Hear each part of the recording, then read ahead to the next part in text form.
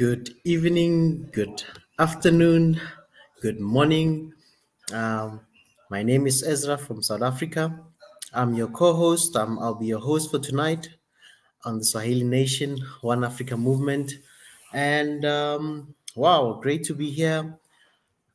Can't wait to engage, learn from my fellow brothers and sisters from all across the world. Welcome and welcome. And it's great being here. And for those who will be joining us tonight, please come with fire. We need so much info tonight. We need so much information, and you're more than welcome. I will be sharing the link very soon today.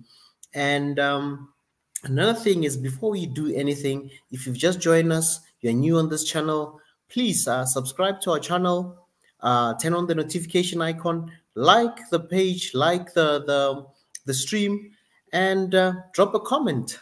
So it'll be really nice to hear your comments.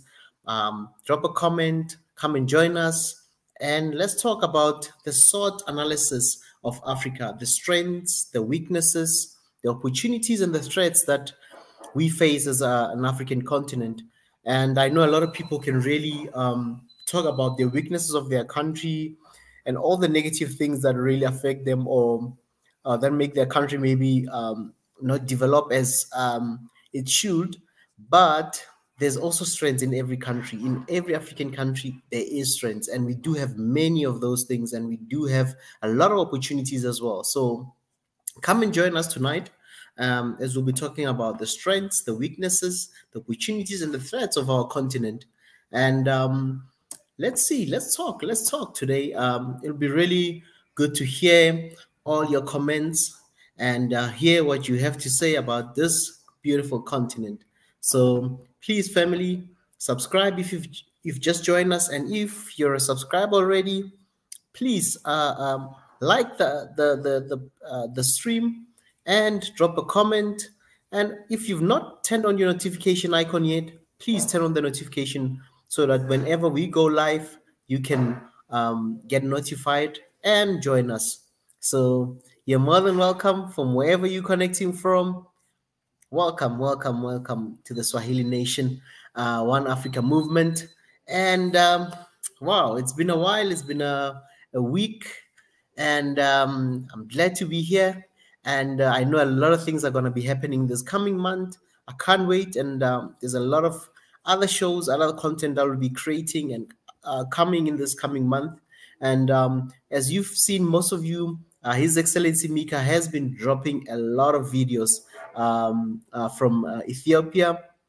So family, go watch those videos, and like, subscribe, and also just learn about this beautiful country of Ethiopia and all the historical places that he's been visiting, the documentaries. Go watch those videos. And really, it is an encouragement when we see people watch and people comment and people want to visit those places. So it's an opportunity to also visit these places that His Excellency Mika has been showcasing and even doing documentaries on. So yeah, let's do that. Go watch those videos, and let's keep the momentum going, and let's make sure that the movement keeps going higher and higher. And I see somebody talking about other things, about Twitter and His Excellency Mika. But yeah, we'll talk about those things as well. This brings another opportunity for us, and I can't wait for us to really communicate and really get to talk about these opportunities that are here in our continent. So yeah, and I see a lot of people are talking about the issue of His Excellency getting banned, but you know, this is an opportunity for us as Africans to create our own things, instead of always trying to say, oh, this one did this to us. And maybe this is also an opportunity, since we'll be talking about the strengths, the weaknesses, the opportunities, and the threats that we face as a continent and as a people. So yeah, family, welcome. I see my beautiful sister Marie Antoinette is already here. Welcome, Maria Internet. Always a pleasure and always an encouragement to see you. I see Tenzin. Oh, thank you. When I see familiar faces, I also get more comforted and really get encouraged when I see such faces. And I see Pi. Wow, thank you, Pi. And we've got a show tomorrow on Saturday, Pi. I think we'll go for another part 3, where we'll be talking about the Horn of Africa, or even extended to the whole of the eastern part of the continent. Yeah, it'll be really great to hear more about those countries. And if you from anywhere in the Horn of Africa, or even in East Africa, if you're from Djibouti and you want to come through, come. We want to learn more about Djibouti. If you're from Eritrea, we want to learn more about Eritrea. And I know there's people that we've been trying to reach out from those part of our continent. And I can't wait. It'll be really nice to hear somebody from Eritrea. And if you know people from Eritrea, wherever you are, please notify us. Let's talk. I mean, invite them to the show, and we can really, learn more about the country of Eritrea, Djibouti, all those places. I mean, we've been talking about Somalia, we've talked about Ethiopia. So we just want to get to know more countries. Even other countries that are in that part of the world, just besides the Horn, but in the eastern part of the continent. Now I'm just taking the Horn and everybody: Kenya, Tanzania, Uganda, South Sudan, those places. I mean, and it's not just the Horn or the eastern part of Africa, but every part of Africa, every country. We need to hear you. We need to hear your voices. Cameroon, Central African Republic, DRC, Brazzaville, the DRC, Kinshasa, Congo, Brazzaville, Gabon. We want to hear more. We want to hear more from people like from those places. Equatorial Guinea. I've got a friend who's from Equatorial Guinea, but hey, I've been trying to get them on this show, and it's been really, very intimidating for them. I don't know. But with time, we will pray that we get them to join us on the show. And Mozambique, Malawi, Zambia, Angola. Man, I can name all these countries. Namibia, Botswana, Zimbabwe, South Africa, Lesotho, Swaziland, Eswatini, not Swaziland anymore, Eswatini. Nigeria, Togo, Benin, Ghana. Today I just feel like going through all the countries, because sometimes when you just mention few, other people feel left out.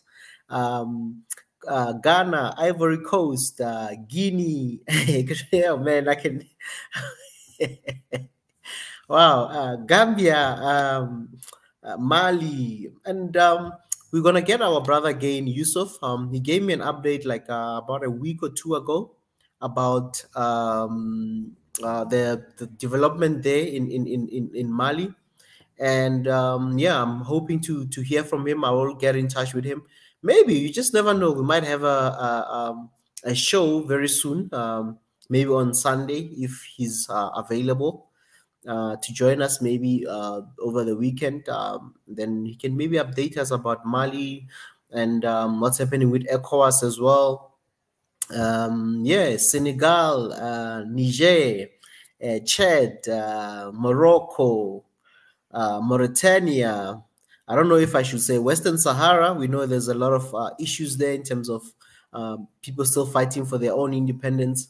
And Algeria, Libya,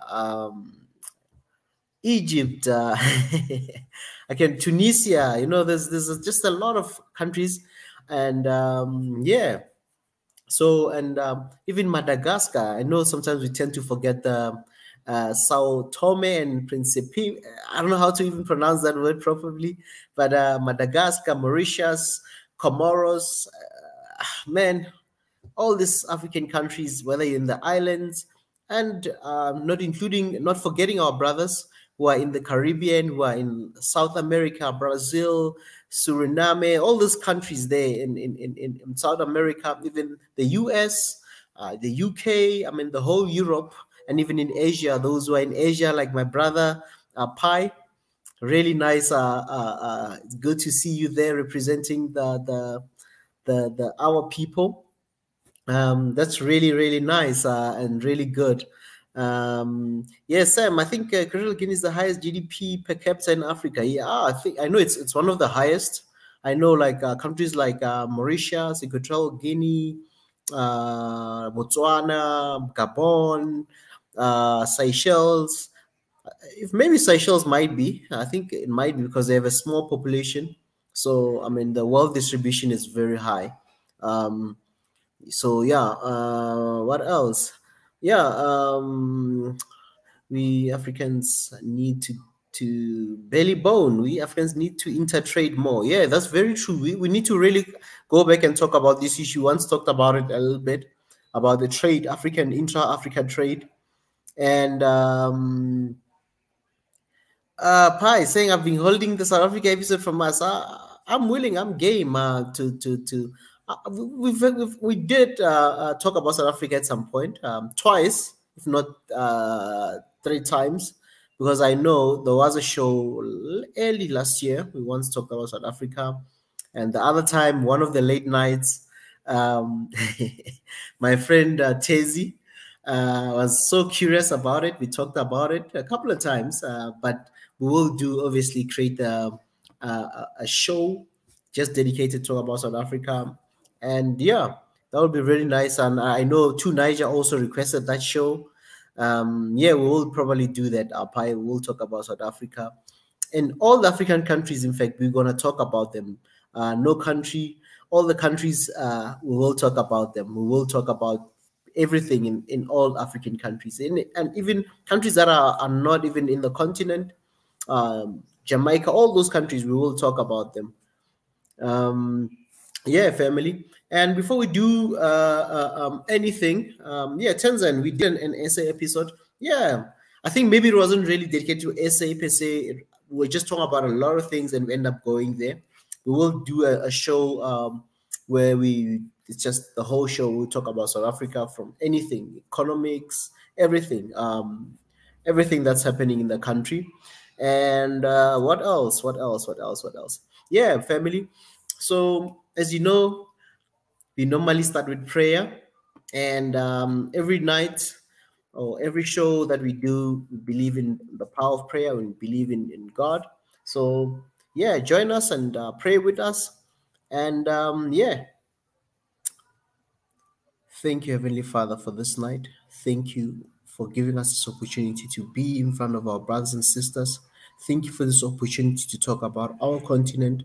Thank you for this opportunity to learn from one another, sharing ideas, and coming up with ways to resolve and come with solutions for our beautiful continent. We thank you, Heavenly Father, for this time that we're going to be spending together.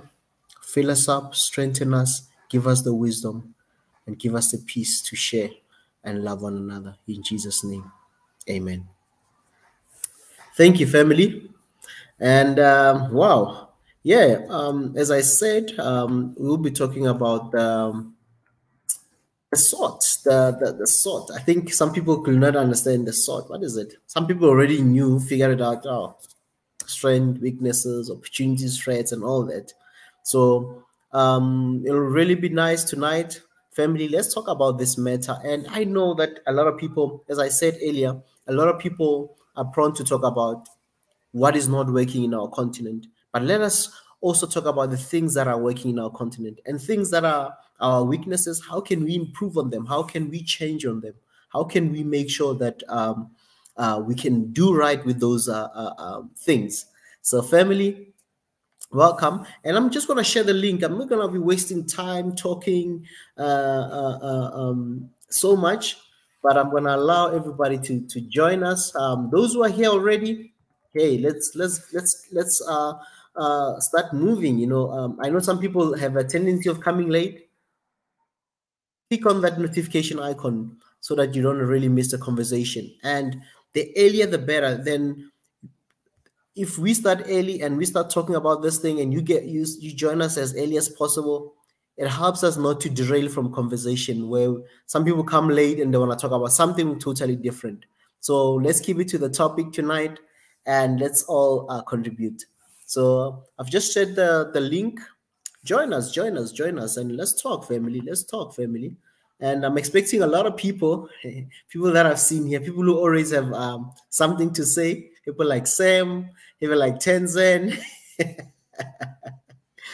people like Pi. I'm expecting you guys to join today. I'm expecting your brains. I've given you time to relax, breathe. I have time, to do other things. But you should not keep quiet. And I want you tonight. I want you guys to come and join us, and let's talk, family. Let's talk. Let's talk. So yeah, another thing. Things that have been happening around the continent. I would love us to also focus on more the good things, the positive stories that are happening that you might know of, any inventions, anything that is good that is happening in the continent. Let's also share those good news.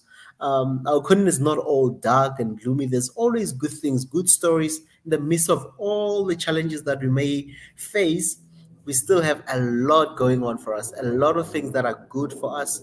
And a lot of things that are great people who are on the continent are doing right now. There's a lot of things that people are doing on the continent. So family,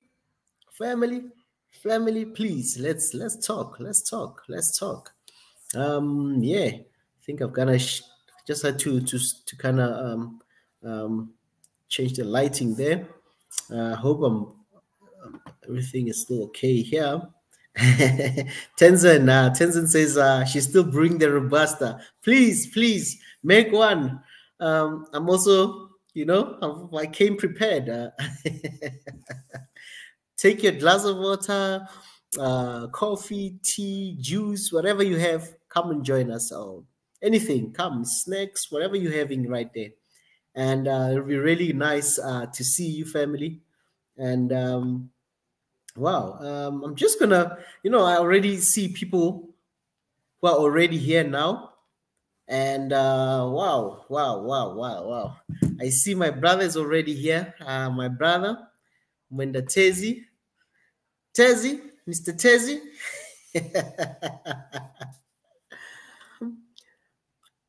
Mr. Tezi, welcome, Mr. Tezi. I guess my brother Tezi, he's also a coffee lover, so he's probably still brewing, making some coffee on the side. So hopefully then we can. I'm here, man. Oh, brother, I've come. You hear? The coffee is made.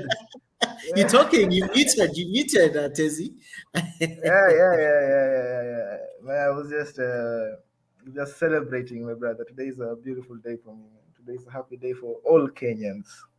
If in Kenya, you know what's happening, what has happened today. It's been a good day, bro. It's been. Yeah. I don't know. Do you follow the news in Kenya, my brother? Maybe Tanzania knows. I haven't been following anything. Tezi, I'm always up to speed. I'm always sharp when it comes to current news, current affairs. But this week, in fact, this month, I've really been, man, if you had to see the travels I've been doing, work that I've been also doing, catching up with so much. Yeah, so I've been really doing a lot of things that have really taken more of my time. Hence, guys, apologies to everyone why we've not been doing a lot of our live streams daily is because this one we've really been occupied so much. And but we will come back with a bang. His Excellency is also just settling in Tanzania and trying to fix things. So yeah, and I spoke to him a little bit yesterday. Today I didn't really speak to him, but yeah, we brewing something, and a lot is still coming. So for now, there's still a lot of content, and people must go and watch the videos because we've been posting. Mika's been really posting a lot that came from Ethiopia, and I know a lot of people have not watched all those videos. There's been a lot, even myself. There's a lot that I'm playing catch up on. So yeah, family, do that. Let's join, and watch those other videos. Even if you don't go on the live streams, but watch those other videos. Or when they premiere, watch them. That's why we want you to click on the notification icon so that whenever we do a video that's gonna premiere and whatnot, you can join quickly and watch it at that point or watch it later. So please always do that. But Mondatenzi, the good news in Kenya, please share. As I said, we want good news, positive stories for our continent, and things that are moving us forward. It's not always dark and gloomy, but yeah, what's happening?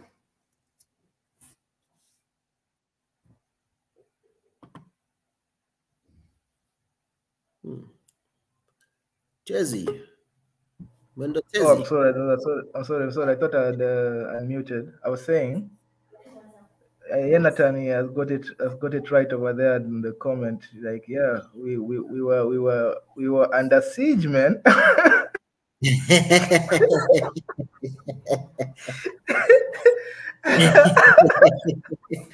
So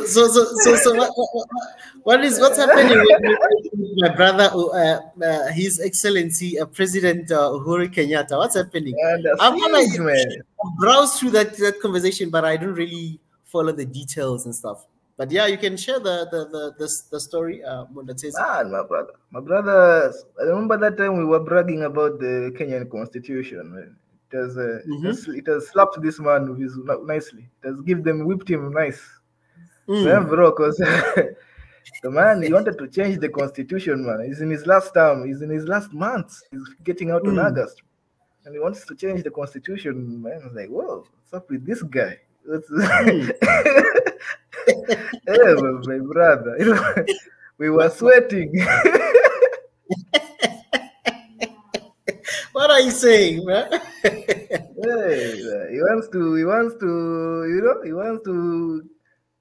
extend. He wants to give himself some leeway. He wants to become a prime minister. He wants to do 1, 2, 3, or he wanted to maneuver it and come back again as. Yeah, he wants to maneuver he wants to make a comeback. He wants to make the comeback. He wants to with another hat. Or he wanted to come back as PM now. Yeah. It's like, what is this? Like, oh my God, we make fun of some countries now. What is happening here? Oh my God. But now, the court said no. The court said no. Wow. So that's the highest court in the land, right? Yeah, no, in fact, let me tell you something. This thing started in High Court. High Court. Then it went to Court of Appeal. Now it went to the Supreme Court. So that's 3 courts that said no. The High Court said no. Then then this guy appealed, man. It's like, oh my God. This guy. I'm telling you, man. We were under siege. For the last 1 year, man. We have been under siege. We have been fighting in the court. Like, this guy wants to change the constitution. He wants to add powers to the presidency. The funny things that we are thought we had passed those days. It's like, now what is this? I was like, hey, my brother. It was we were not having it easy. Because in fact now there are plans. Even guys are talking, and the way you're talking, we want to do a Jacob Zuma on him. We want to pull off a Jacob Zuma on this guy. What? That after August, he needs to answer. As the Biggie says, accountability is important here. Yeah? And even after this ruling.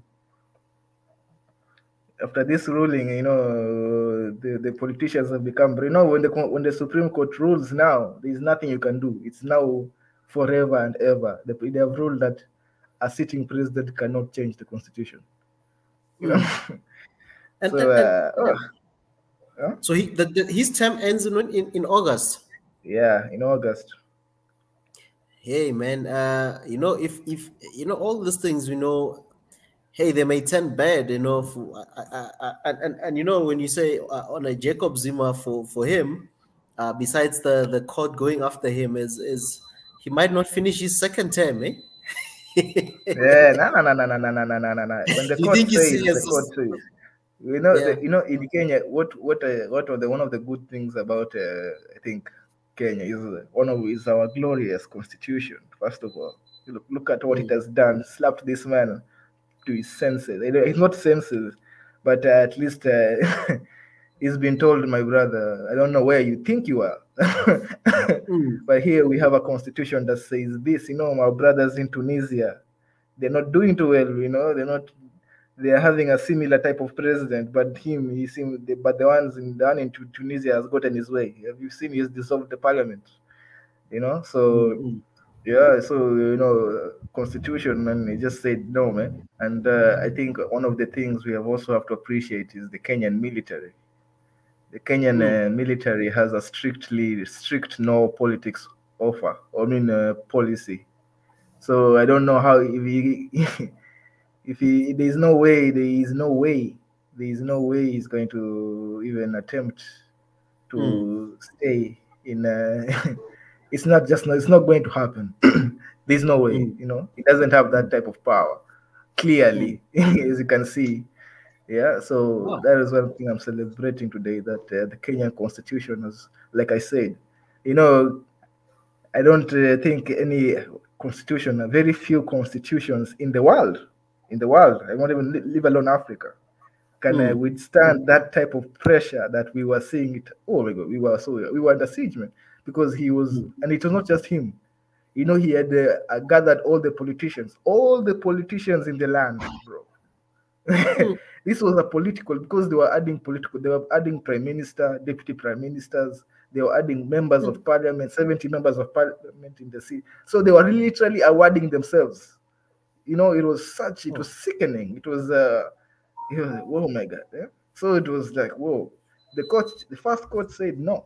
Second court mm, said, hey, what are you doing? This is crazy. Third court, now it's sealed. We were a bit afraid that, because we're not naive, man. We're not naive. We live in Africa. The president can threaten judges, man. wow. So so we were afraid that maybe that's how far we are now, because that's a crazy thing this president is doing. But Mm. Yeah, we have interesting times in Africa, eh? God has seen us through. God has seen us through, and when now our judges in South Africa, our brothers who are judges in our South Africa, they have also created a precedent that when a president is done, we know we have to look at what he has done, and we can now hold him to account. So now there is president. So, and judges in Africa, people don't know this. I don't know if people know this, but if you follow the judgments in Africa, and these judges, they talk to each. They don't. Okay, maybe they don't talk to each other, but they do look at each other. They do follow what the others are doing. They follow each other's rulings. They do understand each other. So, like, even during you find that there's a wave of similar judgments all over the continent. So you find that, okay, so these judges of ours, they do look at each other, and encourage each other and say, oh, if this guy can do it, then we can do it. So with our South African brothers who can take down a president, who can put a former president to account, we are also hoping that this sort of assault on the constitution must not go unpunished. You know, Mm. it must also Exactly. be it. Oh my God, because and the politicians already started saying, it's like, hey, after this guy, we might have to put an inquiry here, because this is not Mm. normal. But it was a good test, because now we have affirmed constitutionalism in our country.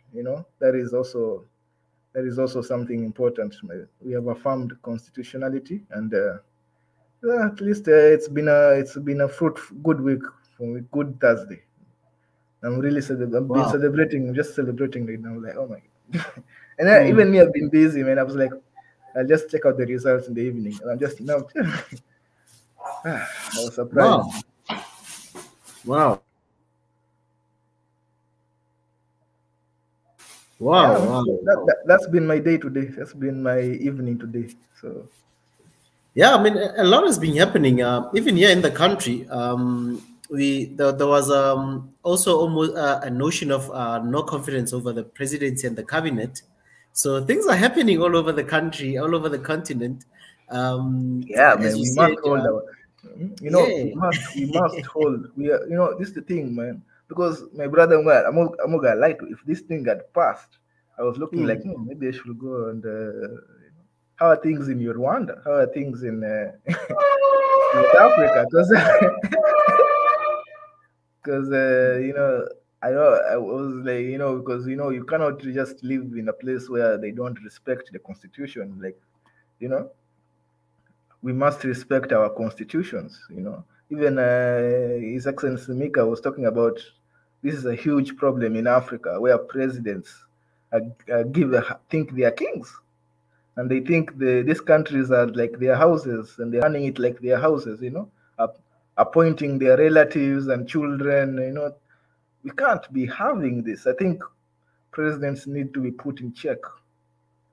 And I'm glad in Kenya that we have affirmed that, hey, a president, and now it is now president, because this president is really, I think he has been the worst thing to happen to, but he has been the worst and the best, because he has been losing a lot of cases in court.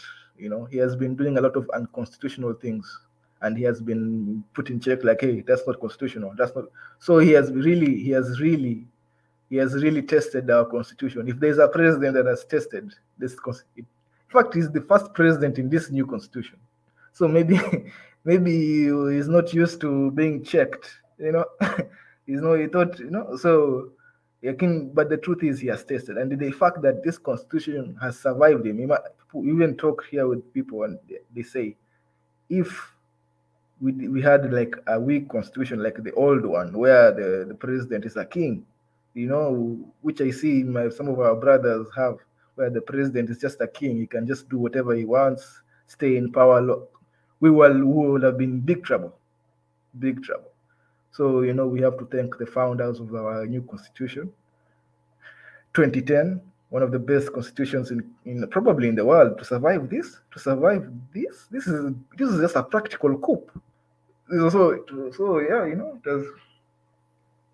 so I'm really happy. I feel like, yeah, now I live in a country where we are civilized. Man, No one we is have, above the law. yeah. So yeah, man, I'm really, I can even, and even what has even more encouraged me, I don't know if I can play these videos of people being interviewed on the streets, No. and they are woke people, woke fellow. I don't know if I can play them, or do you feel like maybe they'll have, but we've played them before. They are news videos. They're just videos of people being interviewed. Do you think, or what do you advise? With the strikes, it also depends on those channels. Like I'm not sure about like the Kenyan broadcasters, especially on their media platforms, how very aggressive they are in terms of people sharing their content. But we can see, we can try and see. We can Okay, extend okay. our hand They're and very encouraging. Very encouraging. yeah. Let me. People think this is why when I think we were asking me once. I don't know. Maybe it was His Excellency Maker asking me, what should I Mm, tell Kenyans to do? And I say, I can't tell Kenyans to do anything. These guys, they know, man. People, Africans on the ground. They don't need any new education. They are aware. They are already awakened. And they just mm. wanted to. So let me see if I can show you this. Yeah, you can do that.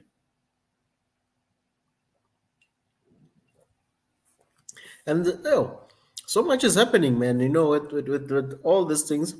As I was saying, even here, there was a motion of no confidence over the cabinet, and but it failed. But you can see the momentum is there. So especially for a president that's now losing on the Supreme Court cases and stuff, um, there might be a lot coming. And if there's a revolt even in his own party, then some people might even try to say, you know what, let's put the notion of no confidence over this president.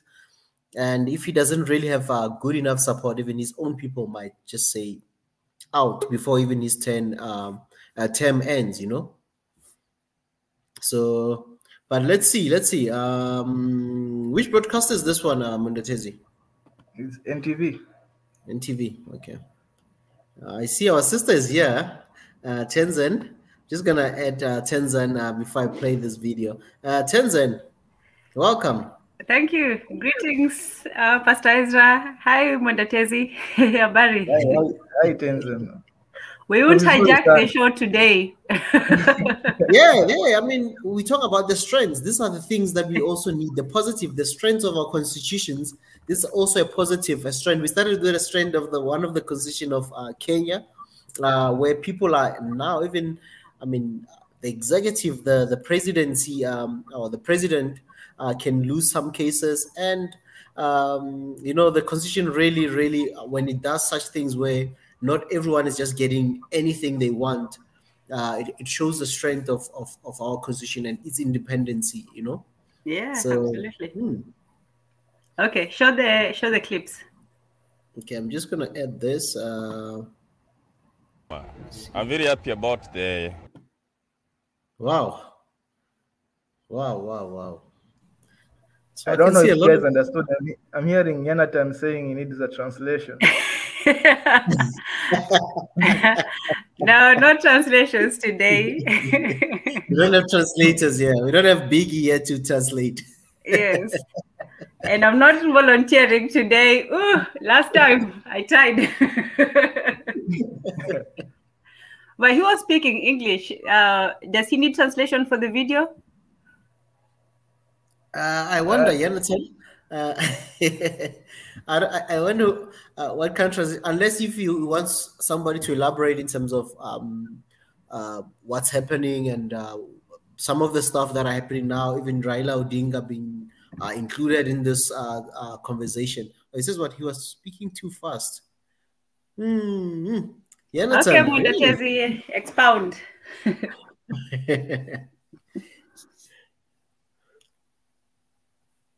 Oh, did he go silent on us? I think he had muted. I'm sorry. Today I'm messing with the mute button. I don't know. Focus. Yeah. Oh, what I'm saying, I think I've already explained in the beginning what was happening with when they talk about. I think you know Raila Odinga, Ezra, since I think you follow the politics of Kenya. This is just a politician in Kenya who was, like I said, most politicians were sponsoring this bill. Yeah. That's what I'm trying to tell you. That there was a lot of impunity when it comes to this bill that was being passed.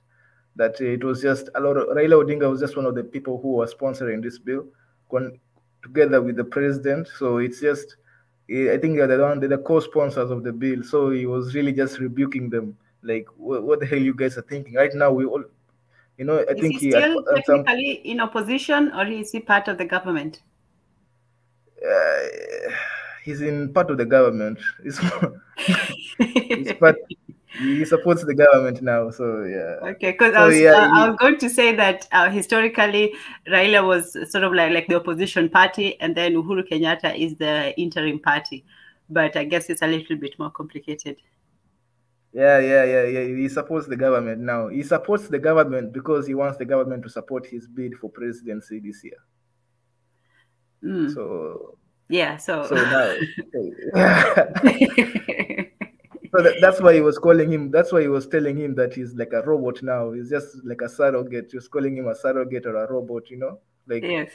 Because you want the government to support you on your bid for presidency. Now you're just allowing anything to just pass. You're supporting everything, the government, even if all the bad things. But that's just, let's know. I don't know if people are really interested in the deep politics, but the point is... No, not the deep. We're just explaining what his position is in the government or close out of it. But he used to be the opposition party, because we have the ruling party and then we have other parties. So he used to be the opposition party. Yeah. So that's all. Yeah, man. But man, today, I'm telling you, my brother, Pastor Ezra. Today, I'm very happy, man. It's like I'm elated, bro. It's like, damn. Today we are good, man. Today we are... So we'll put one strength to the strength of the Constitution. Yeah, strength of the constitutions of Africa, bro. Strength of the constitutions of Africa. Today we have shown that we are greater than we think. We talk about our problems, we talk about our leaders and our problems like we are helpless, man. Like we just, when we see the things we find out about Africa, the way the leaders do to their countries, it becomes so hopeless and absurd, sometimes. So at least we, as my brother say, let's talk about the wins, We need to start there, like, since the S stands for strength.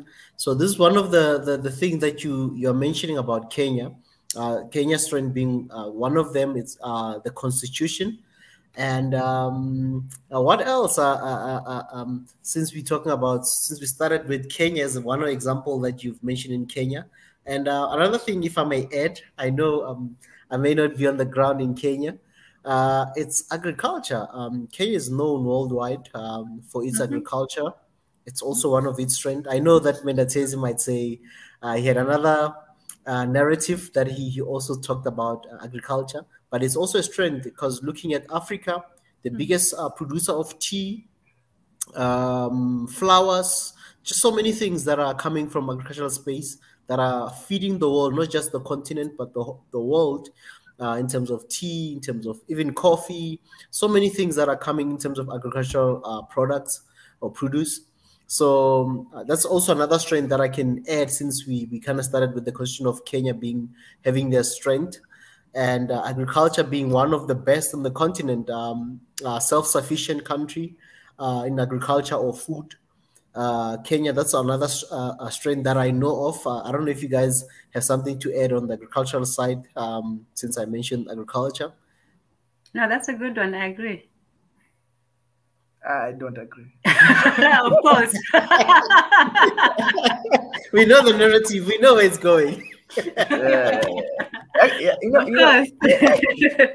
yes.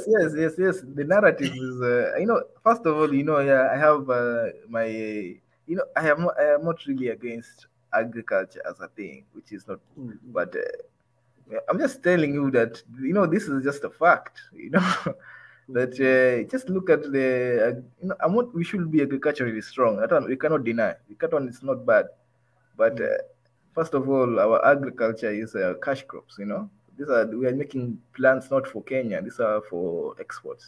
And second of all, I think we are the top 4. We are the top 4 in the world exporters of tea. But man, we are still poor, bro. I mean, if we were the top 4 exporters of cars, we will be a different type of country. So, what right I now, I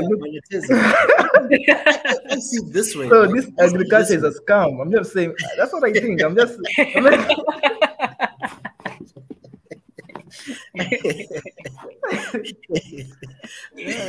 those listening, agriculture is not a scam. I'm having juice. I'm having orange juice in here. That's agriculture for you. Is your orange juice a scam? No. The problem is, my brother, there's nothing wrong with orange juice. That is or agriculture. I'm not saying it's not important. It's a very good contributor to the economy. I'm not going to say we should stop agriculture. But just this thing about agriculture, we have been focusing it on it like 100%. You're saying we're growing the wrong crops? Is that one of the things I'm saying we just focus on it too much. We're not even building something. It's something called Dutch disease. You know the Dutch disease? No. Yeah. You heard of it? I've heard about it. I don't know it. Explain. it's when maybe one industry becomes too profitable, or just the only profitable thing, that it takes away from other industries. People just enter that okay. one. Over reliance And on an industry. yeah. Okay, got it. And nobody wants to develop the other industries because there is money in agriculture. You get, people just go to it's it's called the Dutch disease. Even it happens also with oil producing companies. People just go to oil. They don't develop technology. They don't develop. They just, because oil is quick money. It's real. So who wants to bother themselves, and you can just make money through oil. Yeah. So that's what I'm trying to. That maybe at some point it's a scam, because we are top 4. We are top 4 in the world. No, we are very people who produce tea like us. Well, but, do you think maybe we're not it's a strength that we haven't really weaponized or taken advantage of? Because let's say, for example, well, we'll have to work with other tea producers, but let's say we have better rates for our tea and cash crops, for example. Do you think we're not fully taking advantage of that? Because coffee is a profitable business around the world. So if other people can make money from it, why can't we? Coffee is profitable. Coffee, tea, yeah, all those. Yeah, yes. They talk about Starbucks, right? Starbucks and the other people, they make coffee for, but we're not. We also have our own, here, small coffee shops. It's actually a very interesting. It used to be a booming business, maybe in the early late 2019, 2018. I used to see coffee shops all over the place. Everybody was having their own coffee shop in Kenya, but which was good in Kenya, But now when you're talking about exporting, that is like our major export, Not coffee, actually tea is our major. We export it to Europe, and the problem is, my brother, is that this stuff we're producing there's something called economic complexity index. If you have heard of it. It measures the complexity of the goods that your economy produces, and you can just imagine. I'm guessing ours is not very complex. But yeah. It measures the amount of complexity of the goods your country produces. So you can imagine, and the top of that index is, I think it's Japan or South Korea. I think it's an Asian country. Obviously, some European countries are on top of us. So they when you start producing complex goods, that's where the profit, that's where the money is. That's where this thing of non-complex goods, like agriculture, like it's good. Let's produce. I'm not saying we shouldn't. We should even stop. But this thing where we are suffering, that where everybody is just going, nobody's developing these other industries that we should be developing.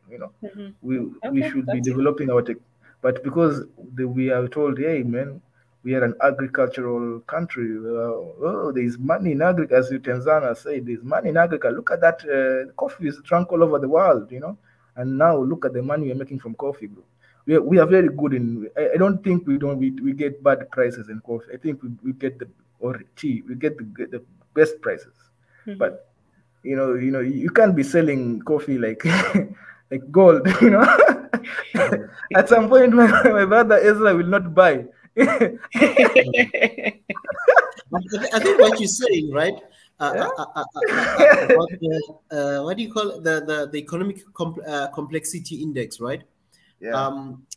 That's where now innovation is needed in terms of countries. Like those are primary industries. Your agriculture base is your primary industries. But if Kenya now, since it has a strength in terms of producing large volumes of different kinds of food, they can go more into maybe processed foods. That's another industry that you can build on and make sure that you get more out of your primary goods. Like tea, for example, you can package it. I'm sure they're already doing that, obviously, that you're already doing.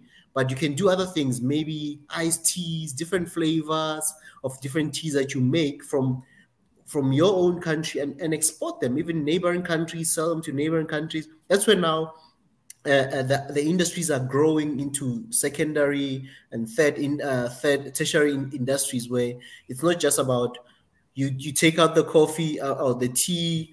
I mean, you refine it and then you just put them in bags and you sell it to other countries. But the more you now do other products like other drinks out of the tea, you know, flavors, and that's where now you can even make more money out of it. That's what the Europeans are doing. If you look at even the guys that we talk about Starbucks, I mean, in those countries, most of them did not even produce coffee. But what they did was they knew how to make flavors out of the coffee bean that they're getting from Kenya, Ethiopia, Uganda, all these nations that are producing coffee to the world, Brazil and those countries that are sending coffee to all those places. What they're doing is just making different products. That's where we also need to also be looking at, and not just only that in agriculture, but obviously even in mining, we need to what we call beneficial, like our industries should benefit in terms of other industries that you can build on. Let's say, for example, you said gold, just selling gold. When you said tea is just like selling gold in its raw form. But when you can do necklace, bracelets out of that, that's now other industries where you can even employ more people into your sector, or even other sectors, and make sure that there's more economic activities that are happening in your country. Continue, Mandatezi. And before you continue, Mandatezi, I know we've got a guest in the house for the family. Yes. We have His Excellency. He's still a young boy. We can see the picture of him there. You see the young His Excellency. All white, you know, he's doing all white there. Welcome, His Excellency. Excellency. I'm sorry, I'm not showing my face today, but I in a little quick, just to say hi to you guys and to everybody who is watching, but as well as to share very important information that we talked about before. And Mwendatezi knows about this. You know, you guys, you remember a couple days, I think a couple weeks when I was in Ethiopia, we, I started this campaign of bring back our heritage. And, you know, we gathered a team to kind of like, you know, do research and to about everything, the things that, you know, were taken during colonialism. And, you know, there's a lot of our heritages that are not here in Africa.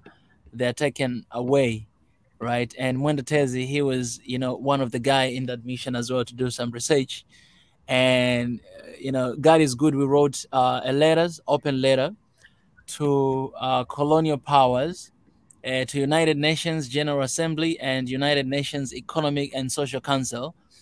As I'm saying right now, I just posted on YouTube, the YouTube community tab. And as well as, you know, the strange thing is I shared about my Twitter today that my Twitter has been disabled and I haven't been able to post anything. But the strange thing is I cannot do that on my phone, but I can do that on my laptop. So I don't know if you guys can see. If you're using Tweet, you can go there and check it out. But I posted that. And what you guys can do is I want to encourage everybody to, you know, save this post and to share everywhere, you know, all right? To share everywhere, you know, on social medias. If you have Facebook, if you have Instagram, whatever you have, please share them. These are very important. They're like 5 different pages. You can read them first before you share, go through them one after one. This is, you know, an amazing collective effort that we did. And it's very important for what, you know, for our heritage that are still out there outside of Africa. So it's a demand, it's not a request.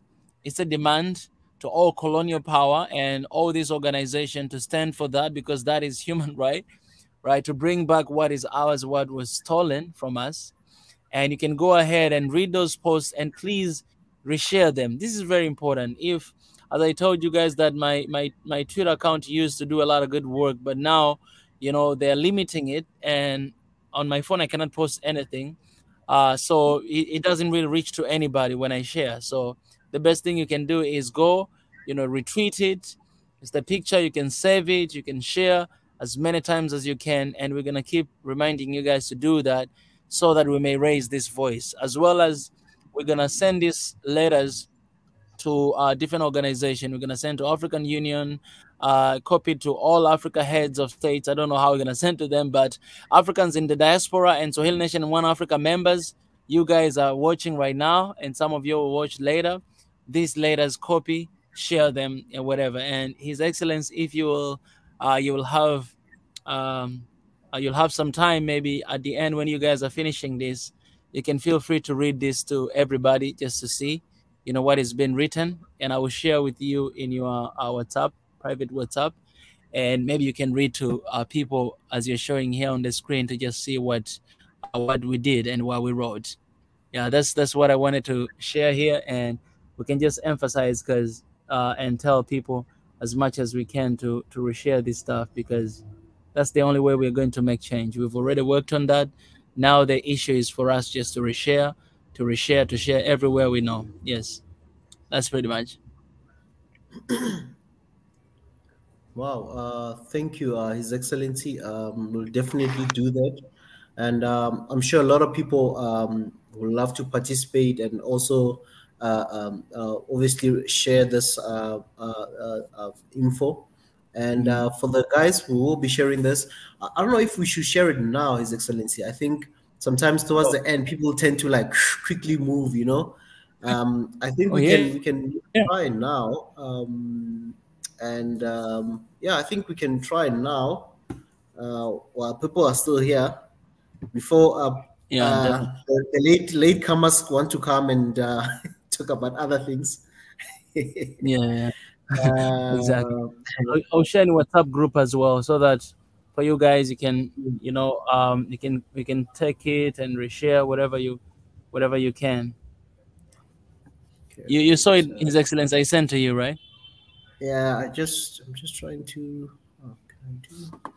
Okay, let me just. Good work, Mandatezi. Thank you,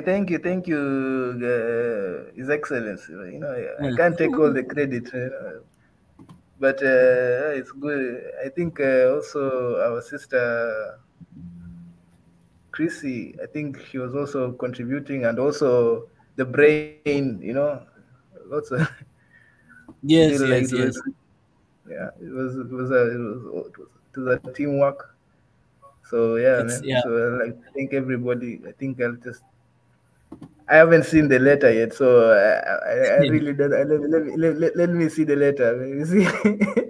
You have no idea. You have no idea. I'm just trying to do this.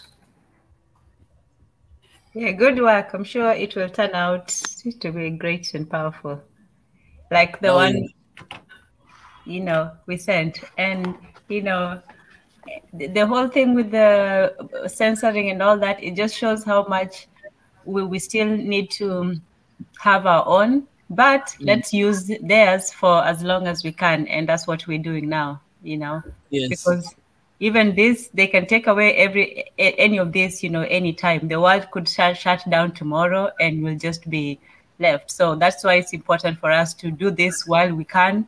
So if we can't in the future, and I'm glad we've made the connections, even outside. So we have alternative means. If you get locked out of this, you can go to that and so on. So so we'll definitely share and let everybody know the work, because it's such a shame. It's a shame, and it's also a challenge that what governments are supposed to be doing now, individuals have to do, because something like this is something that the governments as a group should go and ask the governments of their countries and say, we as a government, that would be a very powerful statement to make.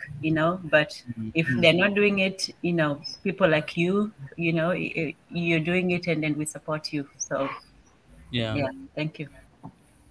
Yeah, and if I could also ask our brothers here and sisters in the diaspora, if you can go to, if maybe you're in the diaspora and you have maybe a local museum or somewhere, you can also go there and maybe just inquire on their African catalog, or so that maybe they will be able to give you the African, so that they can probably give you a list of what they have, a list of what they have that is from Africa. Then you can really send it to us in One Africa, so that we can we continue to compile the database.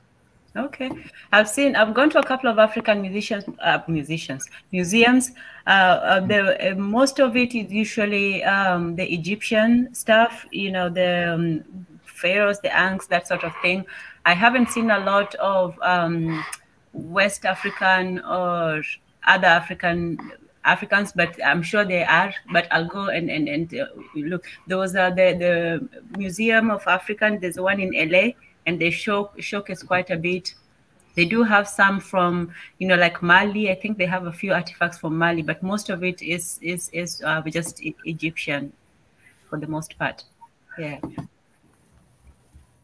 And with reason, you know, most of the things are actually in Europe. So that's also another aspect of African history that is not being showcased. Like we only see one side of it, but the whole continent, there's so much of it that we don't really see. And that's because they are hidden. So yeah, that's why this is important, that we have to show our tradition, our heritage, that we were not just, you know, doing nothing, waiting for them to come and show us the way. You know, we were busy doing, you know, our own things as well.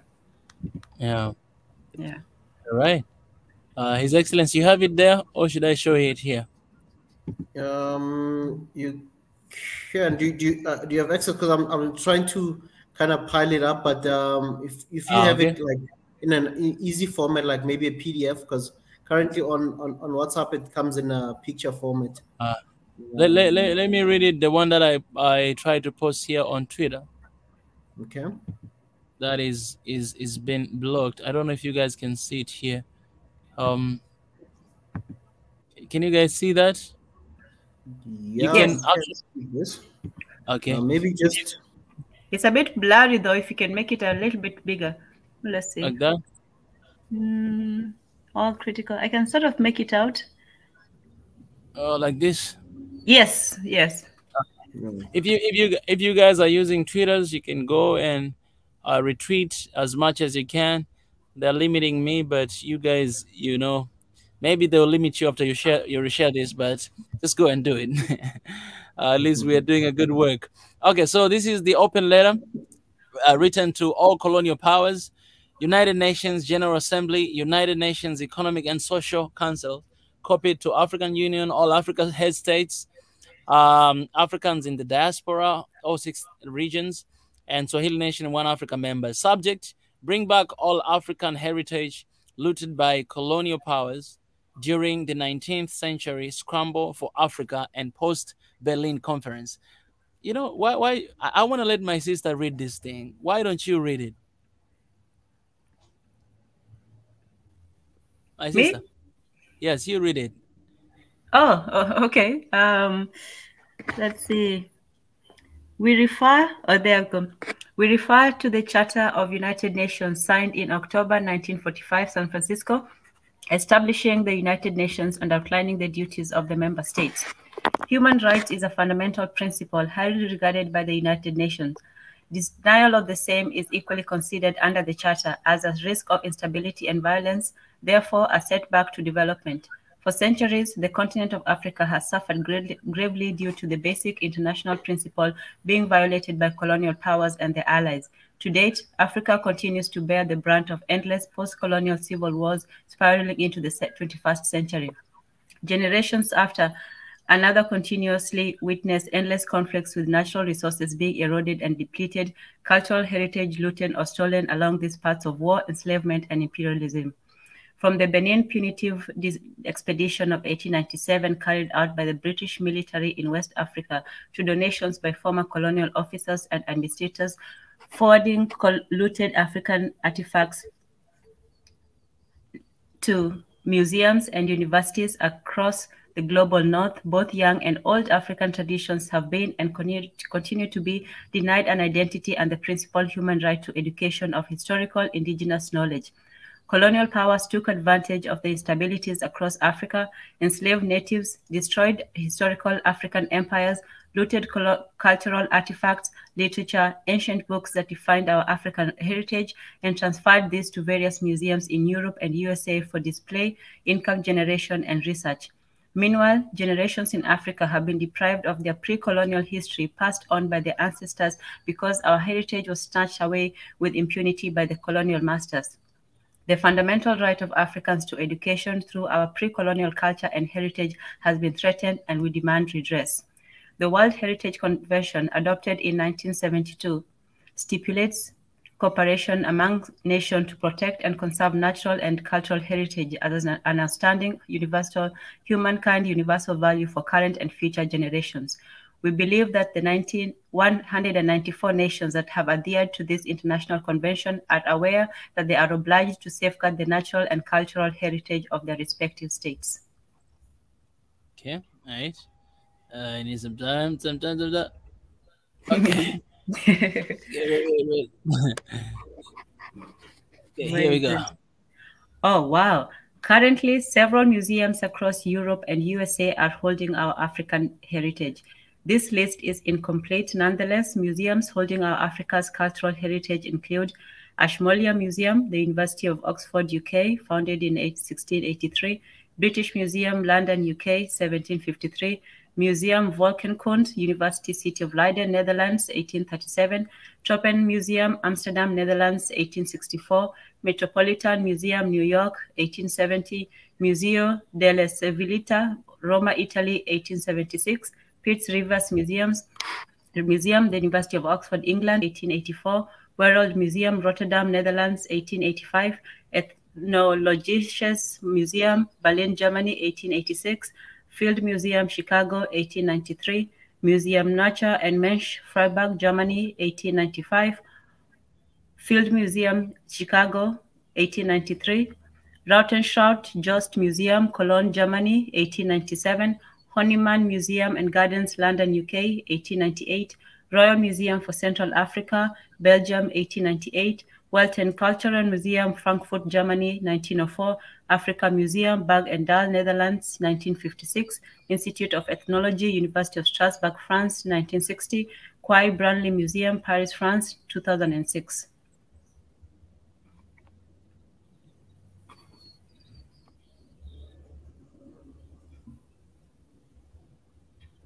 USA, Italy, Germany, Belgium, having ratified the UN Convention on World Heritage, are all bound under international law and an obligation to respect our African rights.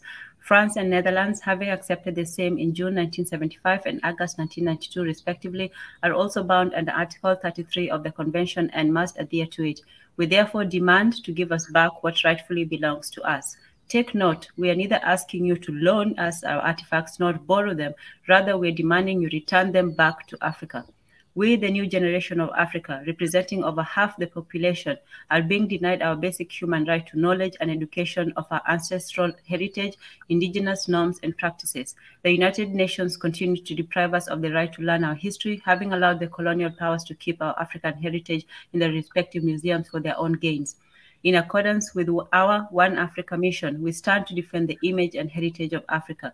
The silent storage of our cultural goods by colonial powers is that unacceptable to us. We demand what is rightfully ours. All our heritage that was shipped out during colonization be returned to the continent of Africa. And a UN Charter Article 13b as a fundamental component of the International Bill of Human Rights on behalf of the populace of Africa in need of pre-colonial ancestral indigenous knowledge, we at Swahili Nation One Africa are calling on all UN member states to cooperate and bring back our African heritage, currently on display or stored in museums across Europe and USA. Further, pursuant to the 1967 Multilateral Treaty on World Intellectual Property and noting the Vienna Declaration adopted in 1993 by the World Conference on Human Rights, it is our human rights as Africans to live in a dignified life, demand and receive equitable education through authentic knowledge of our ancestral cultures and practices from the artifacts our forefathers and mothers created. It is also our right to preserve, protect, and learn innovative and ideas of our heritage from these arts and crafts created by our African ancestors. Come on. Okay, we haven't done yet. Mm-hmm. Okay, the last, I had to post last one here. Respectfully, we demand back our heritage stolen from our ancestral motherland Africa during the post-colonial era. We ask the international community to respect our human rights to learn and preserve our indigenous knowledge and cultural heritage. Africa asks for its heritage to be stored within the respective national museums continent-wide for the benefit of all generations of African descent. We call upon all Africans across the world to stand up collectively and demand what is rightfully ours. No loaning, no borrowing, no auctioning off of our artifacts. We want our heritage back to Mother Africa. With due respect, colonial powers give us back our ancestral property. Bring back our heritage. Exactly. Indeed. Amen to that. Yes. Yes. All right, guys. So that's the letter. And as you have seen there, I've shared on YouTube, on Twitter here, on WhatsApp group. The only thing that you can do is copy them and reshare them, as much as you can, or retweet them. I will share on Facebook as well. I will share like everywhere as much as I can. Yeah, Mwenda Tezi. Yeah, man. I'm not gonna lie. I'm proud, bro. I'm very, very proud, man. proud of you. Proud of even myself. That I even my small contribution to that letter. Feels good to be part of something such a big letter like that. That even me, I had my own small contribution. So One Africa is really doing a lot of good stuff, my brother. Even when you told me that, thank you, I was like, whoa, I haven't seen the letter, I don't know what. Now I'm like, oh man, that's a huge letter, bro. It's like, so I have to say thank you, my brother, for even allowing me to be part of that contribution, for allowing me to contribute, and also thank the other people who contributed the letter, man. So I'm just happy, man. I'm just happy because I've seen that letter. I'm like, oh, it's just a huge letter. So I'm happy, very, very, very awesome letter, man. So yeah, if you can, if I'm ready even to clap. If you guys, do you want? I'm in that mood now.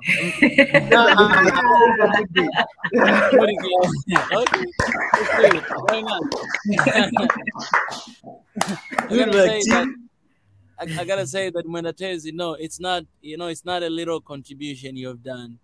You have done a lot, and the reason why we had to reach to Mwendatezi and the brain, because they are in the department of research, right? I know we're not officially working, but these are kind of works we're already doing right now, and because it was in that department, so we reached out to them and we asked them that, hey man, I think that there's a need for us to do research about this, so that when we write a letter, it may be very like heavy letter, with all the evidence and everything. This is just a little bit of what we found, but we can have a different, like a version 2, 3, like extension of this letter, because we can put almost everything. And to let you know, right now we are working on the website. As you know that they're blocking our social medias, so we are developing our own website. There's someone who is doing coding right now to develop, and this letter, it will be there on that website, and all the open letters that we're writing, they will be there. And so I appreciate your contribution. I appreciate Chrissy, amazing contribution, and Prof, amazing contribution. And in general, I just want to say I appreciate Swahili Nation in One Africa for this contribution. And now we can all play our part. You might be asking yourself like, oh, why I was not asked to bring contribution? No, you're always asked to do contribution. Right now you can go and share, and if there's something that you're like, oh, you know what, I think we need to add this and this and this, we can always rewrite these letters again, read this letter, take it with you, share and share and share, man. Let's raise a word and awareness, man. If we do this, all of us, I'm telling you, man, they're not gonna stay silent, because this is not like president asking them to bring back. No, this is people asking, all African in the diasporas, African in the continent, standing together and say, bring back our heritage. I'm telling you. And now, you know what? It's already out there online. It's open letter. So you just go, you copy, and you reshare. You reshare again and again until, until they bring back. And I'm telling you, one day we'll be celebrating, holding our heritage back. It'll bring to us even some money, because they will come here to check them out. But some of them, they're broken. Some of them we can never get them back. But let's do our part right now as we're still here. So I really appreciate for an amazing contribution. And let's just continue to push, to pray, and to support, because I'm telling you, we're going to see change. And here in Swahili Nation One Africa, guys, we don't just talk, we work. And this is how we do it. Exactly. I mean, this is really hard work, and really thank you guys for your hard work. Much appreciated. And this goes a long way. And for those who are watching sometimes at home, they might be asking themselves, how can I contribute? As you already said, His Excellency, please share this letters on your social media, from your WhatsApp to your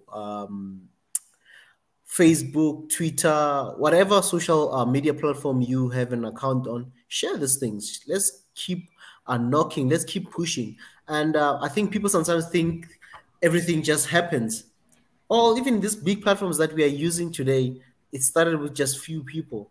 You look at the likes of maybe Alibaba, you look at Google, all of these platforms that we're using, it only started with few people. So some people want to always jump when the thing is big, but be part of something that grew, where you'll have an archive to say, in 2020, I was here watching reactions. In 2021, I was here contributing like this, sharing and stuff. And you'll know the history of the movement. You won't just get there and not know the history behind the movement and where we're going as a platform. So family, please do that. Support. That this is how we all as Africans need to do in terms of our growth as people. We need to be a lending hand. We need to play our role in every sector, in every place where we find ourselves. Every space, we need to fill every space. We should not wait for other people to fill our spaces, and we continue and we complain. And this is one of the things that we can really add to our strengths as Africa. When we see such things that really very few people really appreciate. It takes guts, it takes a lot of courage for one to write an open letter to such big organizations all over the world. So the Swahili Nation team, the research team, thank you very much for all your hard work that goes into this. And even the English there, it's it's proper. You guys are a big letter. Even the way it's excellent. English is not our language, but we are trying to do everything we can so that when they see it, they know that we are serious. And for this, I want to appreciate even Mariette here. Mariette, she's our sister. She's not an African sister in the Netherlands. She was just saying here, oh, should I print the letter out and just deliver them by post to the museum in my country, Netherlands? Yes. This is the support we are saying. What I'm saying? Like Mariette, we have her all the time here, supporting this move and everything that we do. So that's how you can contribute. If you're in those countries, print these letters. If you're in the US, print this letter. See the museum we wrote there. Bring this letter. Whatever. Like send everywhere you can. You're close to like the UN office, send it. Or close to the embassies, whatever. Send them. Like, do anything you can to raise awareness. And if you're out here, you're like, you know what, I really love research. I've been doing some research and I really want to, be part of the research, whatever team, just let us know. Let us know in oneafricaofficial@gmail.com. We'll connect you with Mwenda Tezi, and we'll know, how things can go forward. You know what I'm saying? We can always use that because we need research almost every single day, So, yeah, and for that question that asked me about Twitter, no, like my Twitter is still, still the same. And actually both of them, even the Swahili Nation itself, I don't know why in the laptop is still operating in that way. But still there's a huge limit of what I can post and how many people can see. So they always do that. So what we can do, just go ahead and reshare this. His Excellency, thank you so much for the time, man. I love you, and I love you guys. We love you too, His Excellency. Hence, we had to bring this closer to when the people are still here, and we'll continue even spreading this until the show ends. And even the upcoming shows, we need to just continue on this, and so that we make sure that a lot of voices can hear this, and a lot of voices can really share this across the world. Yeah. Thank you, Mika, for everything you do, and you always have our support. And, it's up to us to, you do what you do, and it's up to us also to continue doing what we can. So, it's inspirational. Yeah, and also if I could still emphasize that if you go wherever any information you have about the artifacts in your local museum in the diaspora, just send it to One Africa. Yes. No information is bad information. You just send if you find that anything about African artifacts that they have, just send it. We will sort it out. Yes, absolutely. Thank you, guys. Thank you very much, His Excellency. Just before you leave, His Excellency, we've got a special guest who's just joined us, a family. Biggie, the voice, the chief. Good morning, good evening. It's been forever. Yeah. He's having issues, I guess. And as you know, His Excellency, he's had some hard time. He shared the issue with the nephew. Then obviously he's been really recovering because of what they've been going through as a family, and hopefully he'll also come back strong. Like every one of us who've been busy and stuff, he's also had something that happened in the family, and we praying for more strength from him to come back very strong. And we miss that voice, and I'm sure a lot of people have missed biggest voice, biggest energy, biggest prayers, biggest encouragement. So I also can't wait for him to come back very strong.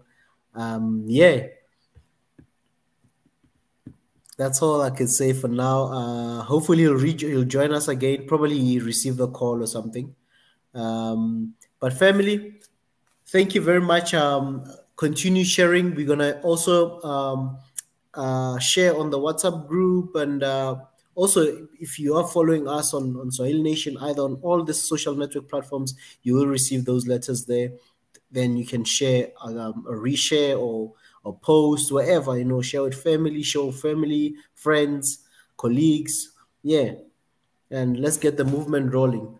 And let's see. And we will still continue. We're still talking about and also just a reminder of our mission as a Swahili Nation: defend the image and bring back all the heritage of Africa, decolonize the mind through authentic knowledge, and create a bridge for oneness and a peaceful Africa.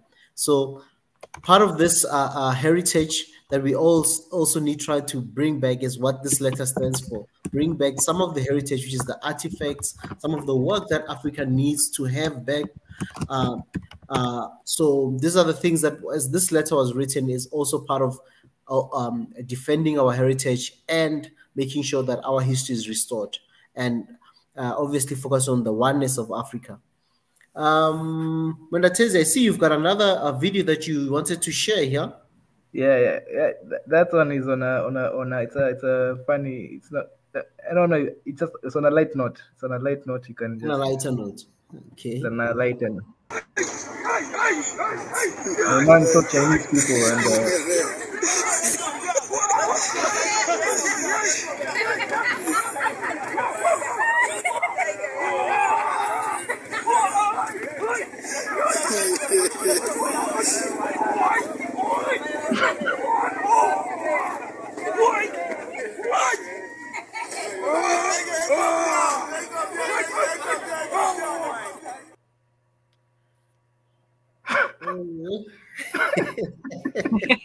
That guy seeing those Chinese guys and he's doing all these things. He was trying to showcase his kung fu skills.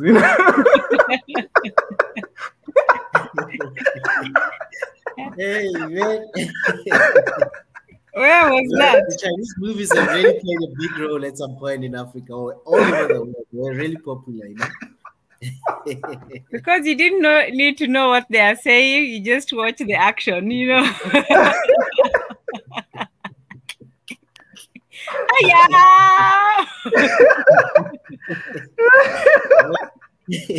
and with the Chinese movies, the storyline is all the same. It's always somebody's trying to revenge for his master's death or his family. It's just one line storyline: revenge, revenge, revenge. All you need to know is who's the good guy, and everybody else is just going to kill and beat up. So, yeah. I remember them. Yeah, family. Going back to the topic, we're still talking about the strengths.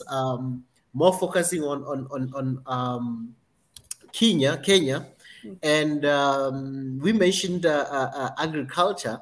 And when Atezi, I think he had just elaborated more about. You're still talking, I think, about why agriculture shouldn't be our main focus.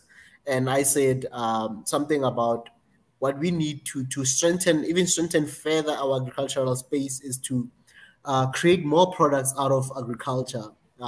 From the tea, you can do so much from tea.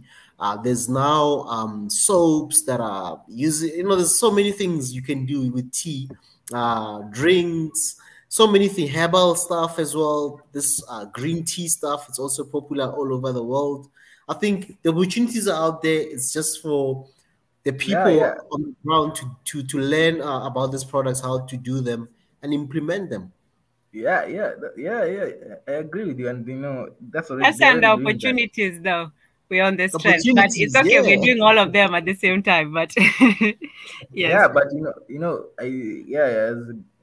that's why I was decided. Like, it's already been done. I've drunk all the flavors of tea. I've had them, and they even sell them for cheap here. Flavors, all sorts of, from cinnamon flavor to flavors I've never heard of them before, but they're here. I mean, they are doing those things. Those things have been done. It's part of the Dutch disease. Everybody's just, but that's not a complex good, as I was saying, man. Like right now in Kenya, we have a lot of, sun. So I was like, why are we not good in making solar panels or something? Because we also have more sun than probably most of the world because we're in the equator. Yeah, and what about construction too? That could also be, well, that one is also only within. You're talking about something that we can export outside, right? No, it's not. That's the thing. That now people say that, okay, I've had this argument that, because we don't have money and, African countries don't have money, which is which makes sense. By this is actually, I know guys might not like, this is not a very Pan-African argument, but it's happened. It's an argument that I've seen getting in Kenya, and Kenyan media is having this. It's been talked in Kenyan media that Africa, we should not focus on Africa in terms of trade because there's no money in Africa. You have to sell to the people who have money to buy. That's right. That is the argument. So they say we should focus on goods that Europeans would buy or Americans would buy, even Chinese. But that's because that's where the money is. That are the people who have the money to buy. You're not going to focus on goods that your fellow African, who doesn't have money is like you. Doesn't have... Who are you going to sell to? I believe we do have. Africa has a buying power. It's just sometimes they underestimate the buying power of Africans. Because if you look at how much they also buy in terms of expensive goods, luxury goods overseas. Some of them go overseas just to go buy those things. So I'm not saying I'm not. No, my brother. Yes, you saw that one Ferrari, that one Porsche, But if you look at the company's records, you'll see how many they sell to Africa and how many they sell to Europe. How many? You cannot compare. You can. So when you talk about buying power, don't just say, oh, look, we even bought that Range Rover. Look at that Range Rover. But we can. No. That you have to compare yourselves to the rest of the world because that's how your value is. And when it comes to the rest of the world, we don't have that much buying power. If there was a lot of buying power, the companies will be here. Although we are starting to get there, we are starting to have that type of buying power. We're starting to, as the middle class grows, like in Kenya, technically there's only 8 million Kenyans that have buying power. That is the middle class in Kenya. That's the employed middle class. I think it's bigger in South Africa. I think But these are not. I don't think these are accurate numbers because there is also the informal sector which employs most Africans. So, but my point is that when we make goods, this is my theory. There's the theory that we should sell from outside, that we should sell to countries that are rich, and there's also the Pan-African theory that no, we should sell to Africans. But my theory is that we should sell to you should start solving your own problems. Like right now in Kenya, we have a lot of sun, and we can just why not make solar panels? This is just solve a local problem, and then I think the problem is the technology. This is why we have to go outside, is because we have the raw materials, but we don't have the technology to produce what we need. Like the solar panel, we may have the sun, but do we have the factories that can, laser print? I don't know how they make them, but make the solar panels and all that. Do we have the technology to make them, or the money to build the factories to make them? Yeah, now that's where the problem is actually.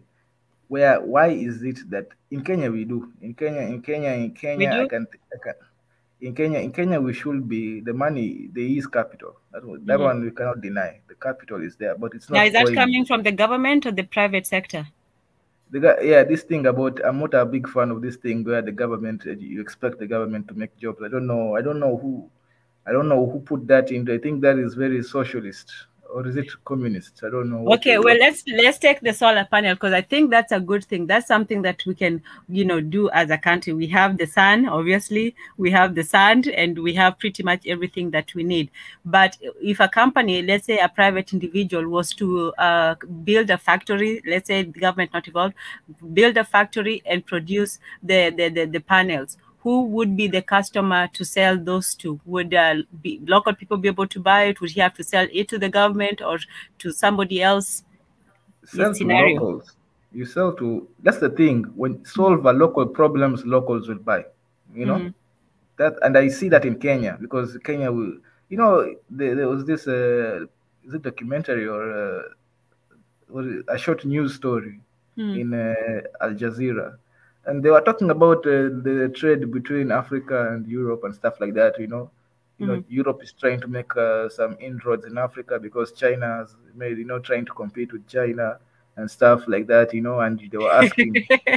Well, Sam is right. We don't need the sun to make solar panels. No. We don't need the sun to make solar panels, but we need the sun to power, use them. Yeah, to use solar panels, But what I've heard let me land my point. Let me land my point. Yes. That when they were talking about the Al Jazeera news story, that they were talking about Europe trying to make inroads in Africa, and then there was this guy. This guy, he was a white guy. I don't know where he's from. I don't know where he's from, but he was talking about that African banking sector is actually much more developed than Europe's. Yeah, like we have a very advanced banking. So and he was trying to tackle the perception that it is. Put that under strength. Banking system. Put that under strength. Yeah, that's a strength. Oh yeah, yes. Banking system is a strength in Africa. Yeah, okay. I don't know. Let me not take you from your point. You're saying that the guy will have a strong banking system. Yes. Yeah, and he says that it's actually one of the best in the world, which is true, by the way, because people bank in Kenya. People walk around with their phones like it's their phones. Yeah, mobile technology. It's like it's practically your credit card. You don't need you just walk with your phone, and you can pay for everything. And it's so advanced, man. So, and I realized that that thing that we are good at, it was solving a problem that we had. And we became so good at it that now we are top of we are actually we are one of the best in the world in banking systems.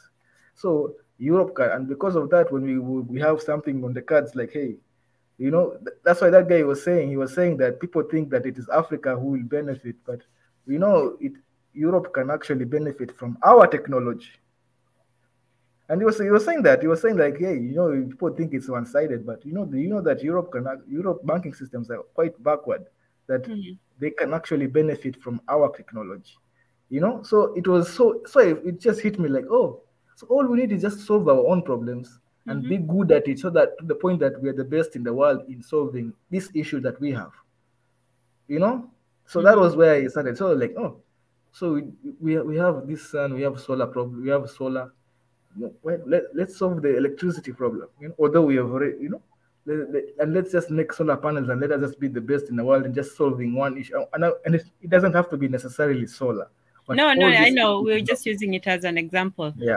But these issues we have internally, that instead of looking at America and saying, okay, what do they want us to buy? What do they want us to make? How about we solve our own issues here and just be so good at it? Like Kenya is so good at geothermal technology also. We are also we are actually building geothermal technology in Ethiopia. We are also good in our mobile technology. Safaricom is also building in Ethiopia. So we are becoming this even our banking in Kenya is also expanding into East Africa. It's so just our own issues. We can, we have the potential to be the best in just solving our own, instead of looking at what Americans want. Oh, look, now they like, because the guy who made Starbucks, he was, we like to complain about him. I've seen him very all these Pan-Africans, they really like to complain. Like, coffee is made in Africa. Why are you profiting? But this guy saw a problem in his own country, and he, so and he marketed it to his own people. Now you're hungry that he's making money from his own people. I was like, so I think and that's where the marketing aspect. I think it's two things that we need. The first one is the industrialization. We have to know how to manufacture, refine, take care of our own products before they leave the country. Right now, we're just making them and then taking them over. Whatever they do with them, that's their business. If he wants to create a whole chain of coffee shops, with Kenyan coffee and Ethiopian coffee, that's his prerogative. It's our fault for letting it get out in the first place. So that's the first thing. The second thing is the marketing. Convincing somebody to buy something, it's not easy, but once you have, you've got them in your hand. Like Coca-Cola they still advertise, but they don't need to. Everybody in the whole world has a Coke, has held a Coke at one time. So that's the power of it. And I think that's one thing that Africans are not good at. We're very humble sometimes, even when we need to be proud, we have so much and yet, we're still poor. But we're poor because we don't even, take advantage of the things that we have. We give away so much for so little because we don't value it. And then when somebody makes value out of it, then we say, we didn't do this and that. So yeah, we two things, but the first one is making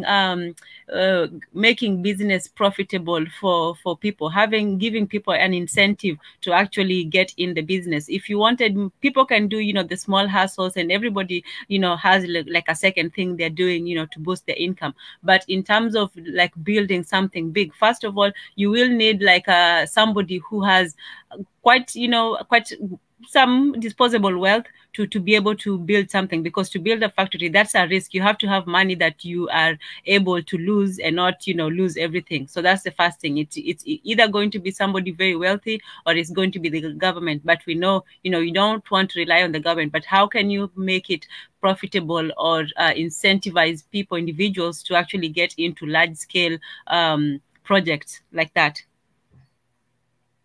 Yeah, and I was actually going to also mention our brother's country here, South Africa. When it comes to virologists, the best, and they coming from the best virologists in the world are from South Africa, right? Pastor Ezra. Here's your time for SA to shine. It's forever shining. It's forever shining.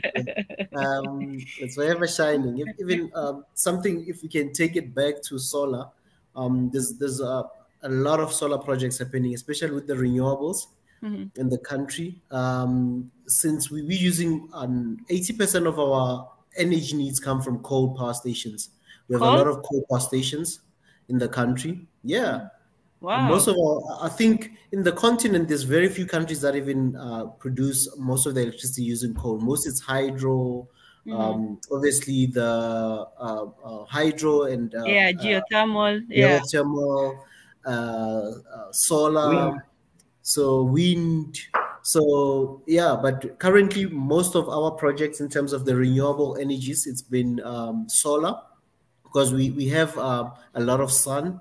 I think we when they were doing some research, I think South Africa has we even have more sun. Our sun, we have longer sunny days than even the Saharas, or even some countries there in like the US, in California, those desert areas. They don't really have, they may be hot, hotter than some of our places, but we still have more longer days, longer sunny days. And yeah, we have a big province where it's a more dry place, so, and very flat, so it's easy to do solar projects in that place, because this is the province that borders the more drier places in the south, like Botswana and Namibia. So it borders those two countries. It's a big province. So there, or a big state for those people who use states in their countries, or what do you call it in Kenya? There's a word that you guys use, man. Are there counties now? Counties, yeah. Yeah, but they borrowed that. It used to be provinces. They're becoming more Americanized, yeah. Yeah.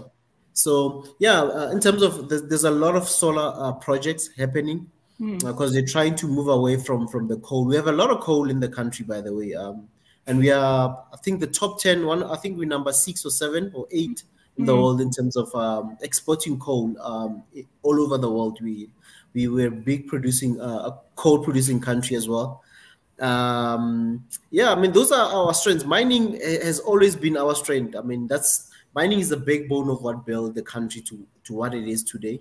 And I'm sure a lot of countries can benefit and build their countries to have other infrastructure, other industries coming to your country to set offices once those mining companies are there, or whatever that you're producing. Because once you do one thing, other companies will start joining and saying, oh, you guys are doing this, we also want to be part of that, you know. So I think also exposure, as you said, marketing, for us as Africans, we do need to market ourselves, our businesses, and make sure that our products are up to standard. And as Mwenda Tezi said, that we need to start looking at our problems. How do we solve our problems? That's where it should start, instead of just thinking, oh, we need to export to America, they drink a lot of coffee. We need to export to Europe, they drink a lot of coffee. Let's come up with ways that we can make more money out of our products or our produce, whatever we are doing in the country, in the continent, before we even worry about the other people outside our continent. So that's in terms of in terms of pharmaceuticals. There's a lot of pharmaceutical companies, labs. Those are there. I'm not really I'm not into those chemistry, biology stuff. I'm not really clued up about so much, and I haven't read so much about it. That is. Okay. Yeah. But you know, if I could then maybe talk about that, because during the coronavirus, the South Africa was performing well, because the doctors and the virologists in South Africa, they were the best in the world. They were classified as the best in the world. Yeah, but again, remember they had the highest cases too. So yeah. I'm talking about they could detect the coronavirus even before Europe detected the coronavirus. Like those versions, they could detect them, you know, even way before Europe, way before, because and this is because of the pandemic of, you know, HIV. Now, because of their experience in solving local problems, they became the best in the world in just in viruses, you know. So, like I said, you know, I think we really look down on ourselves, which sometimes, you know, we are given so many reasons to do that. It's you know, if sometimes you look at our state, but if you look at these small things, like, oh, you know, we already have our own blueprints here, that instead of looking for blueprints outside, looking for ideologies and philosophies that I don't know where they're coming from. Look at what is working for, you know. Yeah, I mean, look at what is working for Africa right now, and you can see that we are already doing what we're doing well. Look at Nigeria. Just look at West Africa and the music industry over there. It's definitely in the top of the world. So these are just things we are, and these are just guys who are singing to their local people. Even to Niger came here and was like, oh, these are just things we do for ourselves. Wait, was he singing? No. He was talking about I thought you were going to say Tunaja came here and was singing his little bit. Hey man, Afrobeat. Even a South African house, and is it Amapiano, these are just things you are doing for yourself. Then you find that they are pianos. Yeah, and even the Afrobeats with the Nigeria, even the Nollywood, I'm seeing they're really developing into something interesting. But you can see that these things that we are just doing for ourselves instead of doing it for others, we're just doing it for ourselves. We become really good. We really become good at it, and we become very innovative. Specialization and division of labor. Do you remember your commerce? Specialization, division. Yeah, those things. And those, and now we become, and we all of a sudden, the world is listening, and the world is like, oh my God, this is so good. They cannot deny greatness. It doesn't matter what color of your skin. Sometimes when greatness cannot be denied, when you are the best in doing something, it doesn't matter. They cannot deny your greatness. That's what I'm just saying. So these are just things I came to realize that there is, instead of looking at, well, why is Africa not developed? Why is Africa and it's like, hey, why are we? These are they are what is it? Seedlings that have sprouted on the soil. Like, notice that. Don't look for. You're looking for trees, and you say, why are our trees not like? Why are we not? Look at those trees in Europe. Look at those, but we have seedlings here that are sprouting, that have a lot of potential. And like, let's just water these seedlings. Let us work on solving our issues, because it's looking like if we just solve our issues, we become the best in the world. It's like that is the trend I'm seeing in Africa. That's just what I'm saying. That's the trend I'm seeing. Like, solving our issues, we're becoming when we just focus on solving our own issues and we focus on that issue we're solving, somehow we become best in the world. So that is just the theory I'm looking at now for Africa. Like, let's just look at the issue, and I think our youth, we are doing that. I see even in farming, as much as I talk interesting about agriculture. we are having guys who are getting innovative in farming techniques. Somebody can go and farm, and he's like, hey, wait, I can do this and this in this farm, and I'll probably have better outputs, or I'll probably have the design. There was some. I think we were in this panel a few days ago with His Excellency. Somebody was saying that people are engineers are turning into farmers because they don't have jobs or something like that. And like, man, you can just engineer an irrigating system. If you have a skill, you use it in everywhere you go. You still use it. You can just engineer an irrigation system. You can come up with there are so many ways to use your skills. You can apply the engineering is such a wide thing that anybody can be an engineer. You remember those music people? They call themselves engineers. Those nowadays, and it's such a wide field. Like there's bioengineering, there's chemical engineering, financial engineering. Okay, yeah. That's a new one. But it used to be something. It used to be. I don't know if they removed it, but it was something I used to hear. I can believe it. Believe me. So anybody can apply what they know to whatever field they want to do. Like for me, the most interesting part is nanotechnology and bioengineering. Somebody who's done engineering, regular engineering, but is interested in applying those things to the field of the human body. So you create create like those hip pads, or you create like fingers, the amputated parts. You create things, and you do that with your background in engineering. So if you're in a place where farming or agriculture is the main thing, you find a way to make. They have done those, even GMO is actually engineering. They are modified genetically. So anything that or you can improve farming methods. People don't have to use the same old. You can make things better and so on. So it's very limiting for somebody who has that much education to not be able to put that into something useful, even for other people. So we shouldn't just learn and then sit back and wait for somebody to bring us the fruits. Once you learn, then you go and see what you can do. If there's somebody who needs it, yeah, but if you can't, then we have to start creating our own. If you have engineering technology, then try to use what there is. Even if there's limited tools and materials, try to see what you can do. There's materials engineering, where you try to manipulate the things that you have around you and try to make. There's this lady who made bricks out of plastic. I mean, that's one sort of engineering and ingenuity. So sometimes we limit ourselves by what we can do because of just what we know, but you can use what you know to do more than than you were taught. So that's decolonize the mind, as the mission is. Decolonize the mind. Actually, that is a very perfect statement to say. Decolonize the mind, because now whenever you do, whatever skill you have, you can always use it in whatever job you have. Whatever if you have a skill, just if you develop a skill, whatever you learned in school, you can always use it. There's nothing like useless info. There is no knowledge that cannot be utilized. No knowledge is worthless.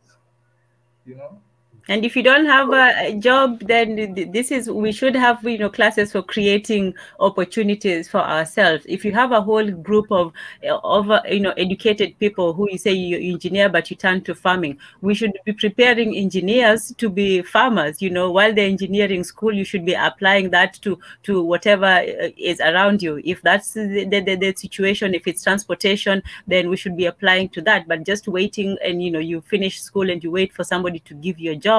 Some people have to create those jobs. Not everybody can just sit back and go and apply. So we also need to put in the young people's minds that you're not just going to go to school to get a job. You're actually going to go to school to maybe create a job, or create a business or do something, Yeah.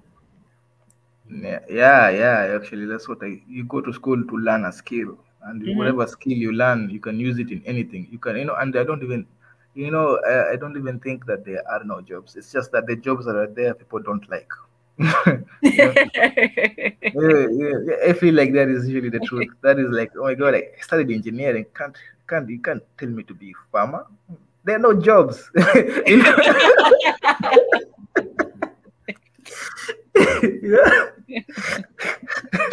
Government, there are no jobs. Government, there are no jobs. There are no government jobs.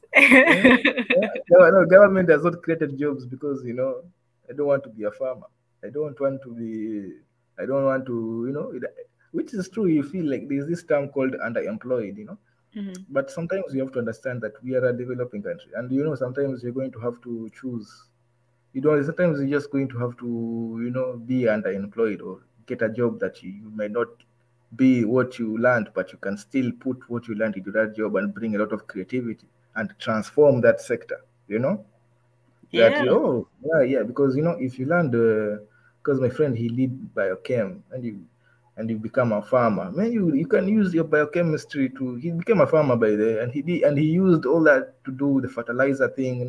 Now, so I think the reason why people maybe think that way is because they're like, I go to school all this and learn all this physics and chemistry, and then I'm back in the farm with somebody who didn't do it.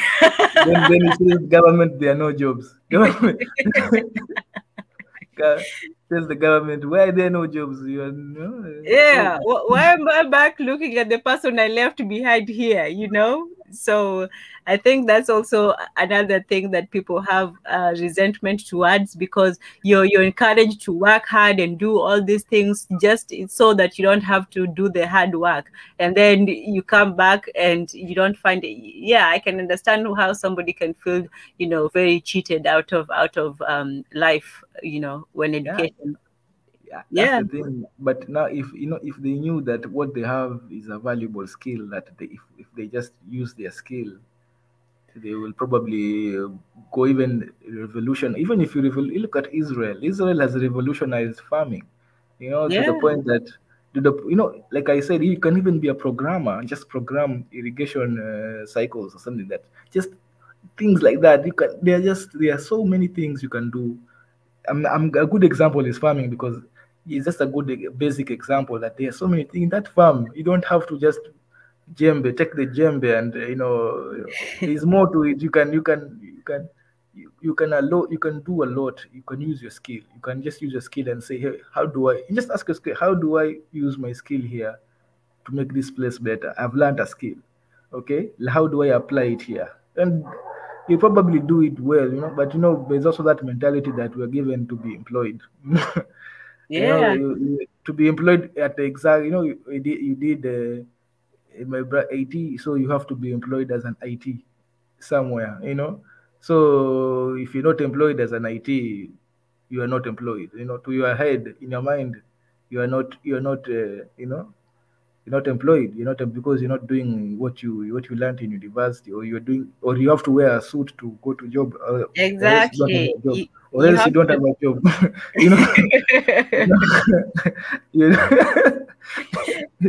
See, that's speaking of wearing a suit, I think it was on another show when they were talking about the wigs that the Africans lawyers and some judges, I don't know if lawyers also wear them, but African legal system, they wear them. And somebody from West Africa was saying, we have to wear those things so people look at us and are afraid. That intimidation factor, you have to be afraid of the judge when you go to court. And Dr. K was like, well, I'm already afraid of the court. Whatever judgment they bring upon me, I don't need for somebody to be wearing wigs for me to be afraid of them.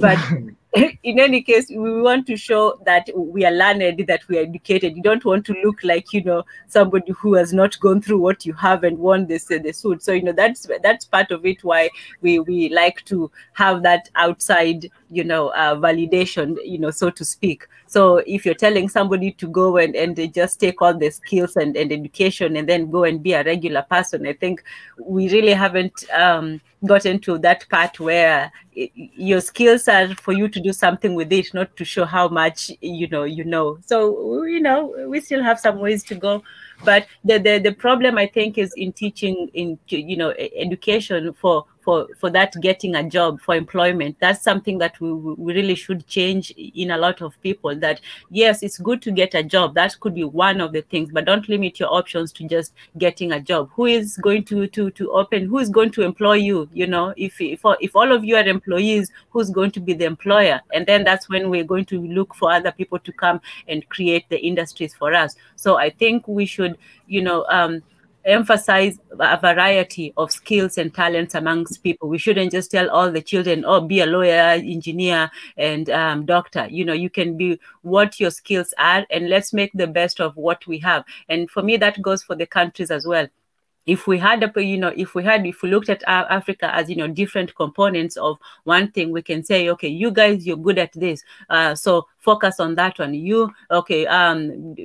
They say you have the diamonds, we want those. Nigeria, you have the oil, you can sell to Africa for cheaper prices than you sell them to people outside. No, they don't really refine their oil. So I don't know how that would work. Let's just keep it to agriculture for now. So we have, one country, one side that's producing, milk and dairy products, and one side that is dry, they produce dates and things like that. We can exchange that at lower rates.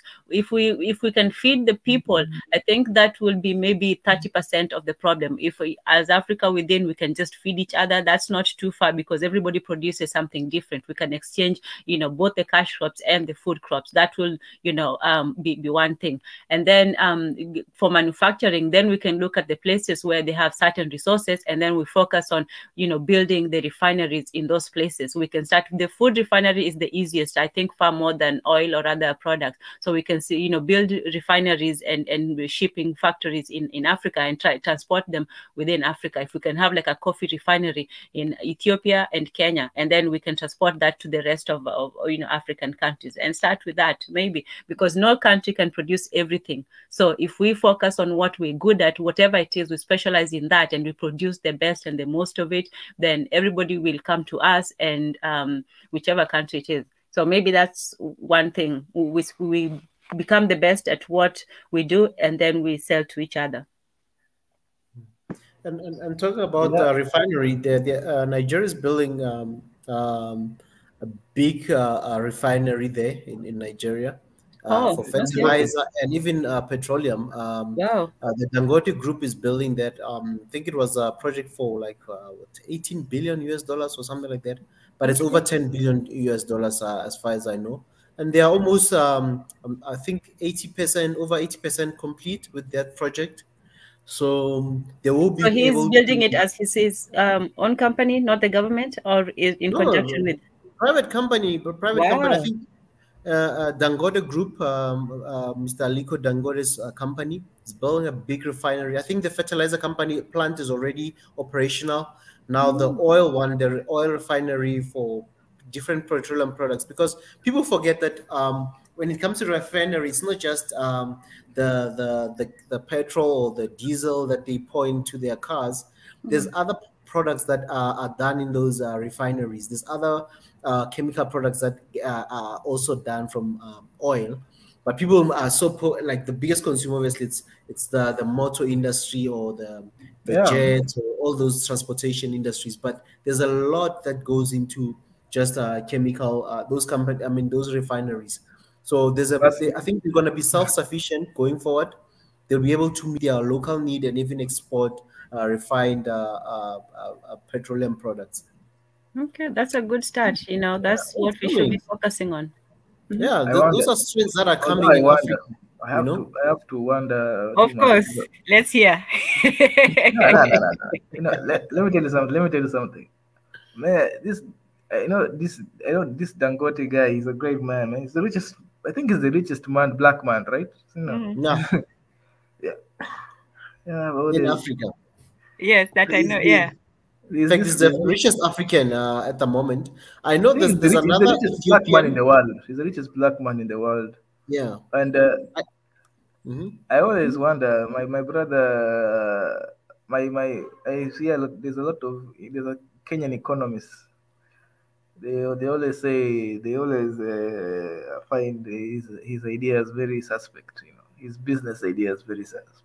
To the point they start wondering, how did this guy make his money, man? Because because he makes a lot of losses. Like he built a tomato paste factory. If you guys, you heard of it? And that thing. Yeah, I've heard of it. In fact, since I'm somebody who's more interested, I even shared some of the agricultural stuff. Once what happened, I was reading an article about why that factory has been running on some losses, because it's not really that old. It's because they were saying they're also not having enough tomato that's coming to the factory. They're not doing the factory is not running on full capacity. And Nigeria is the biggest producer of tomatoes in Africa, and they're the biggest consumer of tomatoes. Who? Biggest consumer? It's Nigeria. Not producer. Nigeria is the biggest. I'm not sure. I think they biggest are consumer of tomato paste. Tomato paste. They're the biggest consumer. Hey man, tomato. Oh, check their food. Just check their food. The color of their food. Okay, so they produce and they eat a lot of tomatoes. A lot of tomato. I think they are biggest consumer, not producer. Okay. Let's see. Let's research this. Yeah, just research. Just fact check. Who's the biggest producer then, Munatizi? It's I don't know who's Nigeria. the biggest producer, but I read that they are the biggest consumer. It's also the biggest producer. Yeah, I was right. Okay, maybe they both produce and consume. Yeah, they're the biggest producer and consumer. You can even Google it. You'll see it. It's there. That info. They're the biggest producer of tomatoes and consumers. Obviously, they have the numbers to back everything. It helps them as well. Yeah, but now here's what here. Okay, you have given those interesting facts, but now here's what my brother Dankote, he failed. The math, is when you build a factory, you need a constant. You said the word, a constant stream of tomatoes, right, coming to your factory. But you know that in tomatoes, they grow in seasons in Africa, and tomatoes don't get stored. They are fast, easily perishable goods. So I'm just these are just look at this is basic these business things that you should have known before you invest billions. This is something you should have known. So that's why economists in Kenya, I don't know if around Africa, because there are many economists around Africa, but the ones in Kenya were really suspecting these guys. Like, what's up with this guy? He didn't know. In Africa, where agriculture is so obvious, everybody knows the economics of agriculture, that it comes with seasons. He didn't know when you build a factory that you need a constant stream. And can I interrupt you there, Mundatezi? When it comes to tomatoes, even carrots, carrots. Okay, I once worked with this other company. They're the biggest producing company in terms of they own farms. It's a family business that owns. They specialize in carrots. Now they even do juices, right? This company, do you know that a carrot is grown throughout the year? There's a winter carrot, there's a summer carrot, there's by the way. No, I didn't know that. Tomatoes, it's grown all over almost the whole year or throughout, especially if it's not like snowy places, like places that are cold, but they can still. No, I know they are grown the whole year, brother. I'm not saying that they can. Africa has the same weather the whole year, but in Africa we have planting seasons, and we have, that is how Africa and agriculture in Africa has always been like that. We have planting. In fact, agriculture everywhere. Usually there is usually a common planting season. It's never really a constant that every year you'll get it's usually planting season, and then there's the harvest season. So when you talk about tomatoes, which are easily fast perishable goods, you can you can't store them for months. As you from the harvest season, you store them for months because the factory, they have to go, they have to be sold, they are fast moving product. So these are things that he should have known, that even if they can be grown throughout the year. That one is a fact. Any time of the year you can plant a tomato. In Africa, anything can be grown throughout the year. Then there's also the rainy season, and so these are things that are usually trying. But most of agriculture in Africa is not irrigation. It's rain. It's rain. It's dependent on rain. That's why when the rain doesn't come, you find that in Kenya 70% of the crops fail because there was no rain. So all these things. But another thing, if I may also interrupt you there, on I think when they were questioning him and his wealth, people forget that he in his country, he's not just he's everywhere. The man is everywhere. This man. No. I'm not saying everything is dead. Dead. You don't become a billionaire by mistake. That was or by luck. Okay, maybe by luck, but not by mistake. So the what I'm saying is, that when it comes to, they say he has more money than than his mind. I don't know. I've forgotten the saying that he's spending, that he's not spending wisely on projects that produce good, and that is not his only project that has failed. There is the cement project in Tanzania. So he even so, I'm very cautious on this oil refinery. I think, sometimes when they oil refineries fail too, it's a very fragile. Does he know why they failed in they failed in before they know oil refineries in Nigeria? There has to be a reason, because if there was no reason, then why they will be there already? People think. But maybe it's good for somebody like him, to be trying these things. Well, I don't know if he's still successful. It's good because he has billions to waste. Yeah. is if you've got a lot of investments in so many industries, yes, you might have industries that are not doing well, sectors that are not doing well, maybe in that season or in those years. Others recover, others you find that they're still profitable, So as I said, he's everywhere. He's in every industry. You can ask anyone who's from Nigeria, and even in the continent. The cement, Dangote cement is the biggest in the continent at the moment in terms of production, and all the countries. South Africa, Tanzania. I'm not sure about Kenya if they have operations there. Ethiopia, Congo. So they've got a lot of operations, and it's not just cement. It's sugar. It's the food. It's so many things, and even processed food. He's in it. So. His portfolio is big. His money is from oil, though. That's where the big money is coming from. But at least he's trying to diversify it into other areas, like some. But you see. But later, we pretend. Oh my God, he made the billions from oil. So then he says, now I have billions to experiment. And he's experimenting well, baby. Me, I don't have a problem with it at all. In fact, I wish more of those, oil billionaires in Nigeria would do things like that. Even if they lose, they're still just losing oil money. It's not like that. But nobody likes losing billions. People do. Yahoo, YouTube, all these big companies are not making a profit. Actually, I think YouTube has been, or Yahoo has been in losses for years and years. So sometimes it's not that the loss. They're not happy. They're not happy with that. They're not happy. They're But if you look at it as a market, if you're in it, even if you're not making a profit, but you still have your name out there, more people are going to get into the market. So for me, even if he's losing at some, I'm sure he has enough wins that he can still afford to keep trying. If he was completely wiped out. He definitely can afford to lose that money. He's definitely he's that's not his money. His money is from oil. He's not going to risk any. When it comes to when you're making, Nigeria is the biggest economy in Africa. Yeah, if they have to lose that money, at least lose it in your country, not in a different country. But for me, it's as long as oil is selling, this guy is good. He's like he's literally an Arab prince. He's like an Arab prince. He's like he can. There are those and the difference is those guys they're building tall buildings in Dubai or Qatar. Him is building refineries, which is good. But when you ask him, it's like praising an Arab prince. Hey, this Arab prince is a billionaire. He knows how to do business. But now his money is from oil.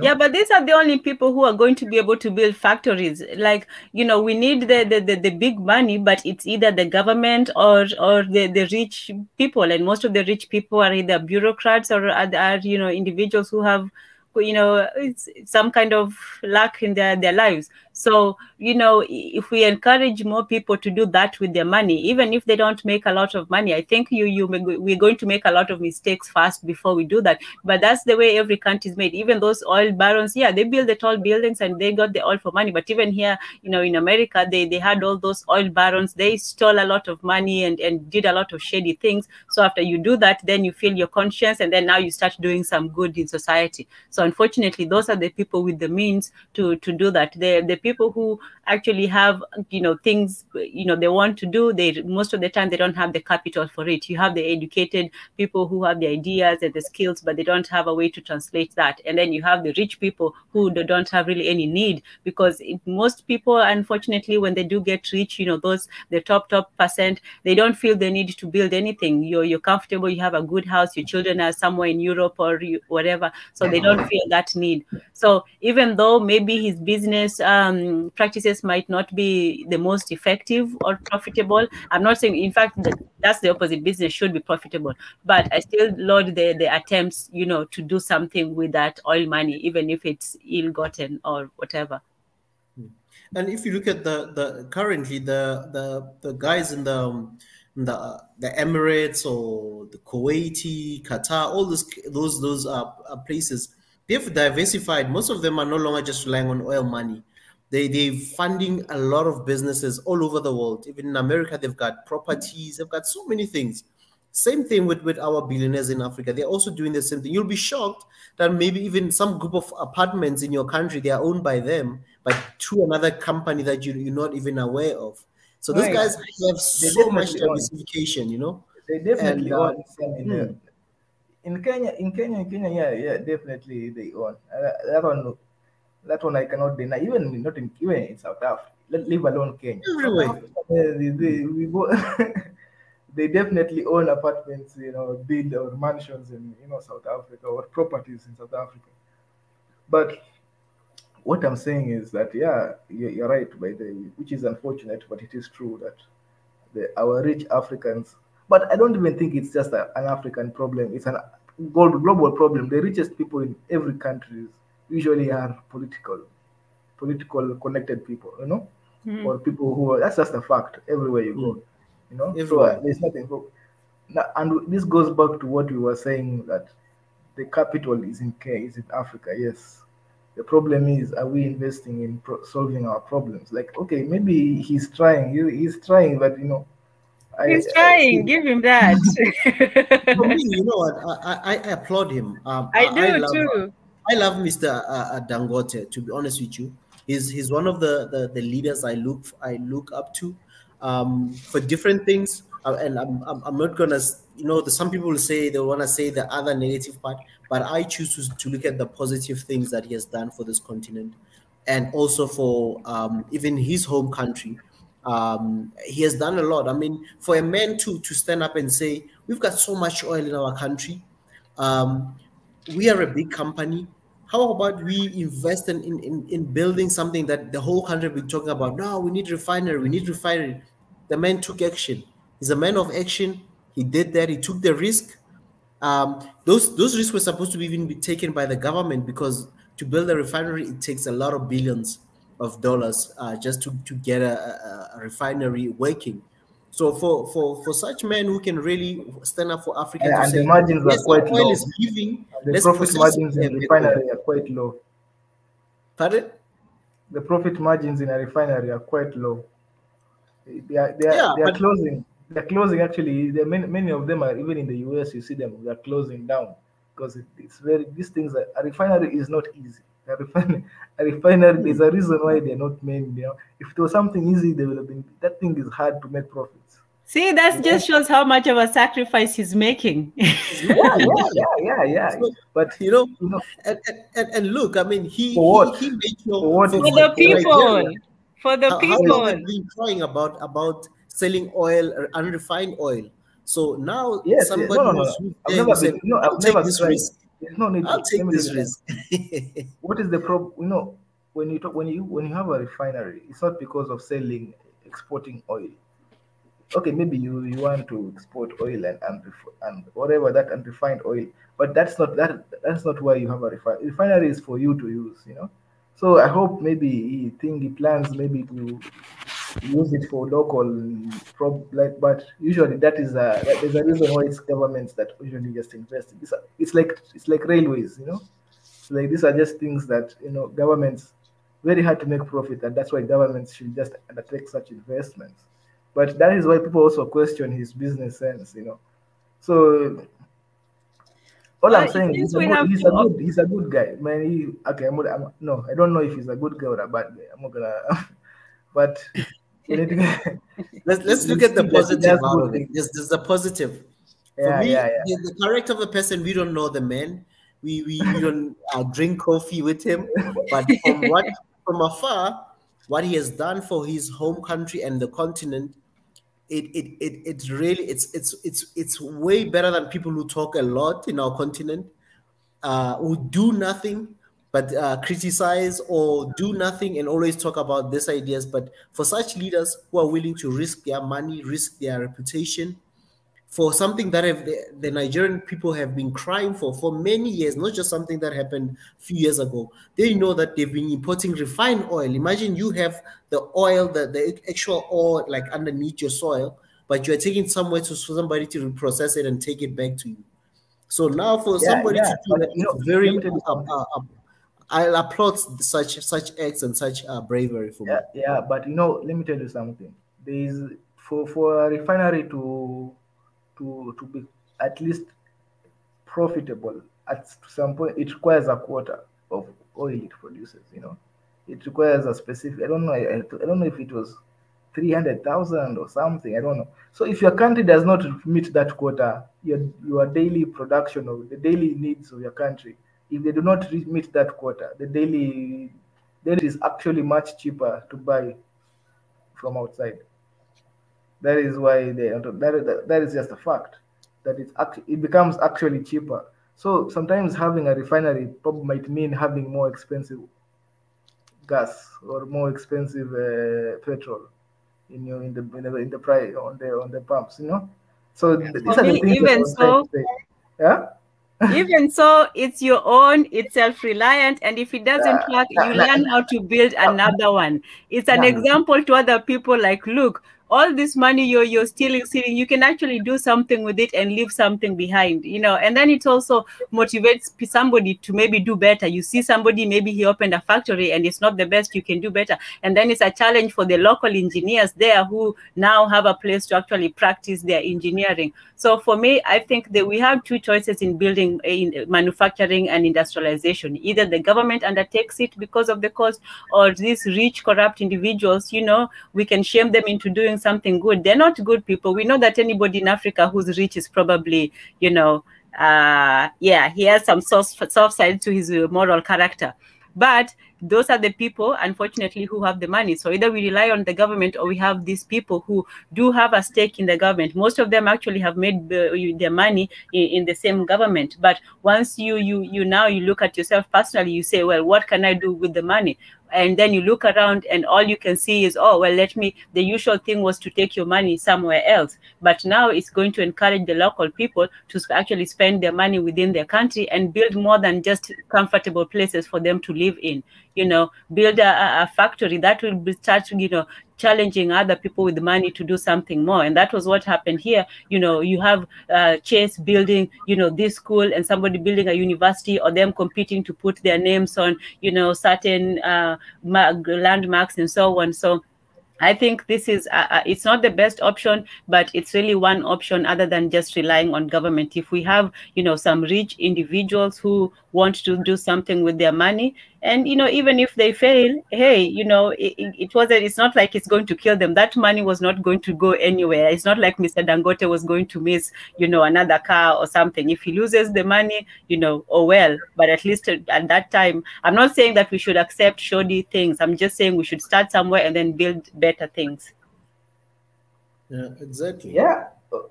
Yeah, my pastors are going to say something. Let me say something. But yeah, you've spoken truth. You've spoken truth that that is. But we should also be good in business. I don't know why. I think we should just be good. Like, if you're doing something that is bad business, you're not benefiting your economy. Okay, maybe the money will go to people who built that thing, but it could have been much more beneficial if you had built a sustainable business. If that is just my idea, that hey, that money could have helped even more, because the business will be sustainable and it will be growing on its own. But if you're building a business that is not sustainable, yes, then somebody else will come and build a better one. So business should be about competition. You go see. And there's no competition over there, because there's a reason. There's no competition because because of those numbers, my brother. So I'm sure there, it's like you're talking like as if there is no other good opportunities in Nigeria. There's also people who have start. This is also saying there are young people who have startups who need. Who has tried to build a refinery? Not the small things. Now the big things. That's the point. Why do you refine? Who needed to? Who needed refineries? Yeah. Hey, have we not talked about it? That's an ego. That is just ego. Refinery is an ego. Is an Whether ego it's business. ego That, or oh, we greed, have our that's what refinery I'm on Nakuru. saying. But Use it's these not rich really people's required. ego and greed and shame them into doing something good for once. But I'm saying, what I'm saying is the youth out there, they have startups, they have great ideas in tech, they have great ideas in all this new stuff. All they need is investment, but they have to go outside, and a white man has to invest in Here's them. a black man trying to do that, He's not and investing in youth, he's investing in an refinery. That and is those This is youth the can go country. to This that is the country, refinery man. and refine it. it's like, oh, the youth are the ones who are going to build Refine the refinery. And if I may add something, Monatezi, Yes. If you're somebody who's in project management, people that are in project management, they'll all tell you, worldwide, all big projects, a majority of big projects, they do very few. I think the percentage is less than 30% of projects that are really make it on budget, on time, and what's the other word? So, but yeah, let's just say the cost that can remain on time and on cost. This less than 30% in terms of big projects. So the risk, and also there's feasibility studies that are done. No one will just pour money into it. And you must remember, you might find that for them, they all obviously had to go borrow money and stuff. And no banks or financiers will just put money where they know they will not make profit. You'll be surprised. So they know brother. the potential of it. The feasibility tells them they will make profit eventually. Hence, money was put into that. That's why they're not just building a refinery only. There's fertilizer, You'll be surprised. so many things that they're doing there. So besides that, so in terms of big projects, I can tell you about another company that's even in my country, there's two companies that have had two big projects. Currently, they're heavily in debt, because those big projects now, that's why a very few companies or countries, even companies are going for big projects, because the risk of you finishing in time, they're very, especially with big industrial projects, because there's so many complex stuff that needs to go into it. So I'm talking about our power company in our country, right? I will not mention the name. The power company, it's building, it was building two coal power stations. I think they are on the top 10 biggest power station. I think one is the second biggest in the world. They were meant to produce around 4,800 megawatts of power each power station. And the other power stations that are there, most of them, they're producing around 2,000 megawatts, 3,000 megawatts. So this was going to be two big projects. They are there as we speak. But now with such engineering big projects, you have got issues like design faults that might happen, time frames, delays and stuff.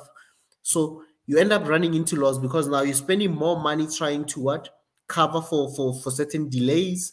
Because even if if you start a big project like this, whether there's rain, you have to pay. Some people need to get paid, because they are there to work. They're waiting for the work. But other things, external factors, they have nothing to do with that. It's something that happens. You just have to pay for it. So other things is design faults, material. There's so many complex things that really make such projects very hard and even risky for many people. So you look at that, and another company also, they left our country. It's a national, it's a chemicals company. They went to build a plant. They're also doing a lot of things.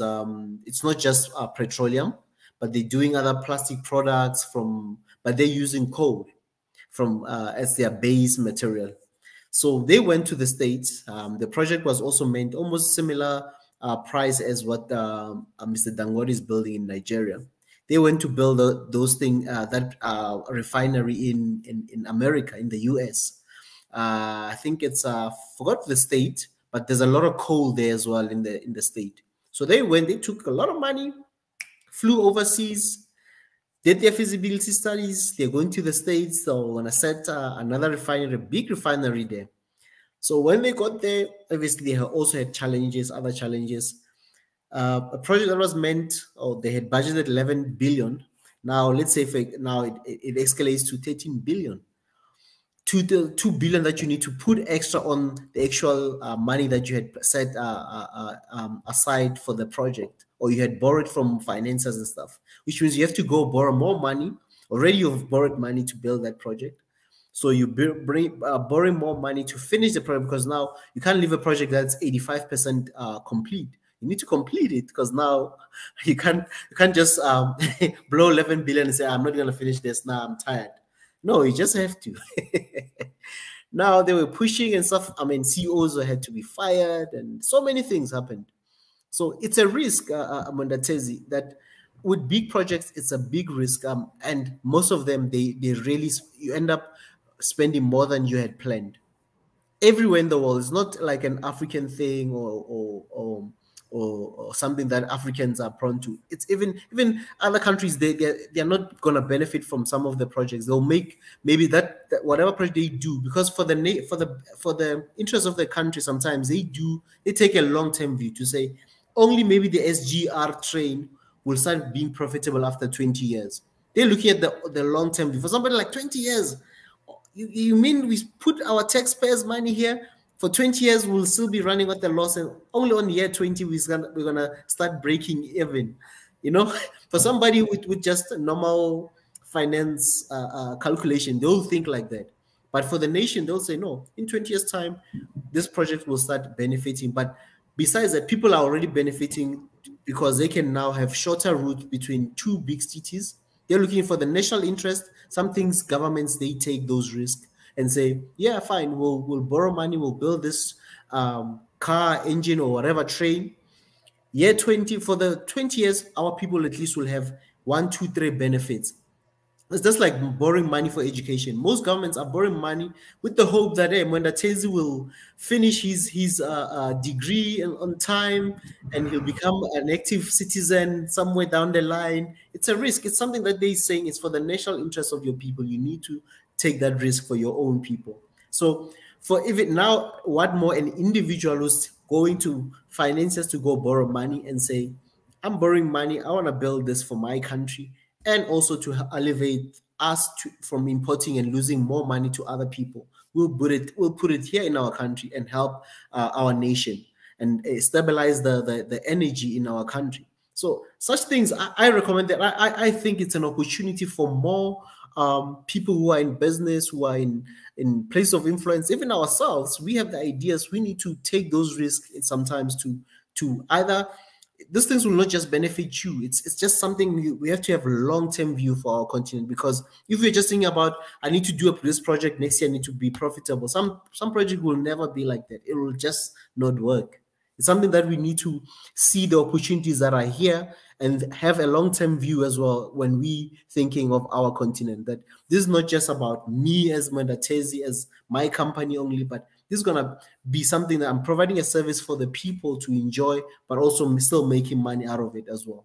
But we take a long-term view instead of just a short-term view of saying, this guy, his business, this one failed. I mean, look at all the successful business people. They'll tell you they've failed so many times. Even yourself, even if you're not in business, you failed in other things, maybe relationship, you're failing something. Don't remind him.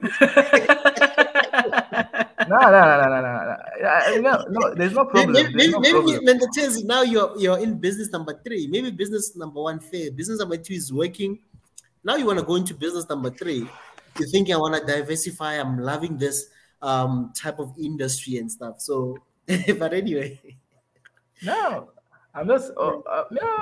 You know what, my brother? We will see. You have spoken some sense there that we will see in the future how this project goes, you know. But I've just registered my skepticism about building a refinery when there are so many things that you can do in this country that the youth will benefit more. That is just what I've said. He could have even become a venture capitalist, and just because Nigeria's tech industry is booming, he could have been improving a lot of guys with young Nigerians with tech ideas. All they need is just. You can still do that. You know what, Mwenda Tezi? You'll be shocked. A lot of our business leaders in our continent, including ourselves, they are investing in those things. They might not be putting a lot of money, like billions, but you find that they are putting some money into those things. Venture capitalists, they've been doing that. And some of them, you must remember, they've got companies that are not even running in our home countries. We're thinking, oh no, Mr. Maybe just, let's say, our lovely president, Mr. Uhuru Kenyatta, let's say his family business somewhere, you find that they have business maybe in Europe that are running. They don't have a hands-on the business, but they have a shareholding in that business. You understand? So they are doing some of those things. It's just some of them we don't know because they don't expose their business dealings to us, but most of them are investing. They know that the tech space has taken so much. I mean, if you look at the tech space now, since we're talking about the venture capitalists and the tech space, like, right? Look at the tech space. It has produced the fastest billionaires on record, I think. Even the oil money and the mining money that used to make a lot of families rich, like the Rockefellers and all that stuff, they haven't grown so fast. Like, look at the likes of Mark Zuckerberg. Look at the likes of Jeff Bezos. In a short space, how much they've accumulated.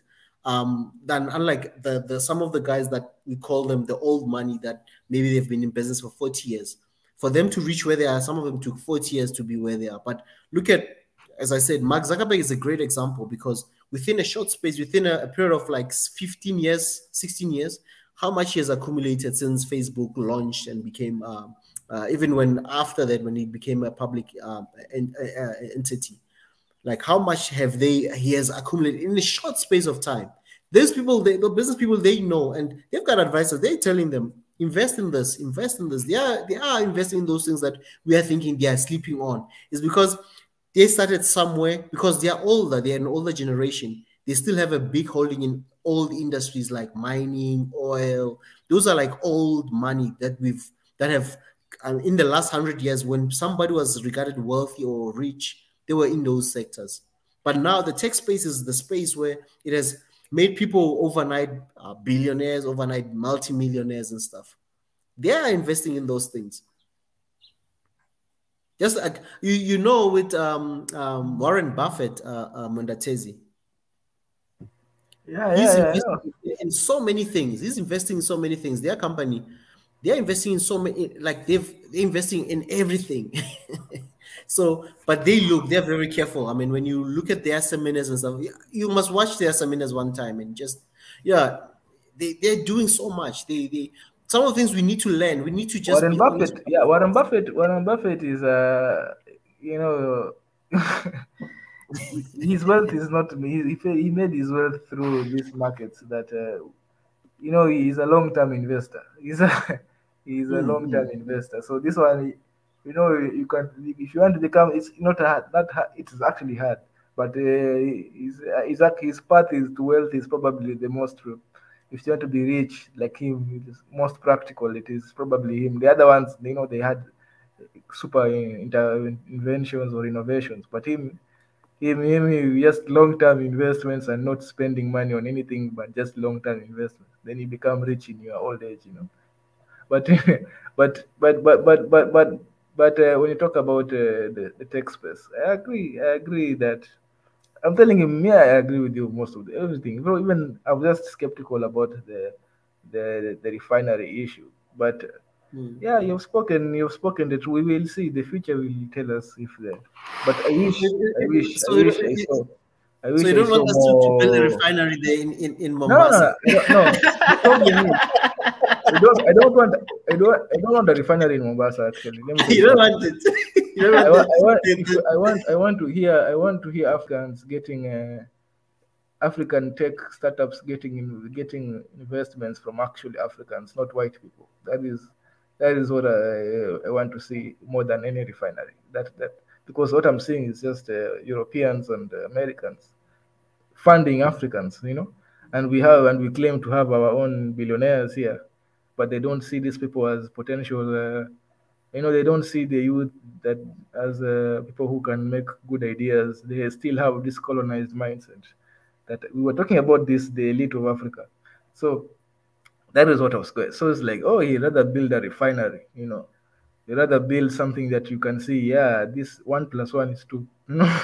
But you cannot see that youth over there.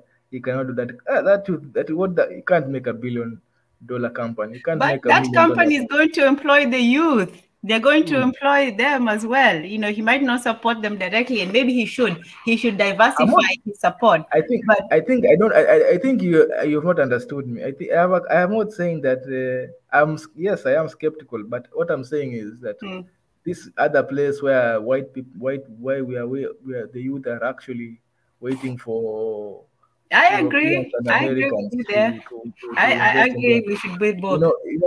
You is more important actually to me than a refinery. Like that money just, I don't like seeing that you have to, the point that they have to have a white mass person, you have to partner with a white person to get funds as a startup. That's a thing. Like you have to partner with the white person to get a I startup. don't agree with that either. No, I don't agree. Yeah, with but now you see that is where now that is, you see, if you're talking about ego and dignity, that is where you need to put the billions, instead of in a place where even nobody cares about a refinery. People just can import refined oil for cheap. So it's that is I don't know. Okay, that is just an ego for the country. Like, oh, we refine our own oil. We refine now, but you can do that. I think it's a big ego boost. If but had that, I would be boasting about it. I don't care. But if Kenya had a tech billionaire, that too. Me, I boast about everything. But you see, Kenya, we have M-Pesa and that was, things like that. That's a tech innovation. Yeah. We have mobile banking, which is actually good. But what I'm saying is, why do we have startups, even that have white people? The other day, I used to have I had an idea that Kenya has a lot, even not Kenya, just Africa, but I saw it in Kenya, that we have a lot of granite. We have a lot of granite in our but we're not even using it. Granite can make pavements, can make sail roads, can make a lot of things. Can make a kitchen. What is it? I don't know. That thing on the kitchen. The marble counters. Kitchen counters. It can make a lot of things, and we don't really do anything with it. We just look at it and there's rocks. And I'm like, oh, we should just do stuff with this, simple stuff. Then I found out that an Italian billionaire is investing in Kenyan granite. So I was like, oh, all these billionaires, all these so-called, they rather buy land and build a building, because that's sure thing. That's for sure capital. That's or maybe like Dangote, they'll build a refinery, but you can't do something creative like that was just saying. That was just my opinion, but I understand what he's doing. But Africa, the billionaires of Africa, they really need to be creative. They need to be risk takers, and they need to take risks on their own people. Not risks. But the problem, I would think, from their perspective in investment in youth is, if you're a business person, you want to get, your return back. You're doing it for profit. But what profit is there in investing in, say, a tech business? Most of them, actually fail. 90%. You remember that whole .com bust and so on. So investing in a young person who's only, promise is, hope is would be very difficult for a person who's in business. Yet the white people do it, right? So what do they see that the African billionaire doesn't see? Well, I think that they have more cash to spend and less to lose. Because let's say you're an African businessman, you probably have spent all your savings, and you've made now, it. You talk about decolonize the mind. This is how we need to because now I guarantee you, the black millionaire is waiting to be for the white billionaire to tell him where to invest, what is the stable investment. Oh, this is the good investment. That is so that is the truth. So they cannot think for themselves, and that is, so you find that because now look how the white man is investing on tech in Africa.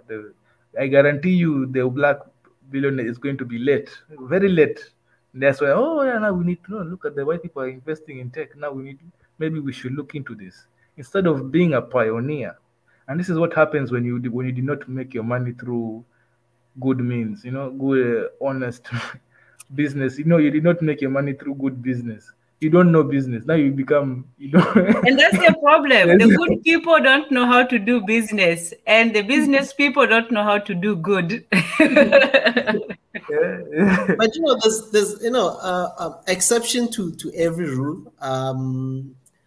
There are, in terms of business, as I said, Madatezi, that there's exceptions obviously to anything.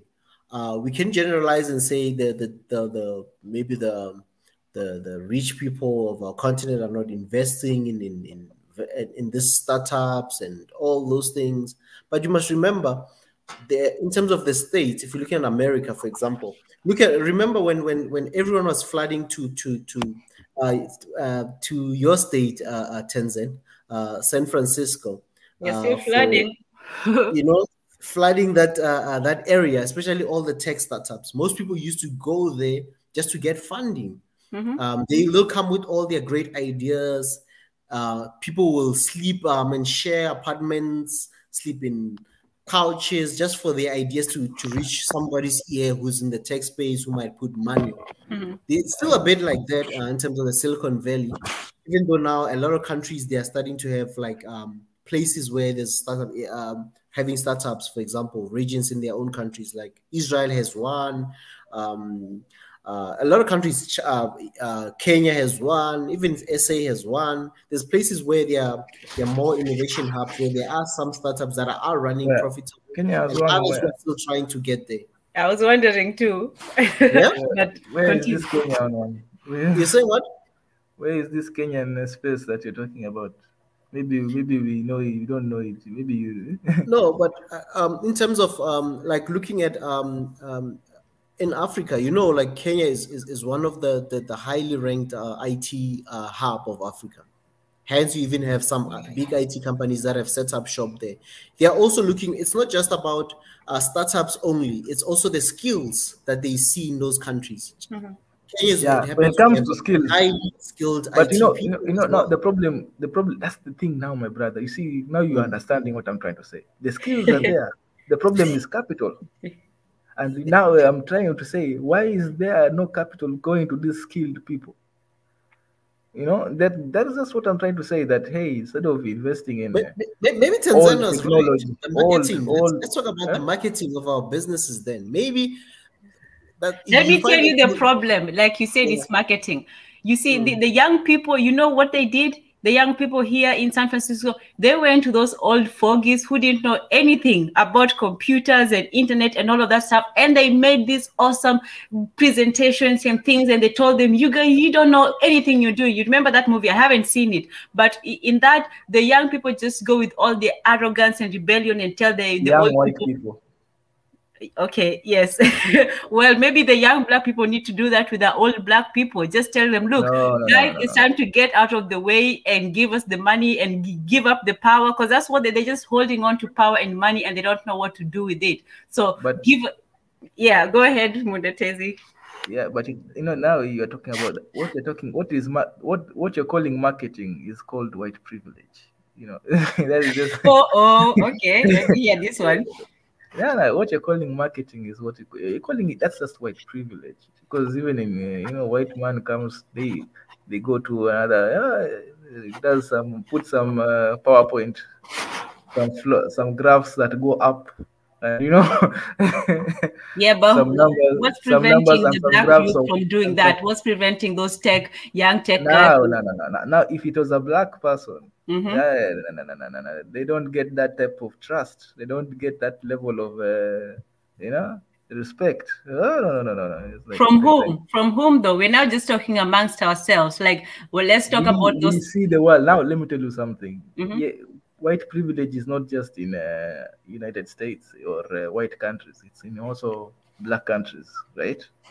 Okay. So if there is white privileges in black countries, that means what? That black people are discriminated against by their fellow black people. right? Because you can't have. That's why there is white privileges in black countries. That means we discriminated against our own skin. So when a black person comes up with these things, we don't trust them. We do, oh, no. Especially those old people, like, no. What do you know? But when a white guy comes, like, oh, he's a white guy. He must know what he's saying.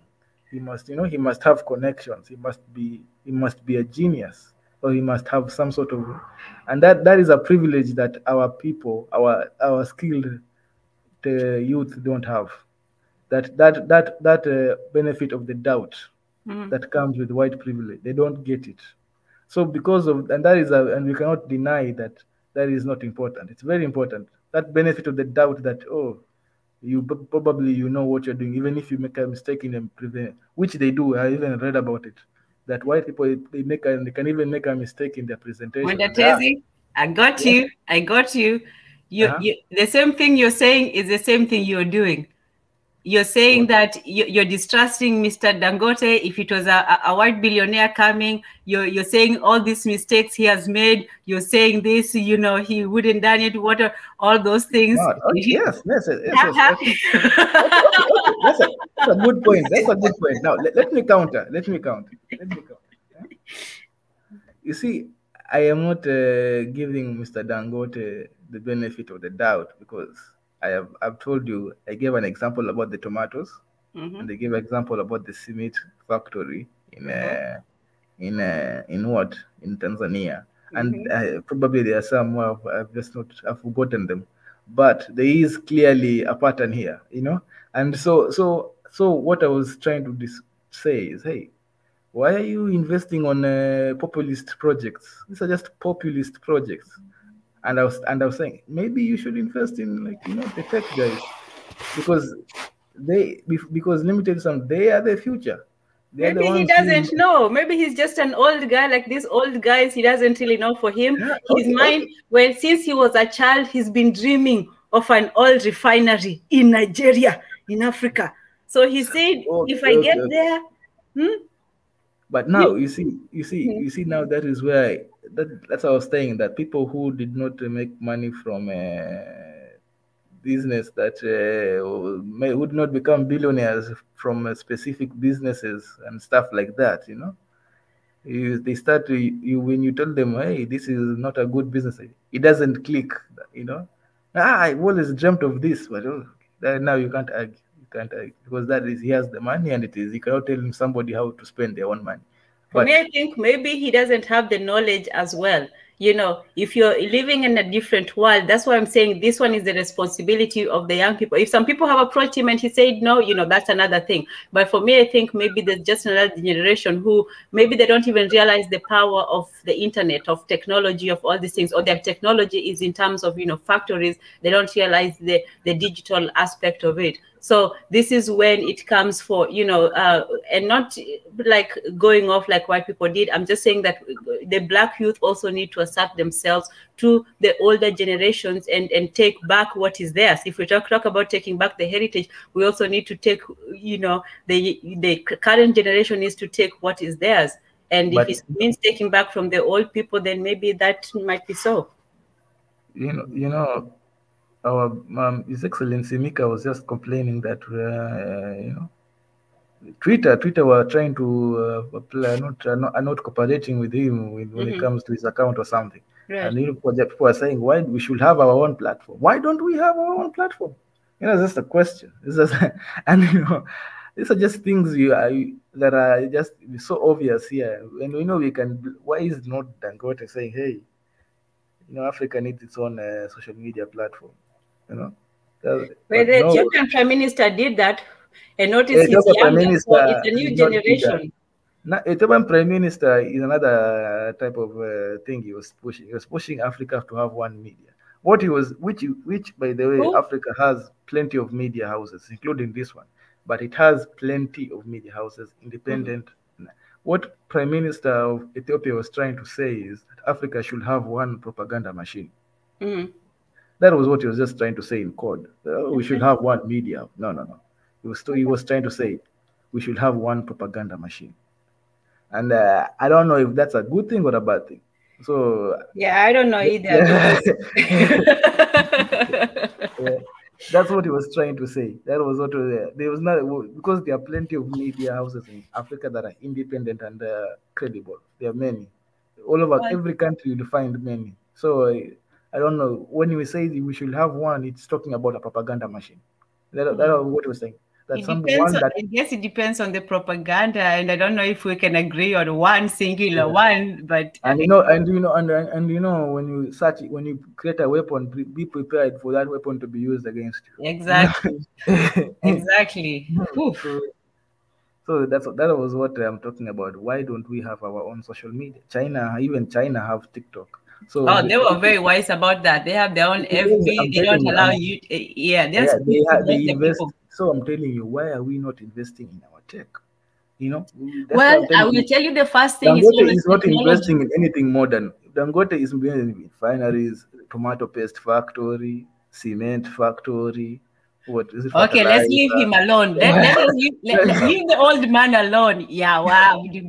Leave the old man alone. Okay, are there any young, upcoming, hopefuls, entrepreneurs who actually looking towards the future? Do you think that we have any of that? I mean, I know there's not a singular one, but do you think that there's a class of young people upcoming ones with more future-oriented? Upcoming billionaires who are making money from what?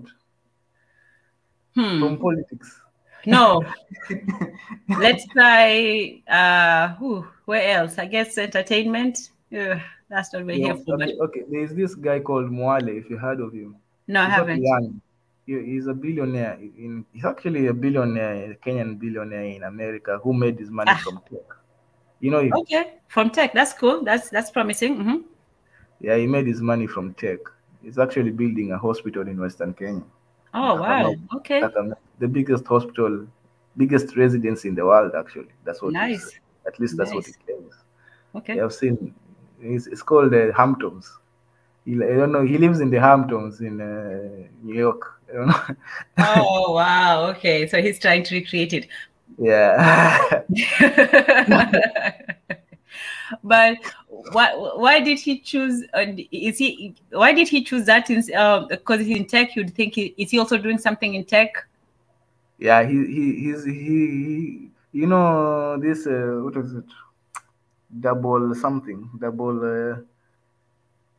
verification processes in banks. You know, I don't know what to do. He's the one who invented that. Oh, okay, all right, good for him.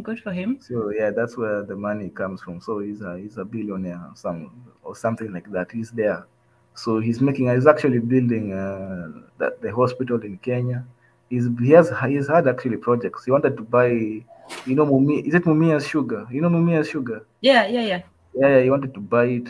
So that company has just been going down the drain for years. Yeah. So he was trying to bid for it, but what I can say, he's the one behind Econ City. He's building Mwale City. You see, so he's city. Are you the one who's also expressing skepticism about that? Yeah. Of course. Now, do we give him the benefit of the doubt, or do we continue with this? Yeah. But you know, my opinions of Econ City are not skepticism. Those ones are valid. So I cannot say those are not. For the Dangote refinery are skepticism. For Econ City, those ones are valid. I've not seen, you know, and you know, it becomes even a bigger con when they call it Wakanda. You know, they call it Wakanda. Well, maybe it's part of the marketing. Yeah. No. You know, things like that. If you have red flags, they will just pop up. All these, like, oh my God, you know, if you know, I don't know, and I came to realize that you know, some people, I think African, when it comes to cons, when it comes to people's cons, I realize that everybody cons different. That African cons can work on Americans, and American cons can work on Africans. Like, they each cons have ethnicity. Look, this is what we need to export. This is what Nigerians are doing it well. We don't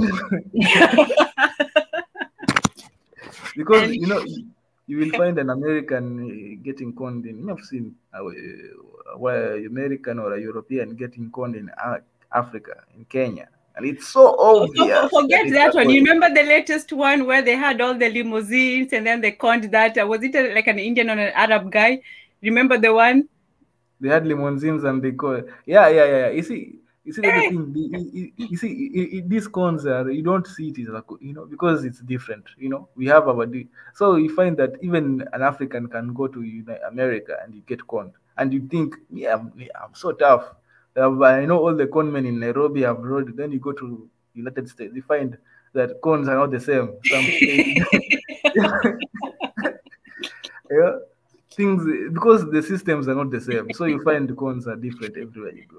So they're different. Yes. So I find that Econ is taking advantage of the African con, and he's fooling African American. Oh, Wakanda City. So as Africans, the red flag is there. I was like, what the heck are you trying to do here? But America, he's building it for us. We need, we are coming back home. Okay. There's two things. We know how to con each other, but do we know how to sell to each other? I don't think we know how to do that. The problem with selling is this, this is why I keep when you sell to each other, the diaspora, Africans in diaspora. No, fellow Africans. Can we sell things to each other? Let's say, the Ghanaians, they bring us, those kente clothes and all of that stuff. Will we buy them? But we also make that's the thing. I know Africa is diverse, but in some sense we are homogeneous. That our products, a lot of them are quite similar. Even we have our kitenge here. It's the same thing. It's just different names, but So we can't sell to each other. Yeah, so we can't sell to each other the same products. We have the same. That's why they were talking about. You can't sell. Maybe if we became more complicated in our products, like more complex in our products, now we can start seeing difference. But when we're talking about these low complex products, a lot of them resemble each other. So you're like, we are built because we live probably in the same climate. It's like, we are selling coffee to Rwanda. Also have their own coffee. They have their own tea. So it's just. It's not a deal. But if we made complex goods like phones and laptops, and maybe they made cars or so we will have at least some sort of trade. You can say, you're good at making this, and because now we have more variety. But now we're not. We're still there low complex. So we can't sell each other clothes. Clothes are very low complex. Even Ethiopia is making clothes. And so it's not the same. It's not the same. I like to give attention to our Nigerian brothers and sisters who got hijacked in the train. What? I don't know. What? Yeah. There was a train incident in Nigeria. I don't know if you heard. You never heard of it? There was a train. Yeah, the train was going and it was stopped by the bandits. Oh, now the hijacking train. Oh, wow, really? Yeah. I mean, these guys are just enemies of progress. That one always makes you laugh. Enemies of progress. Wow. So I don't even want to know. Did it turn out terribly? No, I don't. Okay, I didn't look at the information, bro. But all I see is that now there is a manhunt. So if there's a manhunt, I don't know if they think they just stole stuff. Oh, now we're on the T part of the SWOT, on the threats.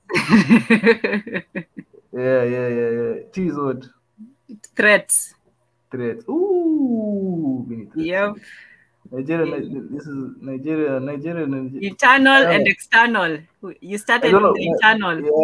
Yeah. Now look, the problem. No, I don't. Nigeria, those enemies of progress. Hello, Pastor Ezra. I see you're back.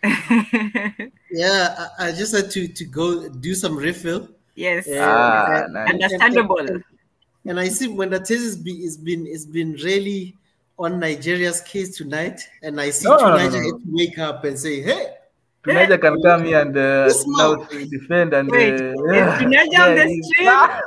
Oh my goodness gracious! We have been talking him up. Someone is the ghost of Tunisia. I see you have been bad-mouthing Nigeria because you are looking for my trouble. Is that what you are looking for? That's Mondatezi for you. Okay. It's been hot today on Niger, you know. So I see that why you woke up and say, "No, I need to come." Let us get clarity on Dangote and the refinery. Okay. I've just been listening to him, and he keeps going back to Nigeria over and over again. Nigeria, oh. Man, that thing, you know, that train stuff was a little bit one of those silly things that Nigerians keep allowing to happen. It's just one of those sad tales. And you know, how long do you have to have problems in your country before you start upping your security? You know, Nigerians, I don't know what's wrong with them. Anytime you tell them that, oh, the government is not serious, the government is not this, you are supposed to ask the government to do stuff. And they just say, okay, end the security this year. How? You have to demand for something. You can't just say end it. End it. They will just go and do nonsense. They will just do whatever they like as end it. They could go and hire mercenaries. They could go and say, you know what, we're going to buy, you know, 2 jets and employ a few or extra soldiers. It's not going to make any difference until you actually know what to ask for, because then you have something to look out for. Nothing is going to change. And I was engaging with Nigerians about this, and I was like, you guys, you're not ready, you know, because I see some of the women, you know, this morning program they have, they will be talking about the security issues, and that will be the end of it. But these same women, when they tried to pass a female rights law in the legislative house in Nigeria, because the men rejected the law that they wanted for women, they were willing to go out and protest for that. But your country keeps getting attacked day in, day out. People keep getting kidnapped. Trains were kidnapped. None of them were talking about going out to protest and demand that the government do something about this. And it just wrong priorities. You know, as if women's rights is going to give you anything. Yeah, and at the same time, I was watching a program in the North, where a female was heading a group of vigilantes that were hunting some of these bandits. Oh, that's women's rights for you. In a country where there's no women's right, a woman was leading a team of vigilantes that do this. They dress in military fatigue and all the rest. So, and they helped release 2 people that were kidnapped. They were not relying on the government to save them. A woman was able to do that. And I watched it. Watch that woman recruit another 15-year-old girl. I'm a 15-year-old girl. And because our government is not doing what they are supposed to do, and our people are not demanding for what they are supposed to demand for. If you ask them now, they'll say end corruption, solve the security problem, stop increasing price of anything at all. They can't simply focus enough to understand that, you know what, if you want to solve security problem, you need to ask for something specific. You don't go to a shop and just say, feed my house. Get me food to feed my house. You have to ask for something specific. You know, that's not how it works. And our people, when you tell them that, some of them, you know what some of them will tell you? Oh, who is going to pay for it? Some of them will be like, who is going to die for Nigeria? Because nobody's going to pay this soldier salary. The Nigerians can pay soldier salary. Do you know how much Nigerians spend for parties every weekend? Do you know how much they spend at churches every Sunday? Some of all these, if you take only the Christians in Nigeria alone that pay their tithe, not the Sunday offering, their tithe alone is 10% of their income. Those ones that are serious. They pay 10% of their of their income to churches, and churches keep building bigger churches while their country is on fire. And you tell them these things, it seems to fall on deaf ears until maybe they get it. And I think some of the ways to get through to Nigerians is because sometimes when they hear something, they can't unhear it. See what I mean? So is to actually explain to them the way they will understand. And I've not had that opportunity before. To let them know that, you know what, your house, you put iron bars at the door, you put iron bars at the windows, on the gate, and then you hire a policeman, a security guard to guard the estate on top of it, and then you pay estate levy too, just for good measure, all for security. But when they ask you to bring money to secure your country, oh no, we can't. I can't believe you just asked that. They find it incredible that you're asking them to do these things. This is what other countries do. And somewhere along the line, our countries have not woken up to that fact that this is how nations work. All they understand is our life is hard, so the government needs to understand and not ask us for anything. Even if they try to concede any grant, they will say, you know what, government should do it first, then we will pay for it later. That kind of mindset is not going to work. Yeah, we're not going to get anywhere with it. So the way we are going to deal with someone, and this problem is in many African countries, even the ones that are relatively peaceful right now, that think everything is all good, because you never know when trouble comes knocking. You really never know. Maybe when we kick the terrorists out of Sahel, they will decide to come to East Africa, or just for good measure, go to South Africa and pay this guy a visit, you know. So you just never know. These people, they move around everywhere. They were already in Mozambique, weren't they? They move around everywhere, if not because the South Africans and the Rwandans and many of the SADC nations put head together quickly to go and, you know, keep it in check. It could have become a bigger problem, where you start seeing South Africa having terrorist attacks too. West Africa, the problem is that we are, Libya fell, weapons poured into, and they knew that before they took out Libya. They knew the consequence of that action. They knew they were bringing hell to West Africa. And our people haven't even woken up to it. I don't understand how many times they need to attack a country before they even wake up. It's really, it's a serious question. How many times do they have to attack you before you say, you know what, we are going to carry arms, enough is enough? That will be our only agenda today. You want them to go and take your presidential building hostage? I don't know. These people, you can't even believe the topic. Who are you talking about doing the attack or taking from the people? Pardon? You say that the people who are coming attacking the people. Who exactly are you talking about? The so-called terrorists. Generally, they are bandits and hoodlums from the north, and some of them are Islamists. They are all mixed up in a concoction of people that would not accept any peaceful state. And I believe that they are being fueled by foreign entities that want to see destabilization in that region. Because whenever the government tries to resolve it, they refuse to accept it. Okay, so I was asking because is it a tribal war or is it like a foreign intervention? I guess it's a bit of both, right? Oh, it's not tribal at all. It's not even tribal at all. This is, most of it is about money. They kidnap people and they ask for ransom. The others are Islamists that says that everybody needs to convert to Sharia and they want to create their own caliphate. Basically a mini Islamic state. Okay. Boko Haram was, their main demand was they against Western education. Oh, okay. All right. Thank you for the clarification. Continue.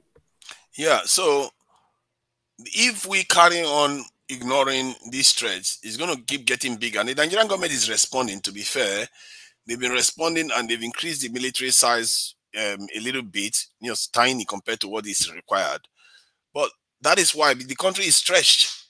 The areas Boko Haram was operating, the government has managed to, contain that area a little bit, but it has moved now. And this is why you need the numbers, because when it keeps moving, you can't cover the whole country. It's revealing your this in a lack of numbers. To every Nigerian, to 1,000 Nigerian, I think the number when I did the calculation was that one soldier of Nigeria is securing 1,000 Nigerians. One soldier to 1,000 Nigerians, while in some countries it's as low as one soldier to 60. How? And when you think about it, if you tell Nigerians that if you have an estate where you have 1,000 people in total living in that estate, would you hire one security guard to guard that estate? You're not going to do that. But that is what Nigerians expect our military to be able to pull off. In a country, is it possible like to try to arm the people, like local arms? Yeah, it's possible to arm them, but the government will refuse to do that. Many of them, to be fair, are taking up arms. Different regions have created some, like the Western region created this Amotekun. They call it Amotekun. It's a kind vigilante groups. Yeah, a kind of vigilante group, but a more formalized vigilante group that works with the local authority, that's the police too. Oh, okay. So, and the eastern areas did similar stuff. So by and large, the south is relatively okay. The northern part is where most of this stuff is coming from. And in a way, you can understand that because the northern part is where the Sahel is. Oh, guess what? The country next to Nigeria has a US military base there and French military base right by Niger Republic, bordering with Nigeria. They have a military base there, yet that whole area is the hottest areas. And guess where they have another set of clutch of military bases in Africa? Oh, Djibouti. That one next door to it, the whole area is on always having problems. When I don't see that amount of military bases in I think they're also in the southern region. Quick question. Is it fair to say that the government has little control over the northern region? The term is, are they willfully or ignorantly not having control over the northern region? I believe if they wanted control, if they really wanted control, they have it. It's not because that area is ungovernable. They all understand that they are under the federal government of Nigeria. The problem is that the federal government of Nigeria keep disappointing them. It's not looking to do what needs to be done. It took a long time for them to even describe those people as terrorists, because they are northerners, and because we have a northern government, their attitude is that it's the people that are dying. Why are you so pained by it? When they say, if the southerners complain too much, it was like, it's not your people that are dying. Why are you complaining about it? You see the kind of attitude they have. Like, let's let that chaos keep happening. That's a very wicked attitude to have about anybody, anywhere. Even if you don't like somebody, that's a very almost cruel thing to think. Anyway, sorry. Yeah, because think about it now. The leaders are northerners, and northern people are being killed, kidnapped, and there are a lot of southerners that get caught in the crossfire too. But by far, more northerners are being victims of these issues. But when you tell them, they keep trying to, play down. This is not that bad. It's this way. Is the violence mostly contained in the north, or does it come over to the south, or is it just random? It's mostly contained in the north, especially right now. The southern part of it has been quelled. It was moving towards the south, and that's why they created the Amotekun in the western region. And I think there was something in Ago or something. They created it in the east. So most of those areas have been pacified. They don't have. They do have problems like armed robberies and stuff like that, but nothing very significant in those regions. And this recent attack, where was it? It's in the north, from Abuja towards the Kaduna. It's somewhere in the north there. So the Kaduna train to the north. I've used that train line before, and as a matter of fact, when I used it, there was at a point there was this guy walking towards the track. The train had to stop. I think then people were concerned whether that time people were more worried about herdsmen. Now it's bandits. It's funny. So this guy, I don't even know why there's any difference. It's like bandits. I think bandits, the current bandits we describe as bandits, are basically herdsmen that are wised up that they can make money from this. And they can be making bandits money. are the civilized herdsmen. Yes, they are the civilized herdsmen. I thought, why are we killing people about cattle and all the rest when we can be kidnapping people? You know, that is more profitable and stuff like that, because they see that the government is stretched. What is the government going to do? But and I believe that. Let me ask you this: what is killing people, especially in such numbers? Because there was once I read that they killed 70 people in one day or something like that. What does killing people benefit them? Doesn't it just make people hostile and, you know, against their cause, whatever it is? Because they have an agenda. You see, there's an agenda. It's not local. This is the problem. It's not local. The problem is not local. There's more to this. They have an agenda to destabilize the region. There are forces out there playing these games to destabilize Nigeria. This is why you see this type of actions. When you see senseless killings like that, that is not based on any major conflict, then you start seeing that, you know, this is not right. You know, I've seen this vision whereby Nigerian government negotiated with the terrorist group Boko Haram. And Nigerian government came and announced more than twice. They came and announced that they've reached an agreement, you know, so that Nigerians will be at peace. And even from here, I said, no, they are not going to agree. That's a lie, because I know that the forces controlling people, and within days, the terrorist group will say, no, we don't have any agreement with the government. Can you imagine a state is happier to have an agreement with the terrorist group? The terrorist group will be like, nah, come on. We are not interested, you know, because us? Yeah, they are the ones snubbing the state. Wow. You know? Okay, let me ask you this: what is their agenda? What do they want?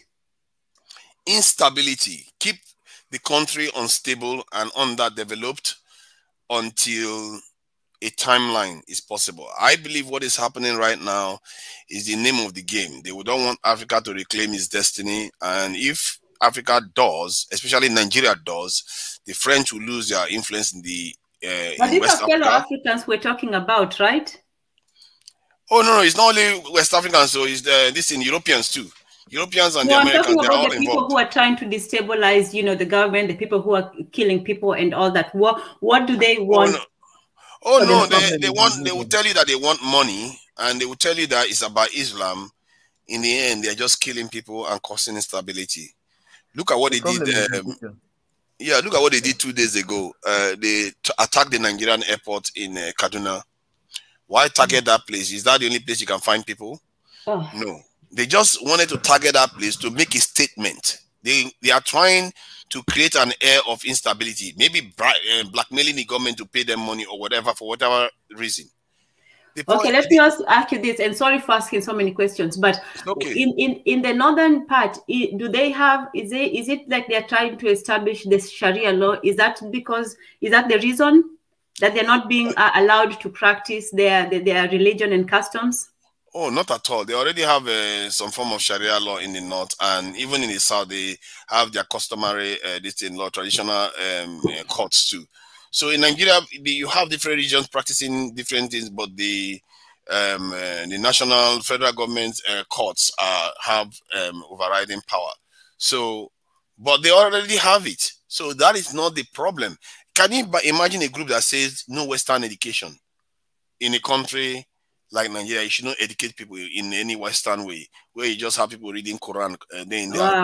That is they were killing people just because of that. It doesn't make sense. The government negotiated with them. I'm trying to understand it, but it doesn't make sense to me. Because they know their demand is unreasonable, that they will never have peace. That is the whole point. If you want to see real struggles, it's like the South African struggles when they were struggling against the Europeans. They fought them, they killed and when they got what they want, it ended. In Zimbabwe, they fought, they killed. When they got what they wanted, it ended. Ireland, the IRA fought the British government. When they got what they wanted, it ended. This is how terrorists would behave. The traditional ones. These ones are people that are there to destabilize nations and regions. They are actors, and they are created from already existing resentment on the ground. If there is resentment on the ground, they will go in there. And I've had a CIA official, a black CIA official from the US, acknowledge this, that when they go on the ground, they will see people that are discontent with their society, and that is their way in. They will use them to destabilize the country. And this is why I keep saying part of security on the continent is ensuring that people are not marginalized. Hearing every point of the every side of the views. You can't just have one tribe or one group running the whole thing. You are going to have a problem before long. This is how Africa was lost, because do they feel they're marginalized? Those people are not marginalized, that's for sure. They are the ones running the government right now. Oh, really? Exactly. But they are poor. That is another form of marginalization. They are insecure. That's another form of marginalization. If you are not developing, they don't see their lives getting better, you can use them. You see what I mean? You can use those people. The same thing in the South. When the Igbos feel marginalized, they are more susceptible to that kind of issues too. It got a little bit bad in Nigeria last year and last 2 years, but now it has calmed down a little bit. But it was bad, and it can come up any moment again. And this situation, the Nigerian government doesn't seem to want to finish it off. I believe that the government has not even done 5% of what it's capable of doing to end these issues. Because it's almost like, recently I started asking myself the question, is it that, and I see the pattern in all black African countries. Please, sorry, can we just acknowledge the guest and be good Africans and acknowledge the guest? Peace, greetings, brother. Thank you so much. Can you hear me? Yes, very low, but we can hear you. Okay, hello to Nigeria, everybody. Hello. Is it Ezra and what's his name? Brother Ezra and Mika. How's everyone? Well done. It's good to be here again. Welcome, brother. Yeah, thank you. Yeah. To Niger. you are always everywhere. I am a humble servant of Her Majesty. What are you saying? I'm everywhere. This is the first time I have been in the same room as him. Although yes, he is everywhere, omnipresent. To Niger. To Niger, you should start your own YouTube channel. Yeah. But before, sorry to catch you there. Yeah, go on. Yeah. I saw a man with 6-pack, Thank you. All right. Yeah. Go ahead now, Brother John. I'm sorry, man. Yeah. All right. Thank you for having this conversation. Like I always say, just reframing from what Tunai just said, Africa has not learned to manage its diversity. Africa has not learned it. We need to understand this diversity. Look at, for example, what he said about Nigeria. They are the one leading the country, like, the northern Nigeria, and they are the poorest. They've been in power for more than 45 years. More than 45 years. If you come from 1960 to 2000 and to 2022, they've held office the most. In fact, anytime they hold office, one thing you notice that the economy is always going down. It's always depressing. The currency is always devaluing because these people don't value education. That's just it. About 2 weeks ago, there was a report that the crude oil in Nigeria, I think Nigeria is among the OPEC companies in the OPEC country. We have I think we're the second highest crude oil producer in Africa, second or third. We produce about 1.9 million barrels. Now, there were reports that only less than 900,000 to about 500,000 barrels are being exported. So we have, and crude oil is our main export. So we have whereby the currency is not continue to devalue and devalue and devalue. So this is what it is. The matter on ground is not difficult. It's not difficult to handle. Let's learn how to manage our diversity. The reason why we have this in Nigeria is, see, let me tell you, Nigeria is rich, but the problem is we have bad spending habits. In Nigeria, it's the only country whereby we use problem, we create problem to solve problem in Nigeria. That is our habit. We create problem. In Nigeria, we have about 6 forces. Like, we have the army, we have the police. From the police, we have there's something called civil defense. From civil defense, we have EFCC. So, like, the government is so fat, it's so big, and it's expensive for you to run. It's becoming too big. Look for a way to slim down this thing. It's not hard. Now we've gone to a point whereby the police is not effective again, because out of the police, they carved about 3 to 4 more forces. So we have people coming to just take and take and take from the government. That's what is happening. That's why we cannot focus on manufacturing. Look at energy. To Nigeria, I was listening to you the other time when you spoke about energy plants. To build a 20 megawatt power plant that will power more than 11,000 homes is just $10 million. And do you know that in the Constitution? Well, not 10, 20,000, 160,000 homes. Oh, yes. So it will cost about $11 million. $11 million. Yes, in fact, I even made my research myself. Well, I called the Chinese company. The guy gave me quotes. For 10 megawatt, he was giving me about $5 million. Gas-powered plant, gas-powered. He gave me quotes of what we need to do it. You believe that in the Constitution, you cannot generate energy on your own in the Nigeria Constitution. So when you look at the country, it's just like we are using our. Wait, can you repeat that? You cannot make energy on your own? Yes, we can't. We have to go through the government. It's not the Constitution. The government has to do everything by yourself. If not, solving power crisis in the country is very easy. With gas plants across about 774 local governments, you would have a properly light up country if they allow the private sector intervene. But they don't want the private sector to intervene in the country. Why? Because these same people that run the country, they don't value education. They want the country to be poor because they swim and they bathe in the poverty of the country. That's why you see most people in the south, like two Nigerians from the south now. He has left Nigeria. Most people that can't take it no more, they leave the country. Look at Lagos. Lagos is like the economic powerhouse of West Africa. Lagos, where I live now, does not have a 24/7 power, a mega city in Africa. Doesn't have 24/7, and this is very easy. But I don't know, like we use our hand to kill ourselves. Sorry. Let me ask you this. So the government doesn't want the private sector to get into the energy business, correct? Yes. To be fair, they're already involved. To be fair, I think it's been a long time now. It's been a long time since they privatized most of this thing. I think the only thing they tend to do now is try to regulate the price. In other words, try to tell the power companies that are looking to make profit the price that they should be charging customers. And to me, this is why what this guy was saying. First, I want to address one point where he said our state is too big. I actually think it's the opposite. The state is too small. If you look at the police, our law enforcement we have in Nigeria, Western law enforcement, they have more numbers. That's Western law enforcement where they have CCTV cameras everywhere. They have thermal imaging camera. They have the best equipment, and they still have more numbers than us. In the military, the same thing.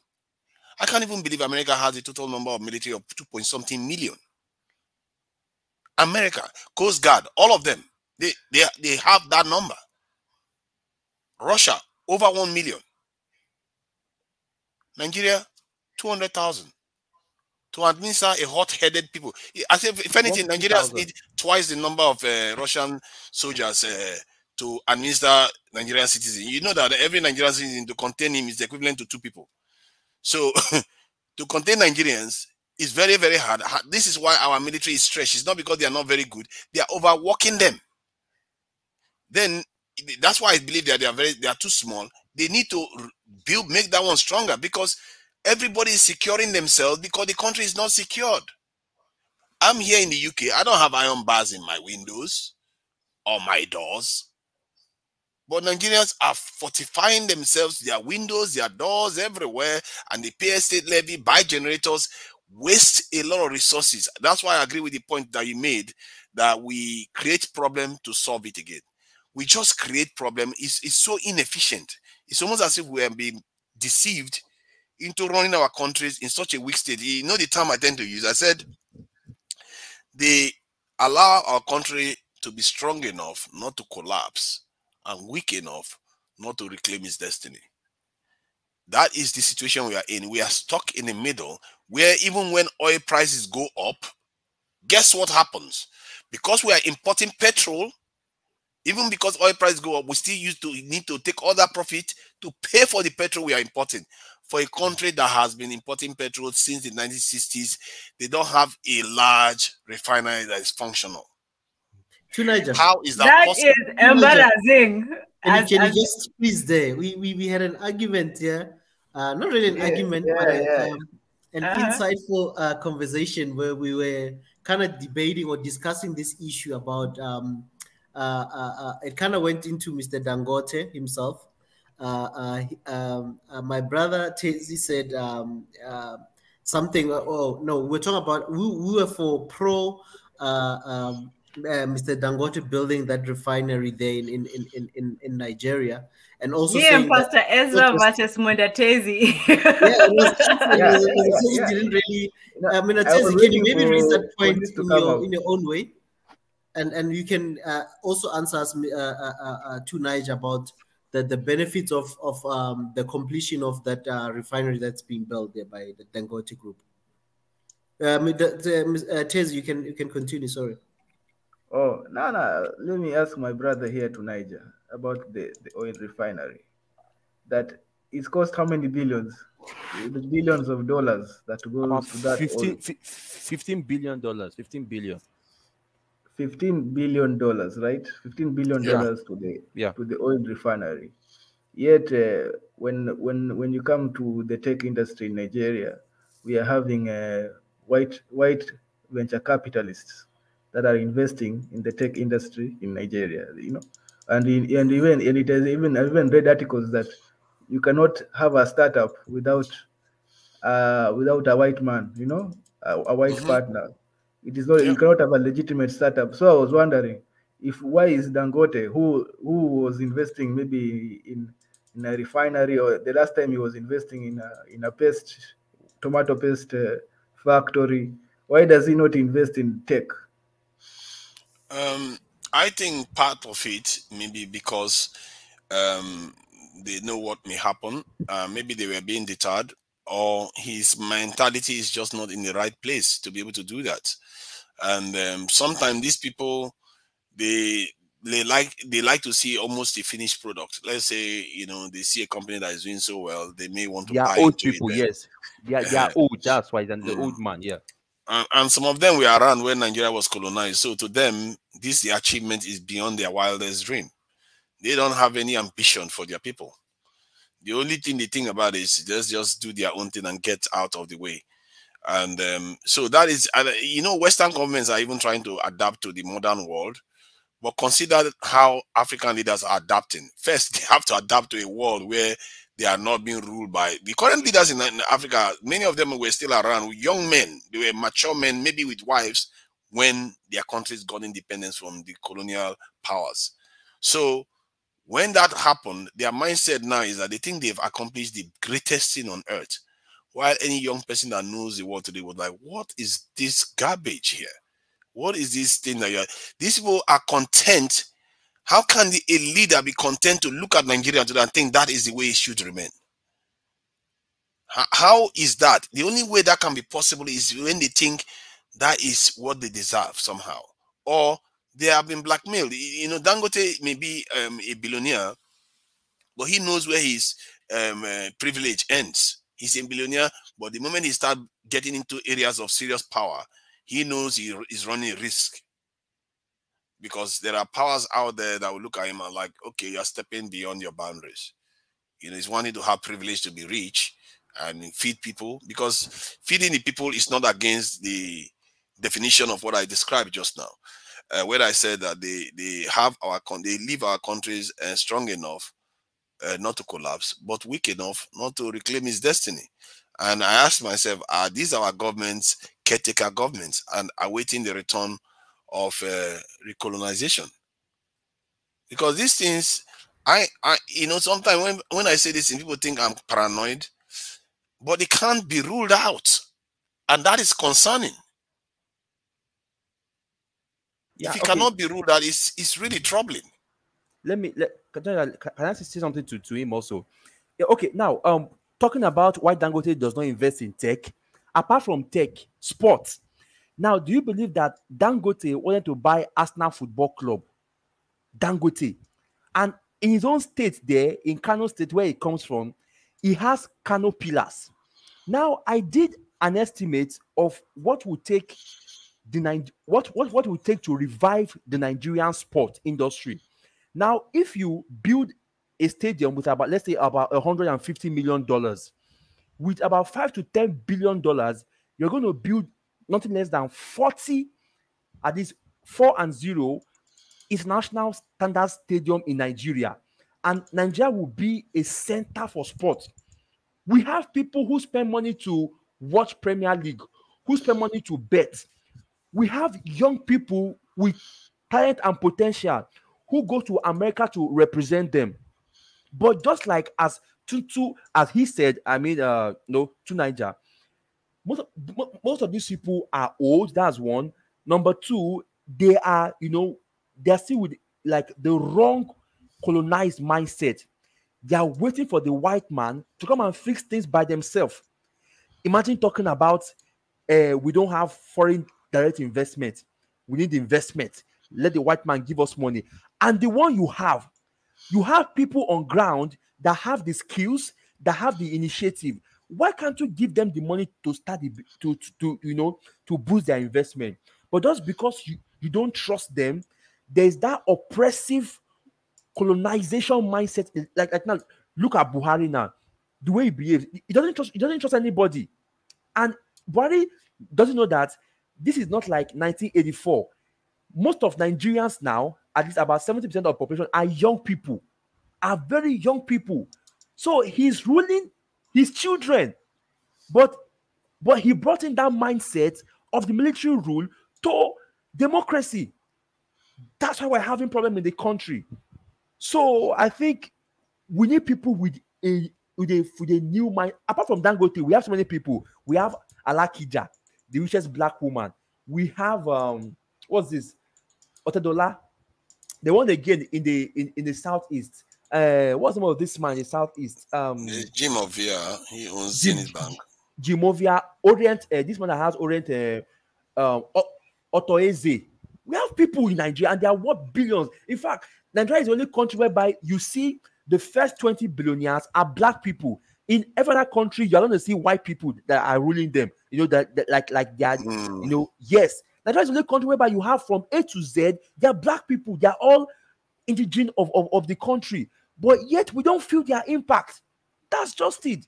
So and the same thing is happening in the Americas too. They have billionaires, but you don't see them in areas where it really matters. They go into Bluetooth headsets, music, sneakers, clothes. What is that? When other people are busy investing in aircraft industry, rocketry, weapons industry, pharmaceutical, we keep investing in things that don't give us power. All these are basic entertainment. You talked about football. It's entertainment. It's all good. But right now, our problems are not in that realm. We need something higher to help us reclaim our destiny, because there's no point worrying about entertaining yourself when the future, you can't guarantee the future at all.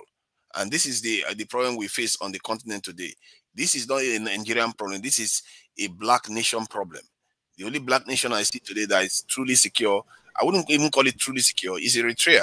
Oh my goodness, Tunaja, I was just about to say, what do you think about Eritrea's model of training? And I don't know about arming, but definitely training its population, especially its young people. I know they have, you know, the Israelite, and I think North Korea also has that, where you know, before you go to university, you have like a year or two of military training.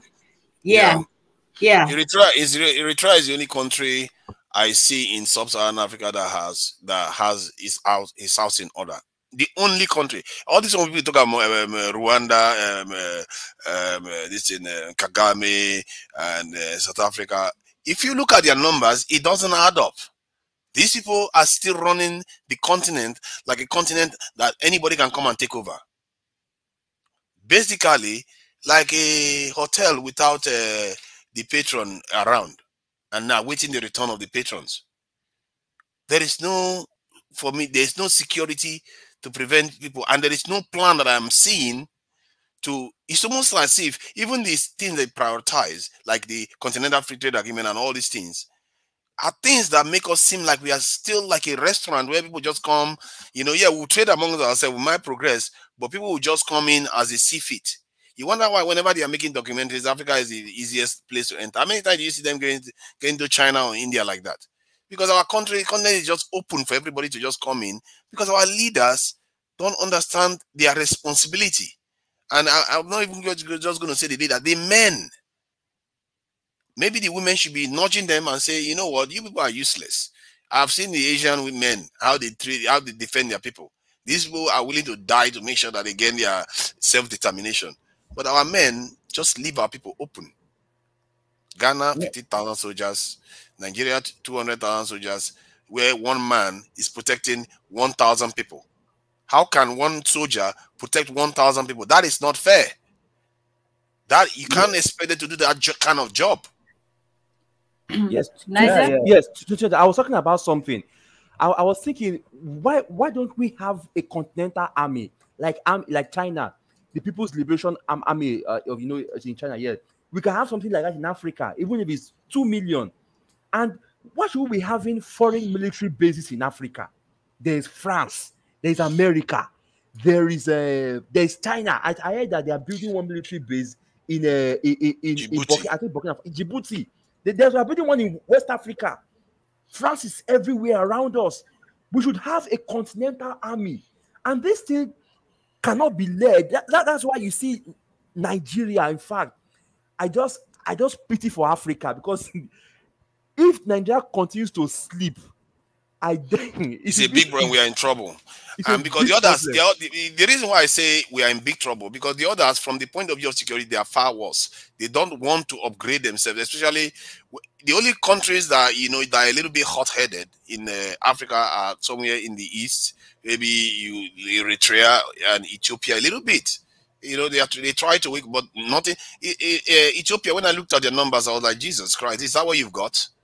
100 million people. You expect, and you wonder why you had a civil war recently, and you saw the own goal now that happened during that civil war. The government started calling for people to come and join the military, as if civilians that you didn't train should come and join the military. What is that? You should have reserve. You should have reserve. You should have a strong military in the first place.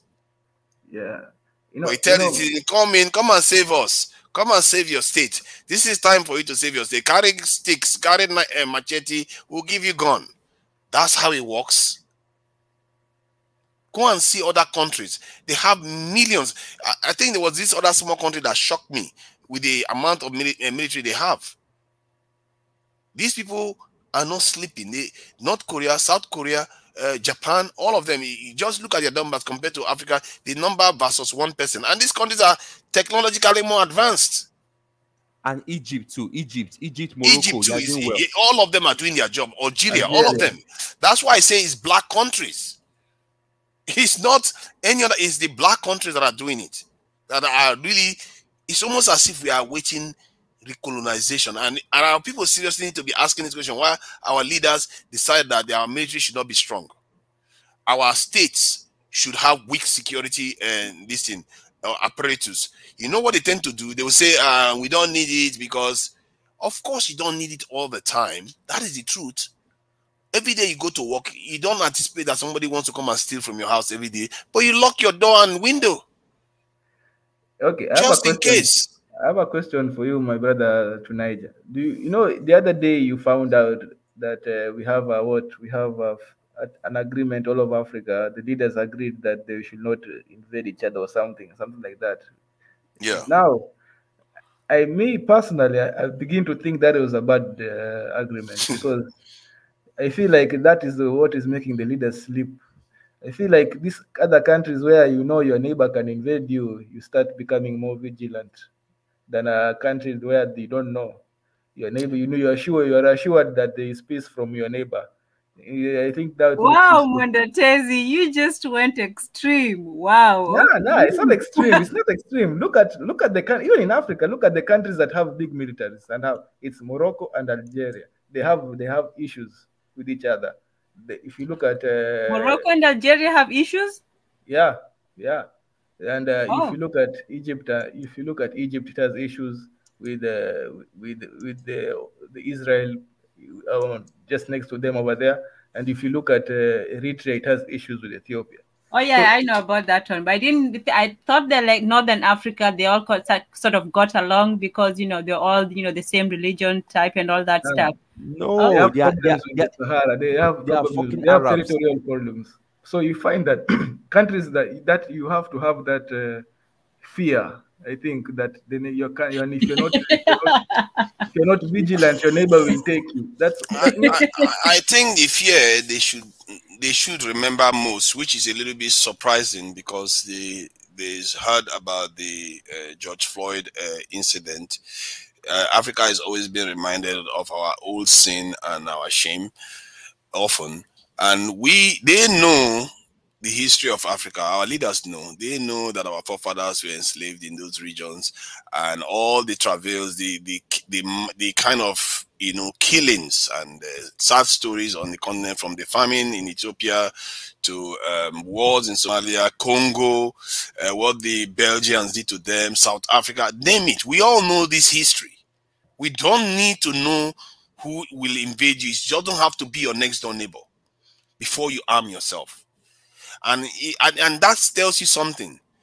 It's almost like if you cannot see your invader, your enemy face to face, you don't tend to want to arm yourself. It's funny because I've been wrestling with this idea too, that part of the reason why Africans have not done this is because if you look at the black countries, they've never really been invaded the way other countries have been invaded in the last 40 years or so. They've never been invaded by a first world country. Yeah, they invaded Libya, but Libya is not one of the countries I'm referring to. They never, because they know if they come on the ground in one of our countries, we are numbering almost 1 billion now. And that is going to wake us up to a higher level of conflict that we probably need to wake up to. In short, we definitely need to wake up to, given the example that a Chinese official gave, that said to a Japanese official after the Japanese invaded China. The Chinese official told the Japanese official that they thanked the Japanese for invading their country because it woke their country up. And that was decades upon decades ago. That's in the 50s or 40s or so. And look at China today. Because they woke up to a higher form of war. Africans never faced that.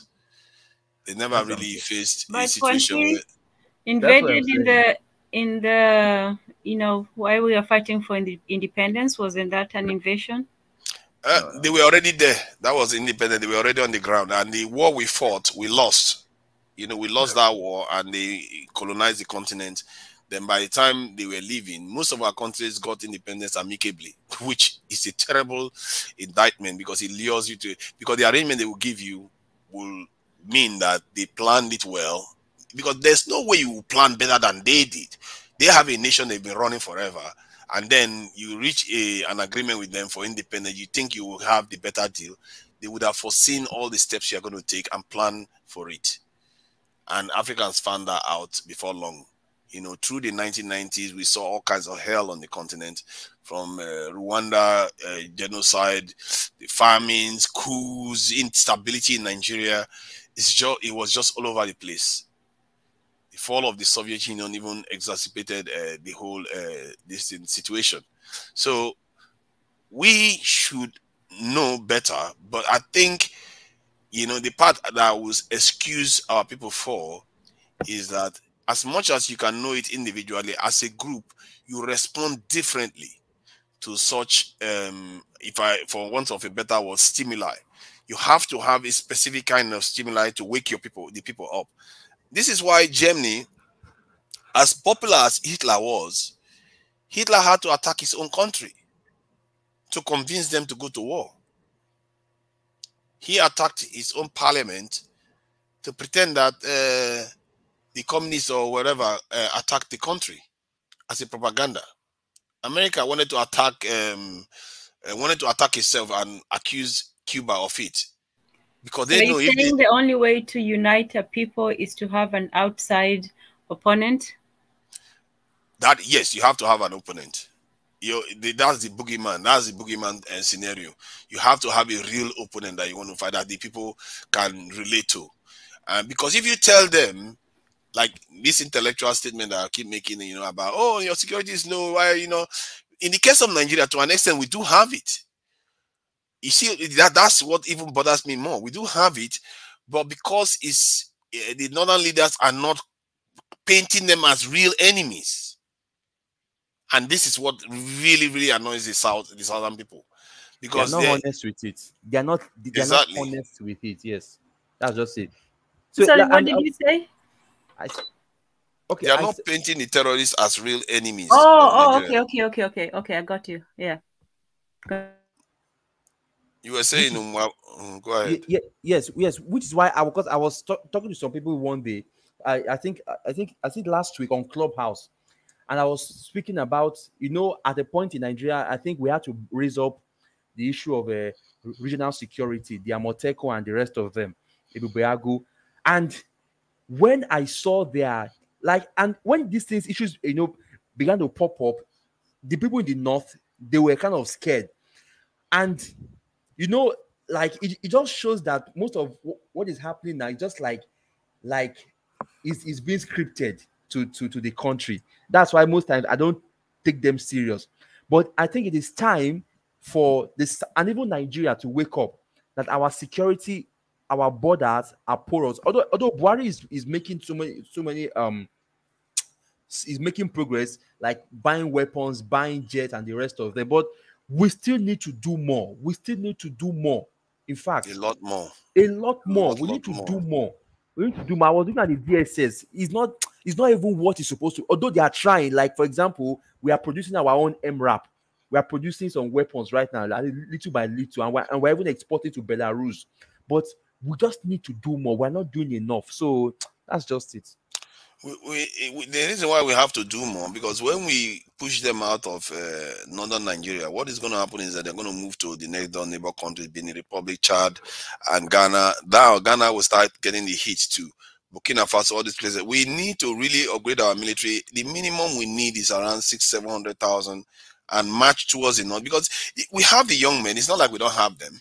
And this idea where our leaders keep thinking that our chieftaincy, our chiefs, and our traditional ways is going to secure us is ridiculous against forces that have been used to destabilize our countries. You know the kind of money that is in the West, and the kind of lack of money that is in Africa. It's easy to pay somebody to cause problems. The gap is too much. If you tell Nigerians today, you give them this $50,000, they will do anything for it. Because that's a whole load of money in Nigeria. Which is why which is why the elite. I was talking about we having reserve. We're supposed to have secret reserve soldiers. Reserve, like, let's say, even because in Russia has Wagner Group. There are private militaries. South Africa has private militaries. We should have. In fact, these people are just joking because they're going to buy house in the UK and the US. They should be sick, and even they go and train them in Israel, in Russia. at least 50,000. Just keep them reserved in the country. And so that when things like this come up, you'll be able to respond. I don't know why the elite are just putting their hand on things like this.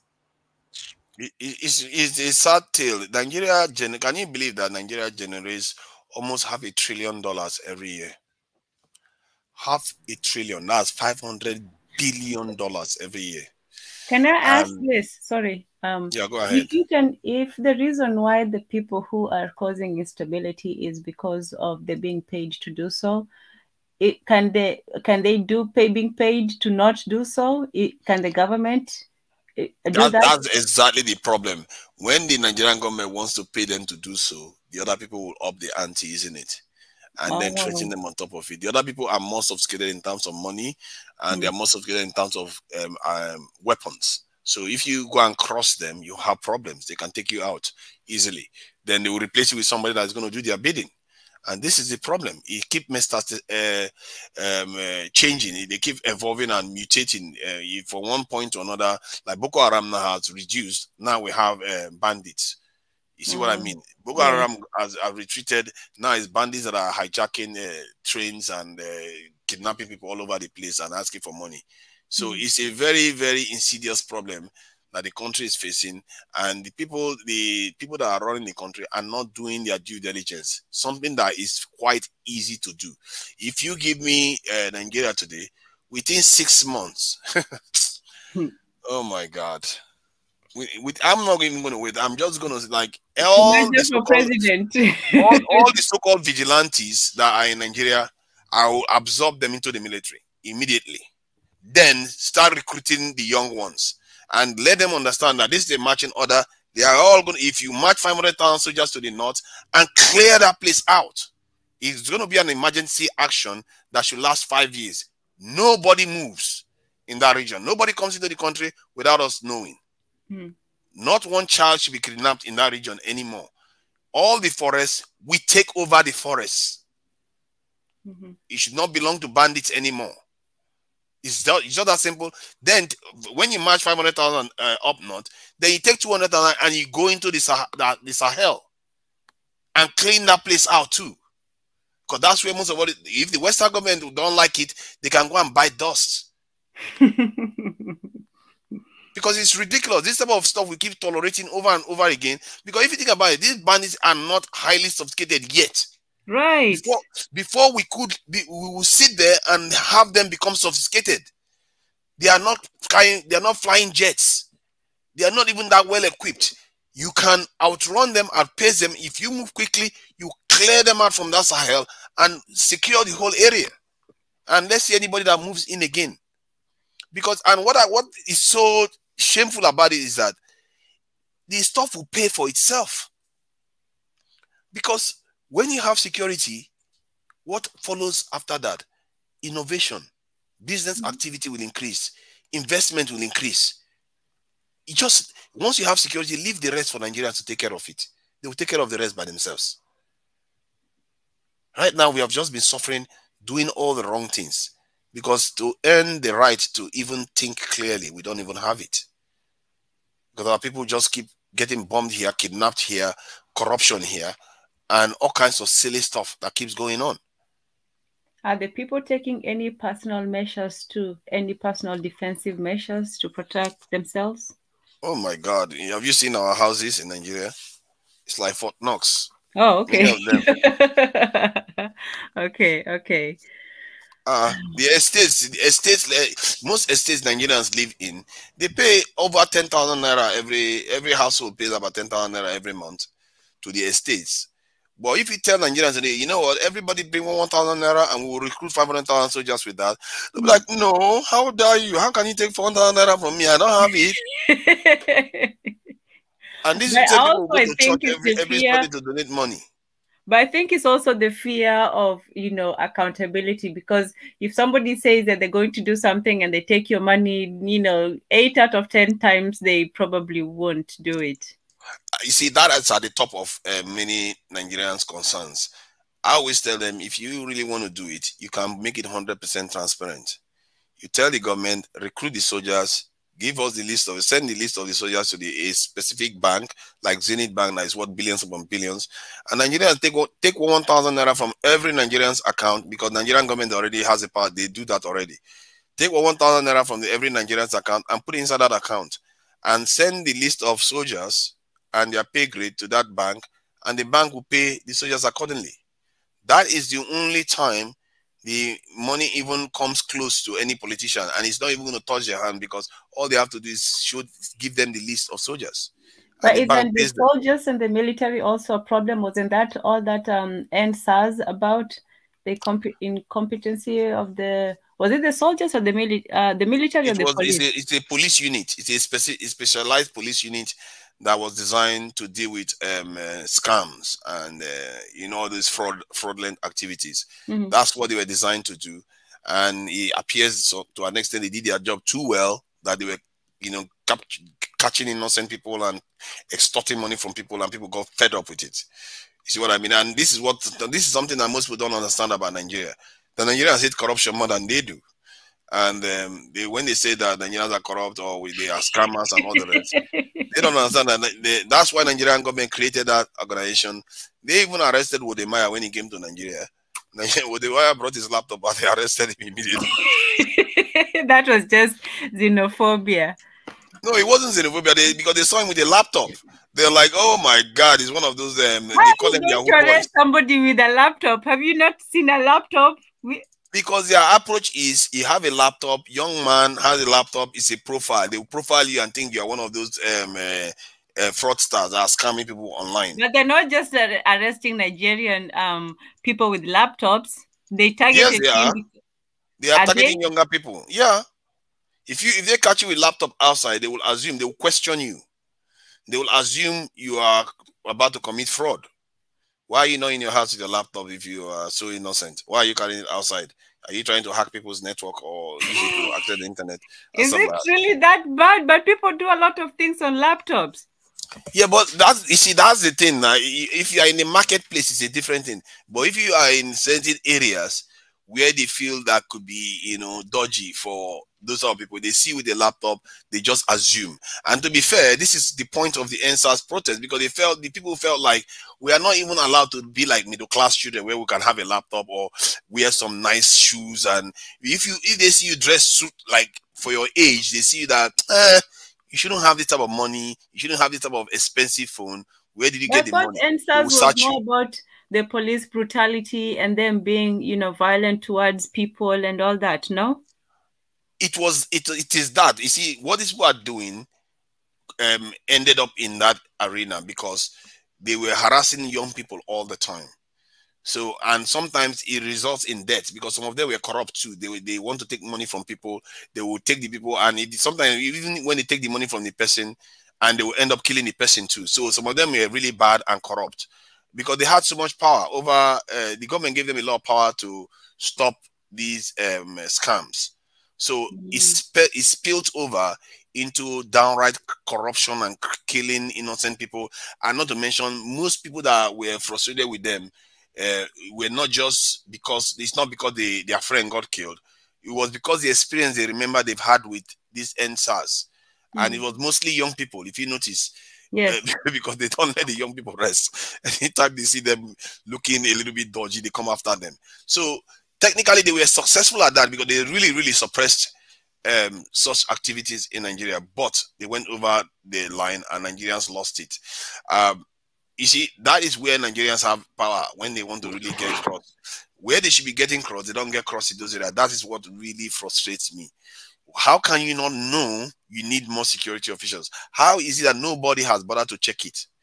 Yesterday, I saw an official that come online to talk to these women every morning, and he was like, the Buhari government should use jets. We should buy more jets to target these people and this and that.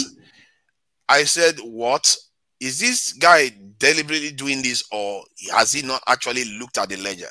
Who got him on TV? Because clearly, if he knew his uncle, probably. Yeah, if he knew the ledger, he will know. He will know that there are countries that are more advanced that have more soldiers than us. That is your first problem. They have more jets, and they are still more advanced than us. They still have more numbers than us. It means you have to solve the easy problem. We have 200 million people in that country. A lot of young people are without jobs. You have graduates driving taxis, selling mobile phone top-ups. Why are you not employing them and putting them inside the military and asking the rest to pay for it? 1,000 naira is not a lot of money in Nigeria at all. Nigerians, every weekend, they spend more than that, even just for party alone. They spend more than 5,000. Every month, they are spending a lot of money for estate levy. They are spending a lot of money for offering at churches, at mosques. Now, do you prioritize the police or the military? We don't prioritize anything. We don't prioritize what matters. That's the problem. All our military is below the number they should be. Our police is below the number they should be. Our legal system is below the number they should be. And many of these people are not even being paid properly. Our universities are currently on strike. They've been on strike for more than a month, and they are continuing their strike, going to 2 months now. This is a country where it looks like the government and these organizations are conspiring to destroy the lives of our people. And hence, I ask myself, are they deliberately doing this? Because how can you be running a country, universities are on strike for 2 months? What kind of people allow that to happen? This is why I start asking myself these questions, because this is beyond insanity. Professors at university will authorize a strike for over a month, knowing the damage they are doing to the country. And this is not the first time, this is not the second time, this is not the 20th time they've done this. Yeah, most of their children are not schooling in the country. They are schooling overseas. Sometimes I wonder how Nigerians still manage to accomplish all the stuff they accomplish overseas, even given the stifling environment they live in the country. I think it's for that reason exactly, because you're so stifled that when you finally get a chance to, do something, you're going to do everything that you're not able to do before. Exactly. I think that probably explains why when we get the opportunity, we just run with it. Mm-hmm. Because the country we come from is trying to kill us. It's like the system is being run to frustrate people. It's like kill them with stress. I think one of the politicians said it the other day that Nigerians have a stunted growth. The Nigerian you see today, they should be at least 2-3 inches taller or 4. Because of the stress of the country alone. Because if you look at Nigerians, when they come to the West, they have children. Most of their children are taller than them. That's true. And they end up playing in the NBA. There are so many Nigerians in the NBA right now. Most of their children are taller than them because in their country, they have been stunted by the stress of the country and the hassle. It's a bit of a nightmare. And this problem is not only with Nigeria. It's more than Nigeria, obviously, because it spreads all over the continent. Nigeria is just one of those key cases and important cases, and I can't even imagine how other African leaders must feel watching Nigeria, because they will be looking at Nigeria and trembling like, if this country falls apart, hey God. But do you think there might be some, if people can't live together, would there be more sense if they just lived apart? But they can't, you see, that's the problem. They can't live apart and they can't live together. The problem is a standstill situation. If we go into a situation whereby we threaten to go apart, like Somalia, and the war Somalia fought will look like a Christmas party. It will be like nothing, But I feel sorry for Ghana that is worrying about their immigration situation. Saying Nigerians came to their country. Can you imagine there was a war? What, between Ghana and Nigeria? No, between Nigerians and refugees start pouring out of Nigeria. You think the Ghanaian border will be able to stop up with their 15,000 soldiers? Nope. You see, you see the problem with their 50,000 soldiers. How are they going to stop us? Our refugees will outnumber their population. Ghana better watch out. Then by the time we head towards Cameroon, we will just be going and shooting and all the over way the you continent. Nigerians like to take over everything, everywhere you go. Everywhere you go, there's one of you somewhere just trying to take over. So, yeah, just stay where you are. You see that? It's a nightmare. Any African leader, when they see Nigeria shaking, they'll be like, oh, no, we don't want that. Nope. The last thing we need is more of you out here. No. It will be a total nightmare. And that is what Nigerians don't seem to, they don't have a choice. I live in Nigeria, I'm from the south. I've seen the country, how unfair things can be in the country. And I've tried. I looked at it and said, you know what? How can we get out of this problem? Can we break out of this country and get away with it? And because we have a lot of resources in our region, but we don't enjoy it. Like, can we break out? I thought about all the scenarios. Nothing works. Nigeria is like a chain. And when people don't look at that country, that's why the country is so hard to break up. It's like a country where there are so many groups inside, but they are all tying each other like with chains. It's like you are not going to go anywhere. I want to go, but the other guy next to me says, I'm not allowed to go. The other guy says, you are not allowed to go. It's like this was I want to go, but you are not allowed to go. It's like, it's a crazy situation. If you want to break that country up so that it actually breaks up, you're going to have 10 countries. Wow. Who is going to negotiate that? You see, some of the countries, when they say Nigerians are like Igbo, Yoruba, and Hausas, the Northerners. Yeah. What people don't understand is that the so-called minority in Nigeria is bigger than some other countries. Even minorities in Nigeria, like the Ijaws in the south, are 16 million.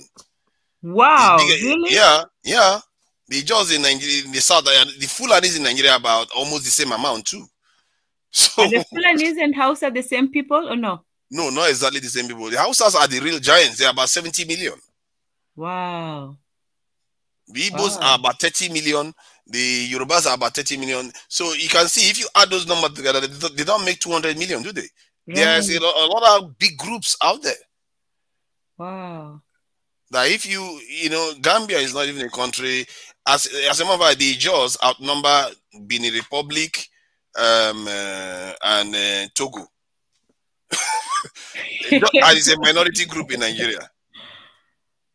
Wow. Nigeria in West Africa has the majority population. We make up more than 50% of the population of West Africa as a whole. So that is why it's such a tricky place. And when you see that kind of number, you think it should be easy to break this country up. Yeah, because we only see it in parts. There's the north, they can have theirs, and then there's the south, and maybe north and south, and maybe a little bit of a west or east or something. But wow, everybody wants to point finger at the other person. Nobody wants to let go, and it's a bit of it because if Nigeria breaks up, the way I'm from, will be the biggest winners. Like we'll be living in paradise. But nobody wants to let go. Everybody is grabbing onto the other one. The other one is grabbing onto the other one. And then we have wolves at the door waiting for us. It's like, can you imagine families are managing to keep the roof up? Everybody's holding the roof up. And they say, you know what? And then hyenas are circling the building. And you say, that's the time to start a fight. Good luck starting that fight. You are not going to finish the fight before the hyenas finish you off. So that is what why is it then that the Ghana is so the opposite? They're so peaceful. It seems they're so they don't really have a lot of issues or problems that Nigeria has. Yeah, it's funny because Ghanaians have one anomaly that occurred to them. Ghana is one of those few countries in Africa that had a rare occurrence of a leader that comes in, like Cuba now, South American countries, many of them have so many issues, but Cuba didn't have similar issues because Cuba had a stable leader like Castro. Ghana had Rawlings, and that made the difference. So what Rawlings did was he came in and he killed so many of the previous leaders, all the people that could cause so much trouble for him later on. He killed all of them. And then he left office. And I guess that's one solution. Then when he left office, then the new guys came in and were misbehaving. Then he came back again, ran the country for 20 years, and handed over power to civilians. So he was an anomaly. He came in during the period when Africans were engaged in a lot of civil wars. That's when he was strong in office, holding office. And he never fell, and that probably saved Ghana from a civil war. And you see, it's not because Ghana are unique in terms of, oh, they don't fight with each other. They would fight with each other if they get a chance. But Rawlings also had the blessing that he was half European, and because of it, and the tribe he came from in Ghana, it's not exactly the biggest tribe, I think. So it meant that the way they judged him was a little bit more dispassionately. They didn't see him like, oh, he's for this tribe, he's for this tribe. So the way they looked at him was not. So it's just all those ingredients put together is why he was able to keep the country together without resorting to civil war. You know. So you Nigerians are not just a natural warlike people. Jesus Christ! When I got to Ghana the first time, I was like, wow, this is different. And this is very different. I saw their president on TV. He was making an announcement, and I fell asleep. I was like, what? What just happened? I've never had this experience before.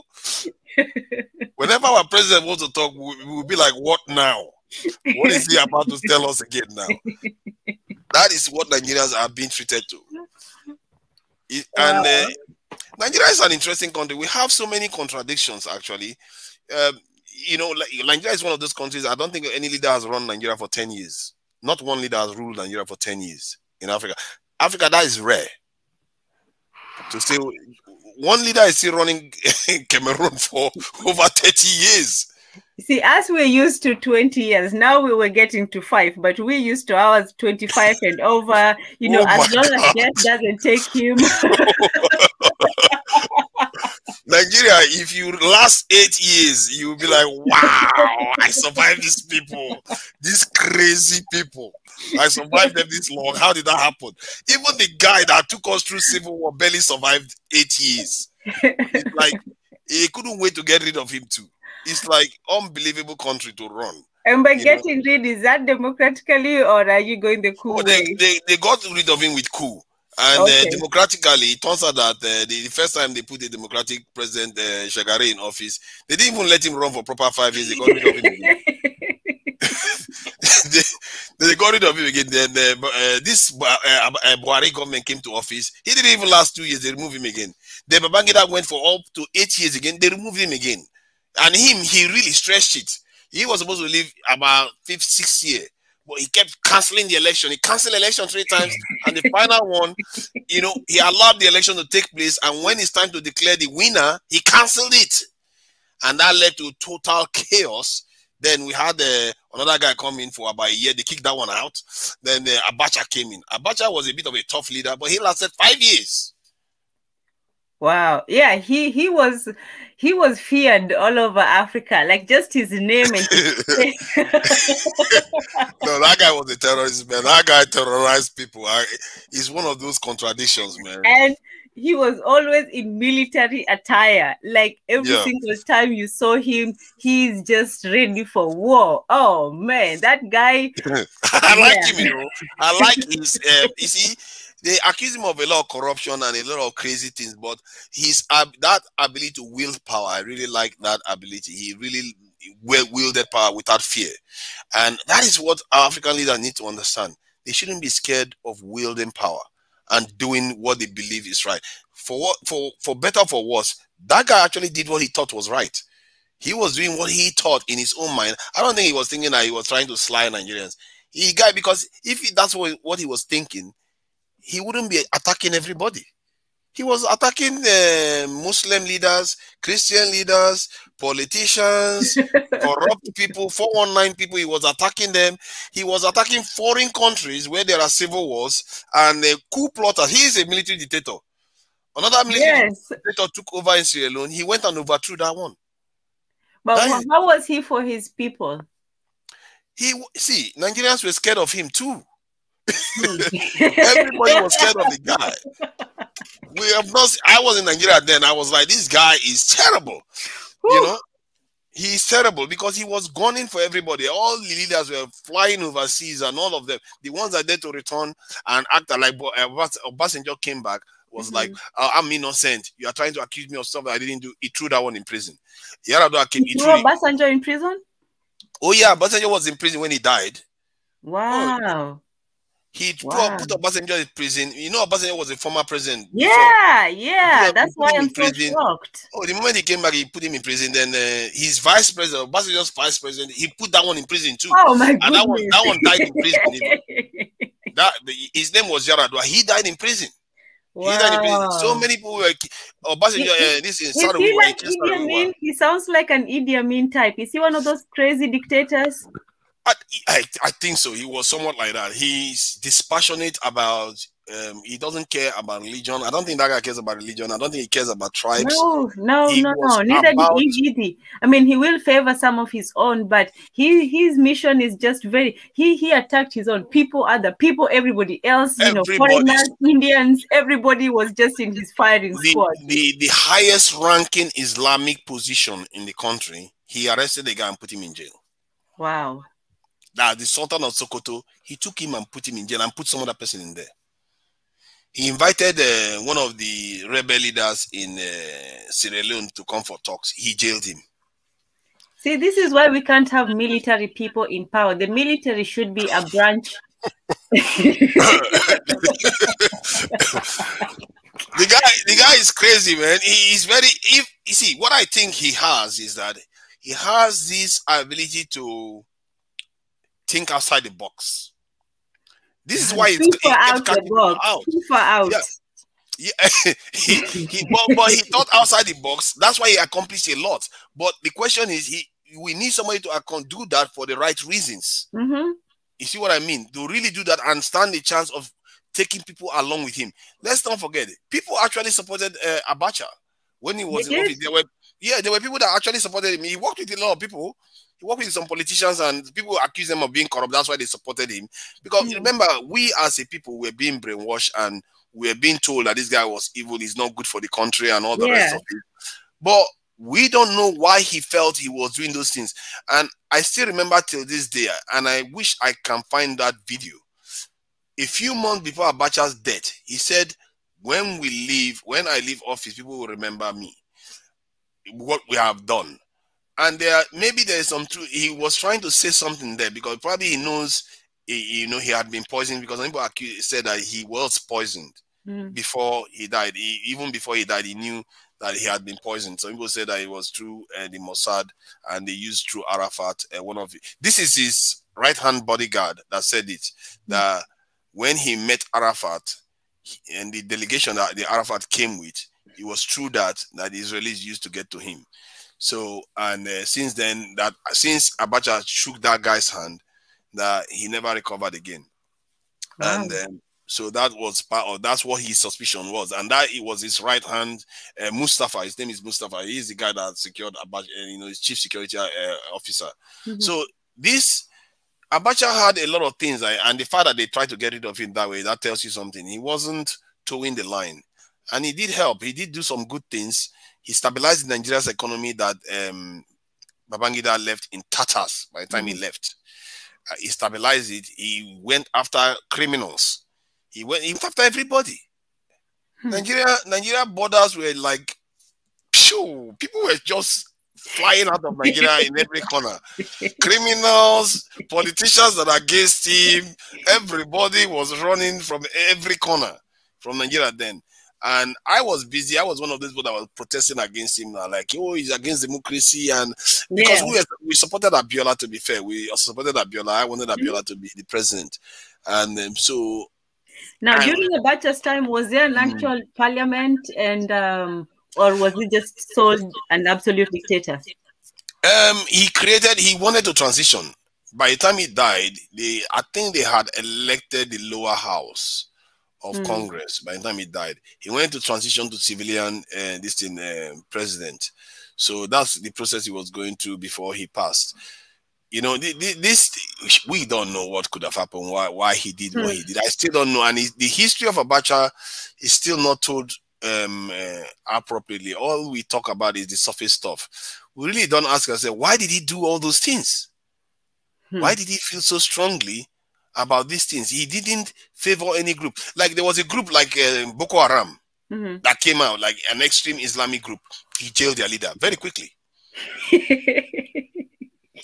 He was whatever he was very swift and decisive, it seems like. Extremely, extremely. His attitude, and he made people scared of him because they don't know what could happen any moment. You think you're in a good book, or you think you're in a list at the bottom of the list. You don't know when you have arrived at the top of the list, and boom, they come and carry you. That's how he was doing it, man. For that, I think I admire his ability to confound people. You can't read him. Him and that his glasses, you can't read him. And people are terrified of him because you can't read him. It's not because he was like outrightly. If you think about it now, he wasn't that cruel, really. He wasn't that cruel. He wasn't just going about beating people all over the place.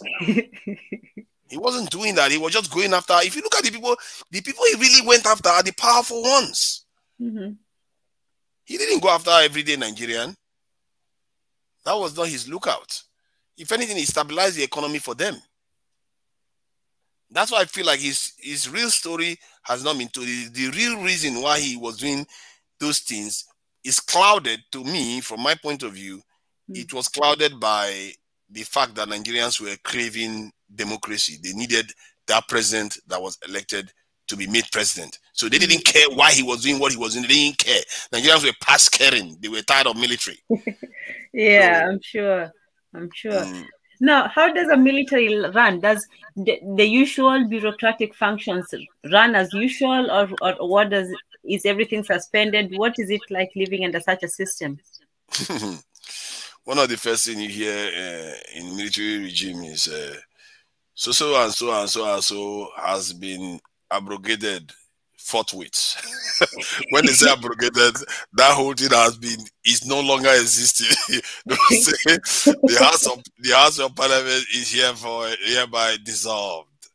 So is here. They will abrogate everything, and the way they run the governments is like they appoint governors, and it's often the president, the head of state, is the one that appoints the governors to run the state.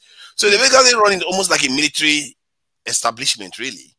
And just talking to people, getting their feedback, and do their own thing. So it's what they were doing, and for better or for worse, it wasn't healthy because of the instability aspect of military regimes. Because they don't have transfer of power. Often it's through coups or some crazy instability, like Babangida left office with. So it wasn't good, and it's not good for decision making. If you want to plan for the country, how can you make a decision when you're not sure how long you're going to last in office? Right. So this is where democracy is favored, because you can have some sense of continuity and planning beyond the terms of any presidency. Because if you want to do big stuff, sometimes it takes longer than one term or 2 terms of a president. Yeah. So has there ever been a coup that effectively transitioned into a civilian government? The first Obasanjo government did that. The government that Obasanjo ran was headed by this head of state. It's called Murtala Mohammed. I've forgotten his rank. He's a high-ranking military officer. I think one general something, Murtala Mohammed, and he was assassinated. And Obasanjo was the deputy to him. So, and Obasanjo took over as head of state. And within a couple of years, Obasanjo ran a democratic election and handed over power to a civilian president. And and this is partly why Obasanjo, after the death of Abacha, became the first president of Nigeria again, because Nigerians trusted him to an extent, because after all, Abacha jailed him. He came out of prison like a freedom fighter. He was he was in prison. So and he did hand over power, right? Yeah, he has handed over power before to a civilian regime. So they trusted him more, and they felt like you know, he didn't betray the country in any way. You know, he lived up to his words. So yeah, and he did it again. He did it again. He ran for 2 terms and left office. Yeah, So, I think that's one of the things that, you know, the leaders can do to build confidence, because even Nyerere, one of the reasons why people trusted him so much, because he was one of the few African leaders who voluntarily gave up power. He didn't try to hold on to it or extend his term or, you know, all that. And he did admit to some of the mistakes that he made. He said, you know, this worked, this didn't, and so on. So, you know, that honesty is required of our leaders. If they don't want us to look at them as some sort of, you know, godly figures, who's savior figure who's going to save us all, they also have to be human and be honest with what they're facing. Even in terms of dealing with the outside powers, they should just come to us honestly and say, look, we're dealing with people who don't want us to develop, who are bringing all this pressure upon us. So we have to manage the delicate balance between, you know, the outside forces and, you know, keeping the people happy, if that's really their intention. But, you know, we do need to know what is going on, and they should be accountable instead of trying to protect the people with this, you know, happy illusion. Instead, just give us the reality that this is what we're facing as a global people. We're not in some African bubble where the rest of the world doesn't affect us. The rest of the world is actually bearing up upon us, you know, at every corner. yeah. Which country is Nyerere from? Which country are you from? Kenya. Kenya. Okay, that's interesting that you're from Kenya. You know, I got into a scuffle recently. I'm sure you get into a lot. I got into a lot. I got into a messy scuffle recently because some Somalis say that Kenya has been on their case and is destabilizing their country and causing problems in their country, that I should condemn Kenya outright. And I said, if Kenya is doing that stuff, then I definitely condemn Kenya. But they said, how can you say if Kenya is doing that? I said, because I don't know. I'm not spoken to a Kenyan. I don't know. You are telling me your side of the story. I'm telling you now that if that's what Kenya is doing, I condemn them. Well, that led to a big blow up. Okay, I had this conversation a few years ago with somebody, you know, from Kenya. We're both Kenyans, and I was telling them that, look, why Kenya has a right to defend its borders. Absolutely. Every single country has a right to do that. But for us to be, you know, invading Somalia and going under the auspices of AFRICOM, not, you know, in the interest of Kenya, we are sending our own people to go die in another soil for something that has nothing to do with us. For me, I thought that was just, you know, ridiculous. We're fighting a war that is not even ours. If people come to your country and you know, attack you and all that, you know, well and good, you have a right to defend yourself and your borders. But what Kenya was doing was actually going into another country and sending military troops and aid and all that stuff, getting into a conflict that they had nothing to do with. So yeah. Okay, so you believe that Kenya should be condemned for going into the country?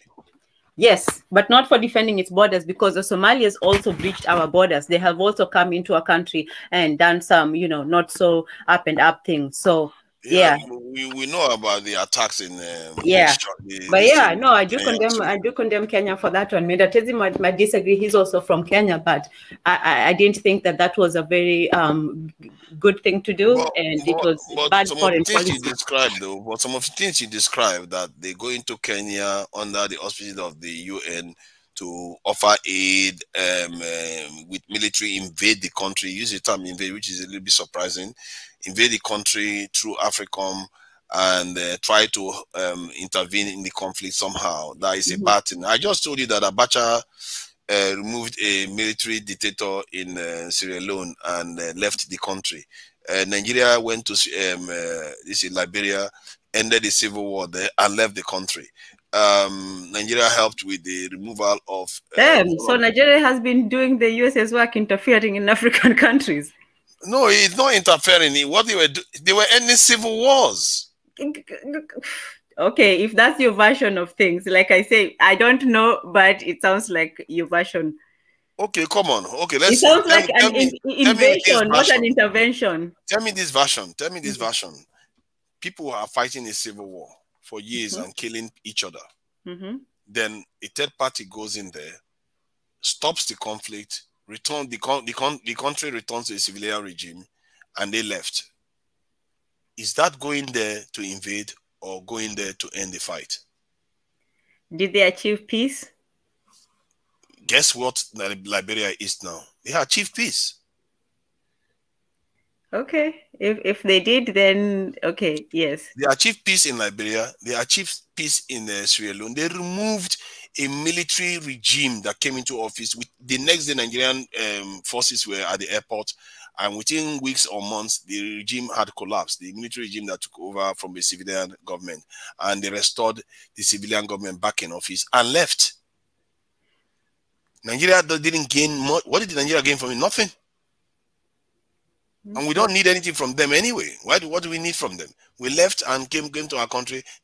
Till today, many people praise Abacha for it in Sierra Leone. They named some streets in Sierra Leone after Abacha for the good work he did there. So there is some truth in saying that a more powerful country, if they see their next door neighbor suffering, you know, it's like saying, you know, when your next door neighbor's house is on fire, you say, you know what, I'm going to mind my business and take care of my house. What do you think is going to happen next? The fire is going to come for you too, by the time it consumes the neighbor.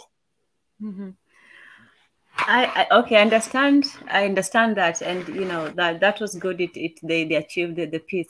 It's just what about the whole idea of, you know, sovereignty of nations? You know, the respect for that. I mean, There's sovereignty of nations. Sovereignty of nations is based on when you are not killing each other. Because that killing of each other resulted in a lot of Somalis coming as refugees to Kenya, if I'm not mistaken, and brought the instability into Kenya too. You can argue that maybe because Kenya got involved, that's why the instability came into Kenya with the Al-Shabaab attacks. You know, they bombed the high street in Kenya, and then they attacked the supermarket. Yes. This is a worldwide event. Yeah. And, you know, these are serious breaches of security in Kenya. And that's not the only time they've done it. I think they even attacked recently again in Kenya. So Kenya is facing the problems coming from that country. If they can do something to end it in that country, is it not in the interest of protecting the citizens of Kenya to do that? I think for me, the other thing, the issue that concerned me is that if Kenya goes and provokes Somalia, then the Somalis will now turn their focus or their energy on not fighting each other, but now on fighting Kenya, instead of resolving their own conflicts. So when in terms of, because Kenya is not adverse to, you know, we have helped other countries in terms of taking in refugees. Every time, you know, the countries have a civil war, we are the ones who have taken off, you know, from Rwanda, Somalia, Ethiopia, every country that has had famines or wars, we have been taking people in. So we're not, you know, we're not adverse or you know, against people from our neighbors. It's just that we haven't had an attack or an interventionist foreign policy about it. We haven't gone into the countries to figure out, you know, who was right and who was wrong and so on. So I'm afraid that if we start getting involved in conflicts, one side might see as if, you know, we are taking sides and then attack us instead of seeing that we're trying to bring peace. So that was also my concern, that they're bringing a conflict into a country that, you know, sometimes when you're trying to achieve peace, you might end up, you know, being in the arm of war. You know, I get that, and I think there is a bit of a conditioning going on here, if you ask me. And that region is heavily conditioned, and I totally thought Nigerians were brainwashed. But if I look at that region, it's a perfect map of conditioning. If you forgive me to say, because if you look at East Africa, if you look at the way the countries are divided, you will see that they did it in such a way that some of the most powerful countries are kept inside.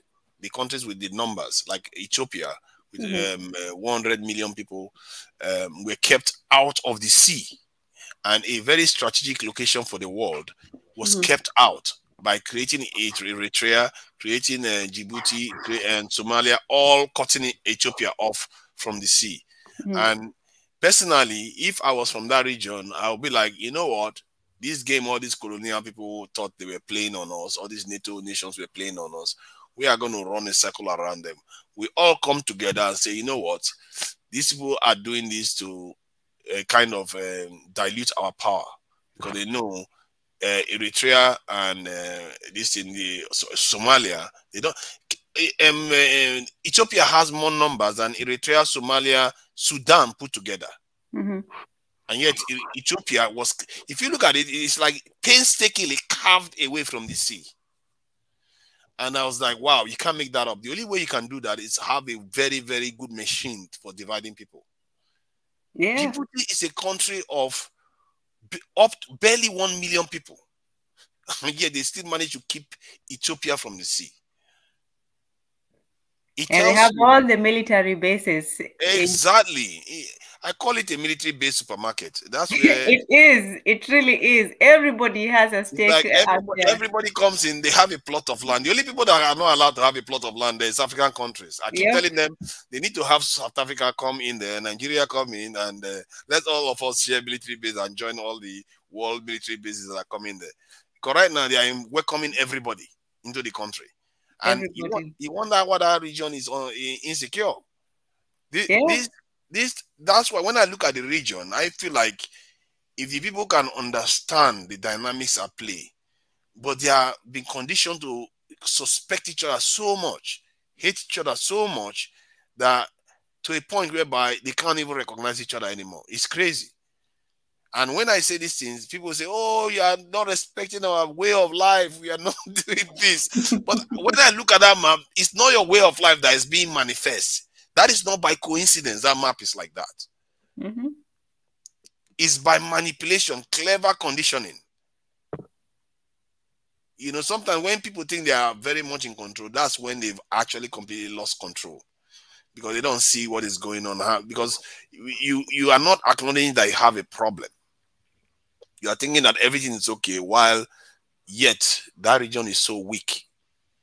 That region is not secure. The only country that managed to get their act together is Eritrea in that region.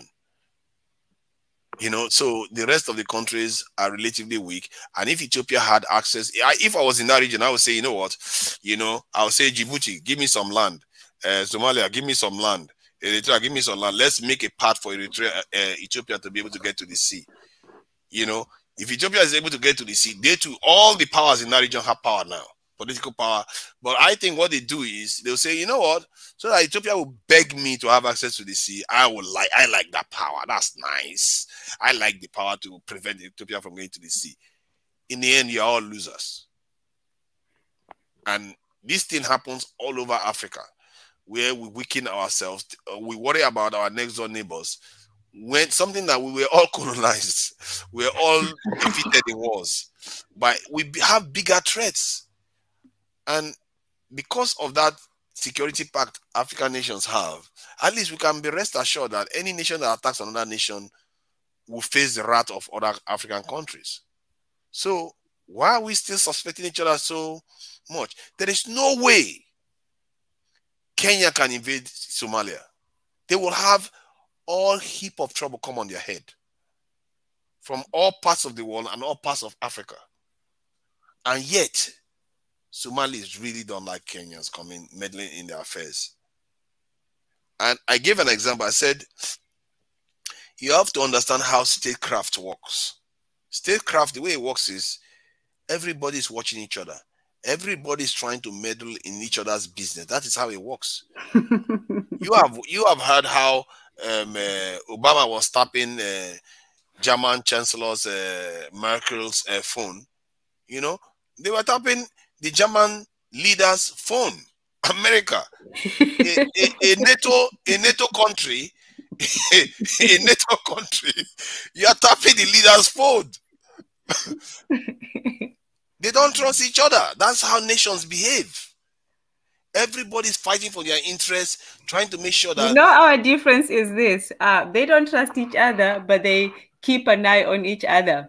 We don't trust each other, but we look away from each other. Aha. We don't want each other. And this, when I try to say that, you know, what Kenya is doing, it shouldn't come to you as a surprise. Because Kenya is a relatively stable country. Somalia is right next to it.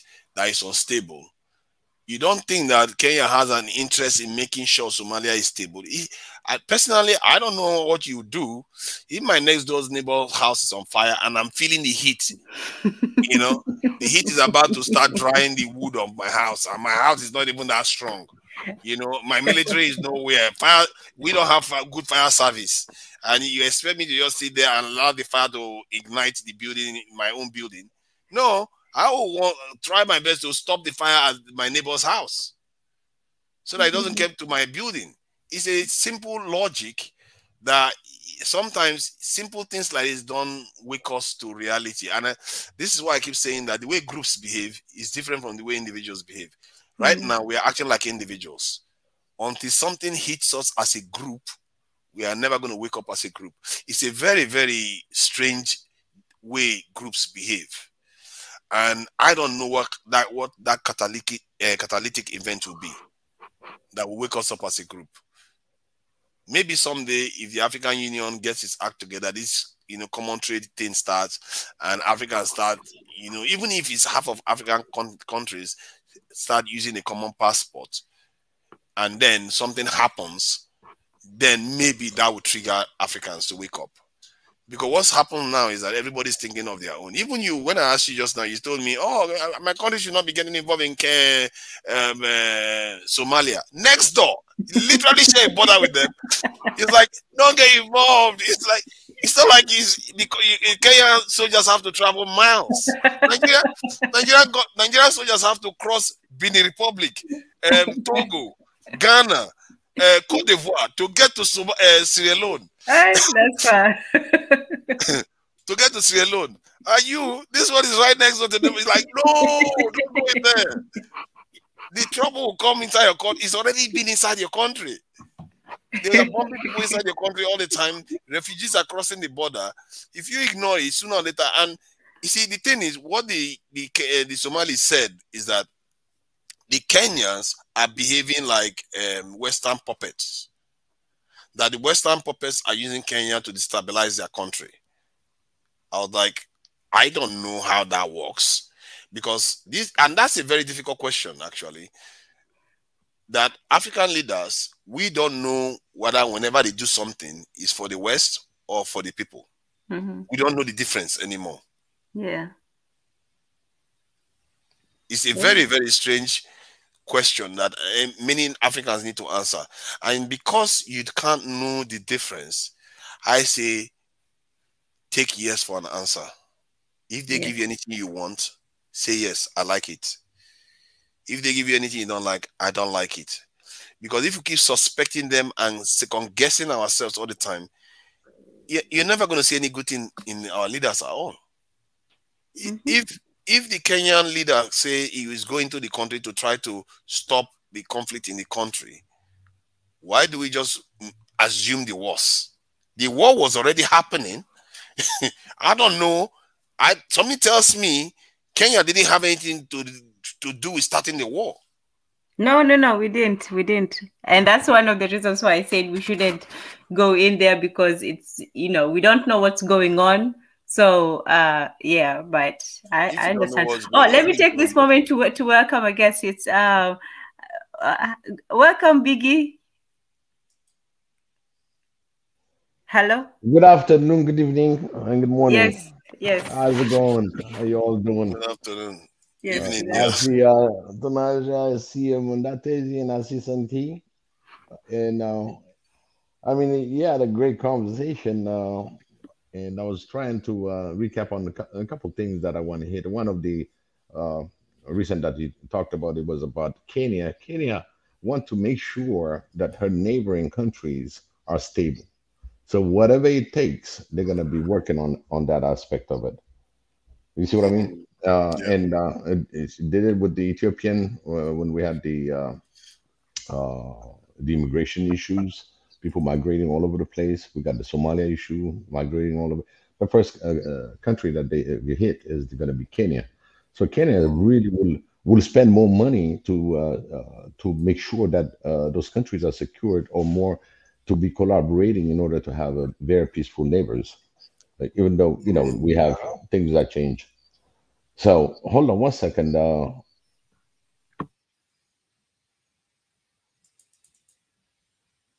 That statement is very correct. But when I said it that day, you can't believe I took abuse for straight 5 hours. For once, I lost it. As they were just abusing me for 5 hours. No, I'm not joking. And I lost it that day. I was like, I'm going to take 5 minutes to insult you back. That's everything I say.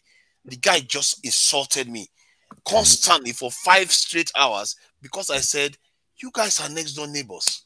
Find a way to work these things out. Don't expect me to just condemn one side without hearing the other side of the this thing, the what is happening, why Kenya is doing what Kenya is doing. It's like, no, you have to condemn Kenya. I said, if Kenya is doing what you're accusing Kenya of doing, I condemn them without reserve at all. He said, that's not good enough. We are telling you, you should believe us and you should condemn Kenya. Wow. Yeah, it's something that is easy to condemn and sanction nowadays. Everything is easy; it's at the door. You know what I mean? But the bigger picture is that you touched a few things within the Nigeria. It's about security. Our security issue.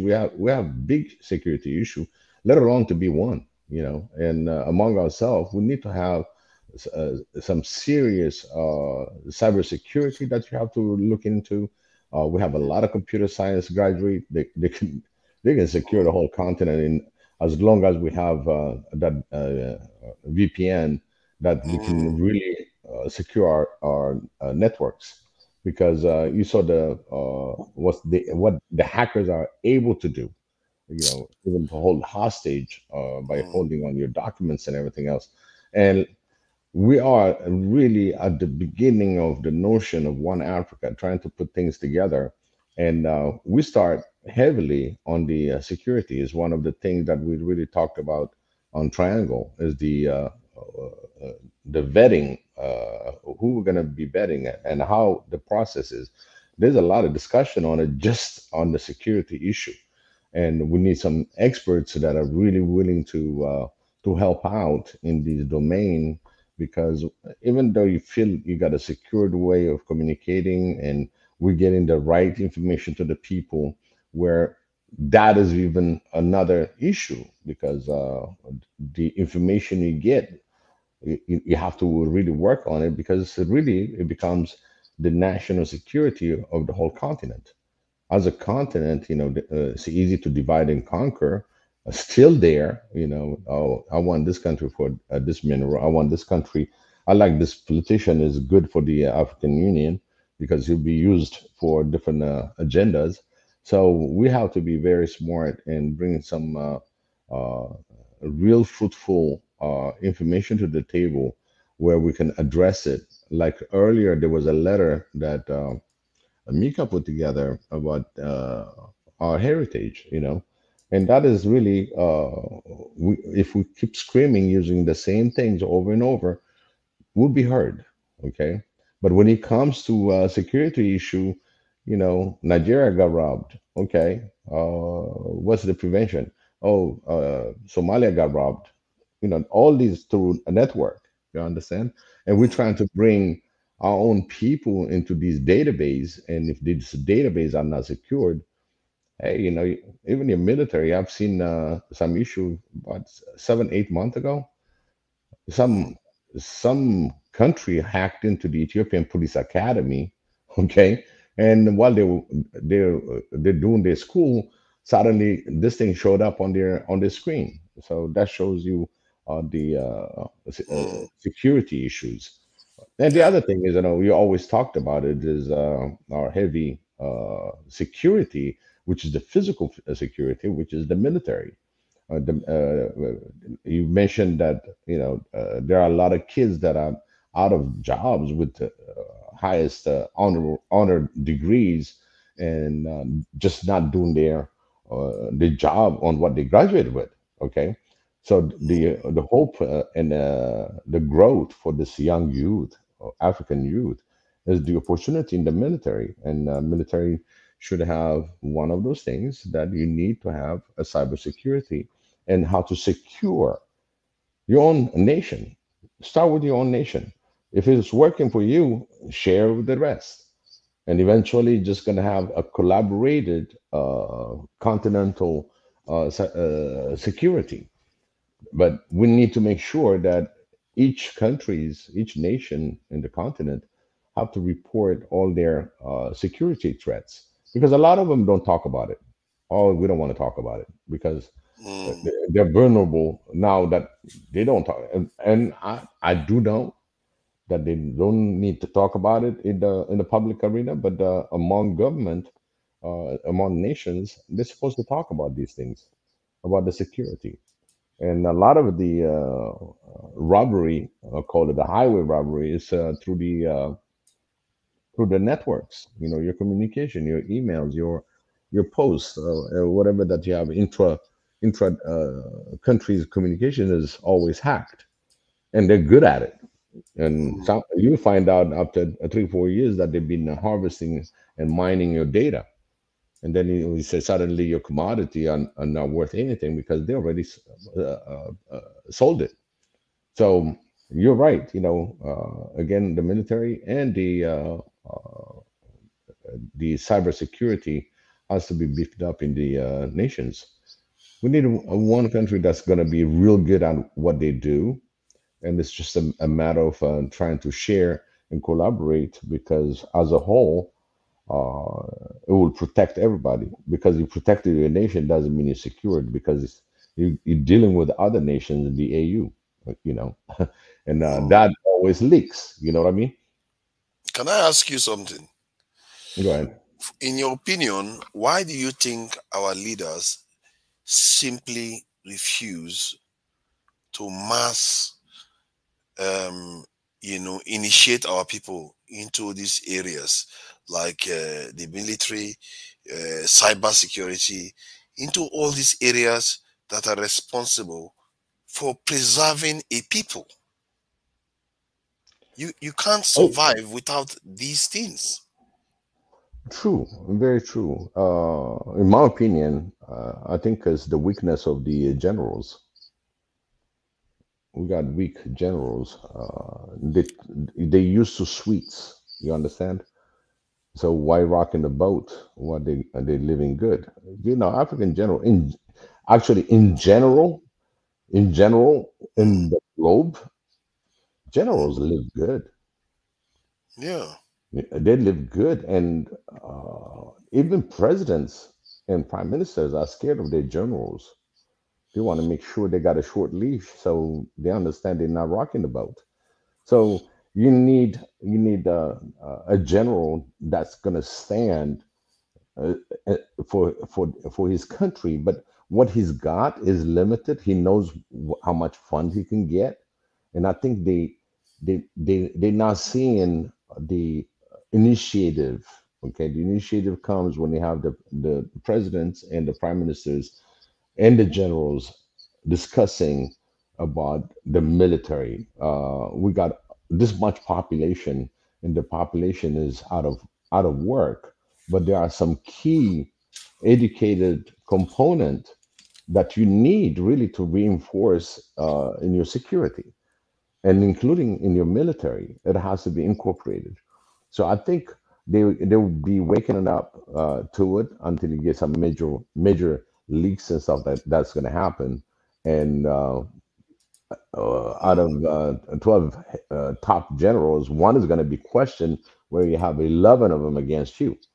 So we don't have that situation yet. It's just it's a thinking But bomb. how about It the can happen. politicians? Why are the politicians not deciding that, you know what, this is a decision that is going on around the world? Everybody is securing their borders and ensuring that their citizens get involved in mass, or not, I wouldn't say mass, but a reasonable number of them are getting involved in cyber security, given that Africa is just getting going. And we have a lot of young people hungry, Mhm, dying to do these mhm. things, and you don't see them tapping into it at all. It's almost like they have this reserve of energy and wealth. They don't want to tap into it. Right. And, even you look at it in the U.S., whenever they're about the healthcare program, how long they've been talking about it, and then every time the next president is going to do it, hey, he's short in time. He ain't going to be dealing with it until Obama came in and start breaking away. So this thing has been going on what 30 years prior to that, trying to get this healthcare program. We're talking about an advanced country. Really, compared to Europe, is not advanced when it comes to that kind of issue, because the people in Europe took that in their hand and matter, and it became part of free education, get free healthcare and all that.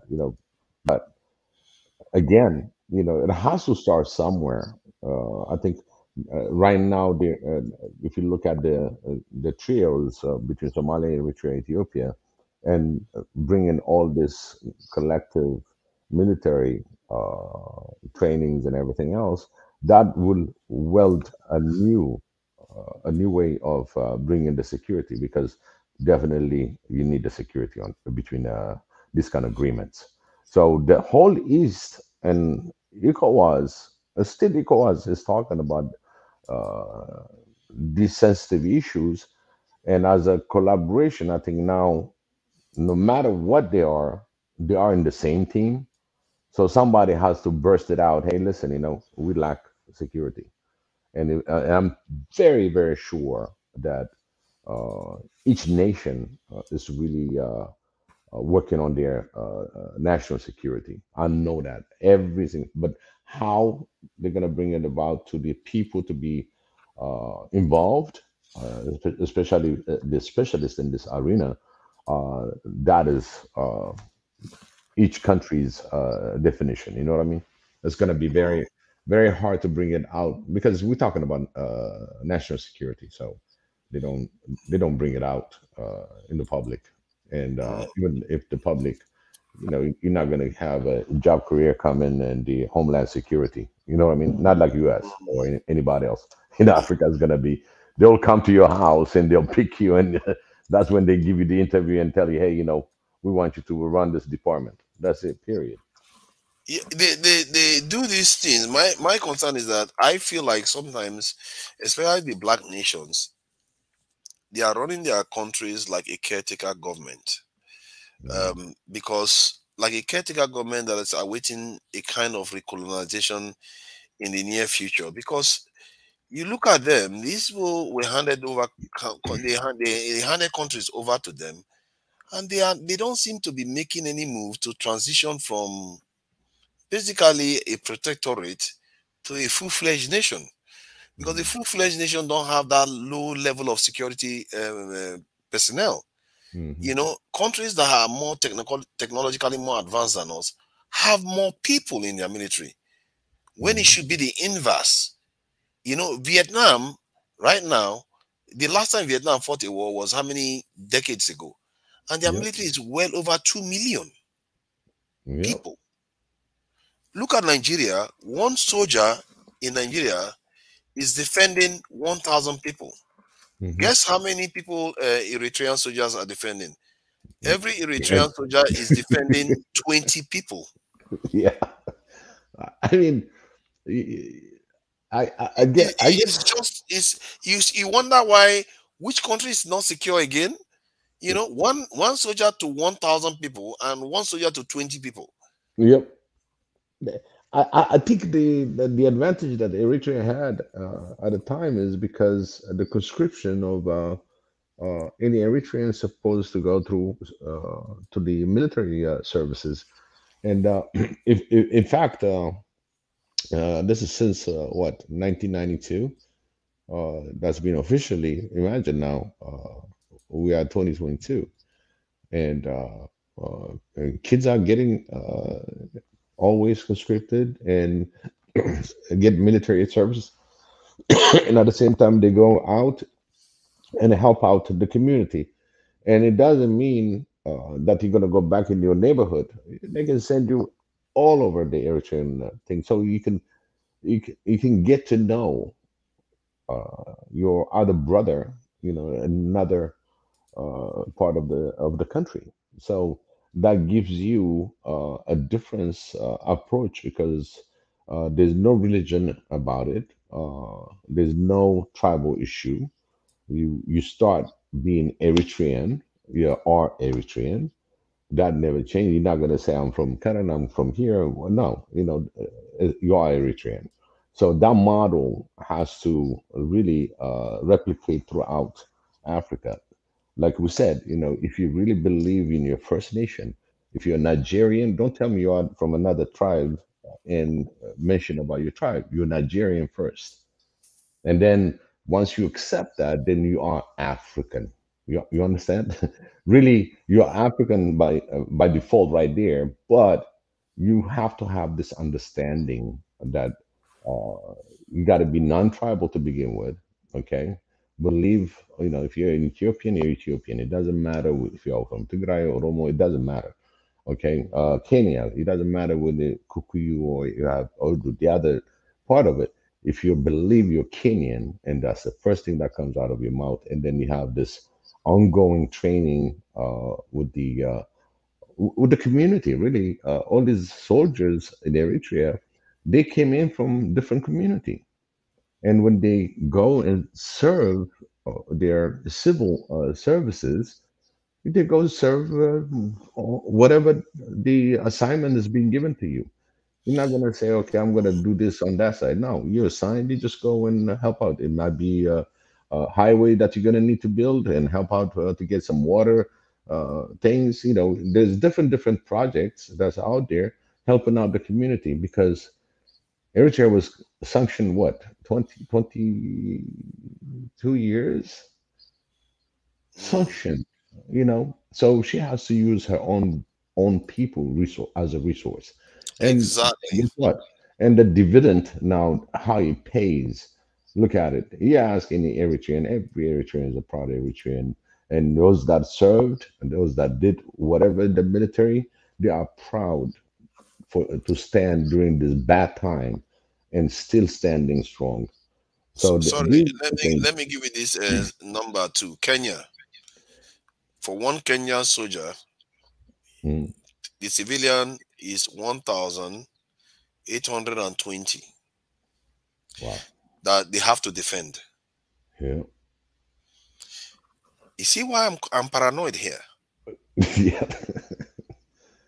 What is going on? If you look at black countries, it's like this over and over again. It's like these people, if you are running a party, you have a supermarket where 1,000 people are in there. Do you not have security guards? Do you put only one security guard to guard 1,000 something people? Even for shopping, you defend it more than you even defend your whole country. Yeah. I don't know. See, this is for me, is making me really paranoid, and this is why I keep saying it looks like our African leaders are running a caretaker government. This is not a nation that is founded properly. It's not. This nation is not designed to defend itself. How can you have 29,000 soldiers in a country of 53 million? How does that make sense? That's a that's a good question, and I don't know, to tell you honestly. That military part, I'll leave it to you, to Niger. You give us the updates. See, this, I think this goes beyond military to me. I think because me, when I look at military, I'm not even looking at our ability to defend ourselves from foreign enemies. The only defense I'm talking about is so that they don't interfere with our governance. Right. So that they don't mess with our governance and they cannot trigger civil wars at will when they see fit. Because if you don't have, I believe military are like nerve endings in countries. They see things, they observe things, they react to problems. If there is a disaster, you can see the military comes in to solve it. If there's a spike of instability, they come in, they quell it down. They are the nervous system of a country, and our nations don't have it. They just don't have it, and they're not doing anything about it. Our leaders, if you look at it, when it comes to using our people, they use the minimal amount of our people to do anything, to achieve anything. And I find that really suspicious. Yeah, you hit a chord right here. Let me say something about, because we're on about the strengths, and I forgot to say something about the strengths of our people. This is an unused strength. the people are our strength. You know, even when we look at Kenyans, when Mundatezi earlier, he showed the video with the Kenyans talking about the political situation. One thing about Kenyans, they are very, very aware, very educated, very aware, not just of, you know, local politics, but, you know, global politics, you know, just like, but that energy is not really being focused anywhere. It's not useful to just know something and not be able to do something about it. So the government is severely underusing the skill, the potential, you know, the energy of the people is just being dissipated. So that is one of our strengths, but it's a strength that's not being, you know, fully utilized. Yeah. Every day I lament over that. I lament every day because of it, because we have over 1 billion people on that continent, and okay, let's put it 1 billion when we take away North Africans, but the rest, they are the worst. The North Africans are at least doing something. Their countries are strong, actually. North African countries don't mess about. And in a way, it's a threat to all of us. How can they be that strong while the rest of us are just like lying fallow? Because when you allow a situation to occur where there's such imbalance, you start tempting people. That's what they call entrapment. When they didn't want to think about that kind of stuff before, they're like, that looks like a free, easy target. Let's go and take advantage of them. That's how the Songhai Empire fell. The Moroccans saw them. This is an Islamic country that they're not supposed to attack. You know, those days, Islamic countries are not supposed to attack Islamic countries. But they looked at Songhai Empire, they're like, we have cannons. We can take them. They have not upgraded. Let's go. And they did. So it's a security risk to have such power differential. And the government means the people, right? Yeah, the government, the people are responsible for it. And that's why I keep saying the people should start making proper demands and asking these tough questions. Why are our countries like this? This is not normal. Just bring the map of the world and pick one country. They are not like that. I have less faith in the government than in maybe more in private enterprise. And that's what I was telling Mudatezi earlier about the young people. They should do like, you know, the Facebook guy and the YouTube guy. If you're young and you believe in your idea and project, go to the people who have the money in your country and demand that they give you the money because you believe in your ideal. So they should go to those Dangotes. I don't know how many of them there are, but they should go and demand what is rightfully theirs. And as the youth, this is their heritage. This is the legacy of the previous generation is the heritage of the future one. So they should be more vocal about what they want from the government and from their business and their business leaders. Because business is also one type of power. There's three: the church, the state, and the feudal class. So, yeah. The areas where the government, this in private enterprise can really dominate is like if you really want to innovate, like in healthcare, in education, in all those areas that the government can't stop you. But if you want to innovate in terms of security, they will get in the way, because most of those security aspects fall in control of the government. You have to go get license from them. If you operate any kind of security organization in the country, they will block you. And I know enough to understand that, you know, when I was studying at university, you know, they said civil engineers build stuff and we design stuff to destroy what civil mechanical engineers over civil. The only people over mechanicals are the aviation. But yeah, continue. I think I'm getting close.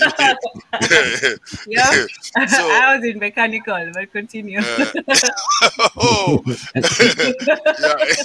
Cutting close. So point is, they say the civil engineers build stuff and we design stuff to destroy them. Yep. So when you build stuff, I understood that a long time ago that, you know what, before you build stuff, you better make sure it can't be broken down easily. Man. Yep. Because it's a waste. You might as well dig a hole and cover it and say you are doing something. Yeah. And this is a lesson. Let me just bring it, you know, the diaspora into the group for a second.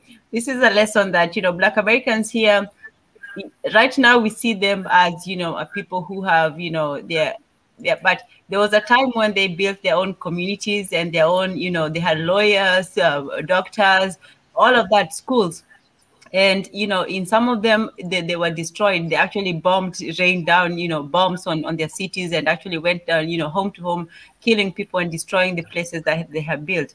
But you still have to start rebuilding things sometimes from the scratch, from bottom. Like for us, a lot of the things that we had in the past has been literally raised to the ground. We don't even have memories of what we did in the past. So for us, we really have to start from the bottom and start from the beginning. So even if things are destroyed, it's our responsibility to keep on building, however many times they destroy. And but on top of that, to protect it. If you build a village is invaded one time, the next time you should be ready for it and actually put some guards or some soldiers at the door. You're not just going to sleep calmly knowing that the night before somebody tried to break into your house. You have to have some measures. So we know that people are going to destroy, but we have to keep building and protect what we build. Are you Kikuyu? Yep. Family, I'm really sorry to kind of interrupt you now. It's okay. Biggie, how are you? How you doing? You've been there quietly.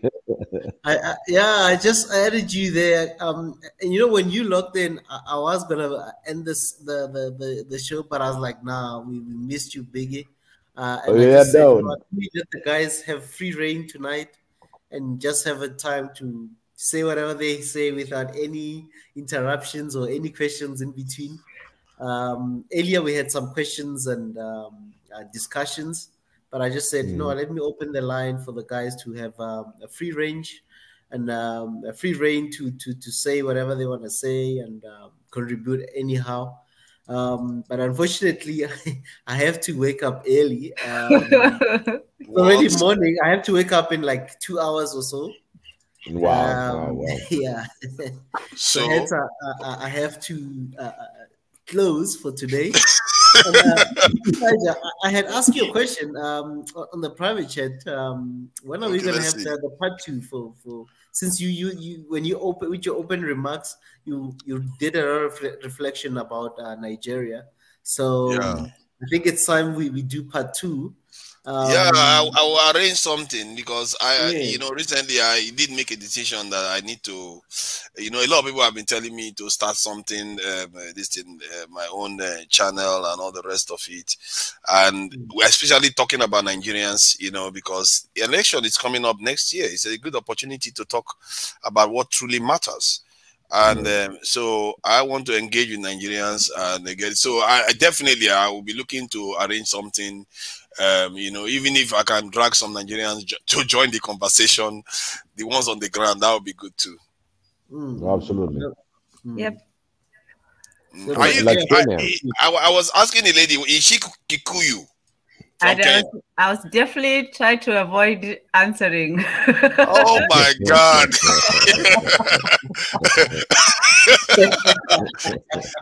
He's African. It looks like you are kicking their backside or something. What is going on? But Tanzan, yes. There's one thing about being a Kenyan, right? One thing about being African. But when you have this direct question, where you are, you should be proud of it. It's our heritage. You see what I mean? Let me say this: that it's not that I'm not proud of where I come from. It's just I'd rather emphasize what the commonalities of where we want to be, and that's why I chose Tanzania, because in Tanzania it's one of those places where people don't ask your tribe; they just look at you as a fellow Tanzanian or African.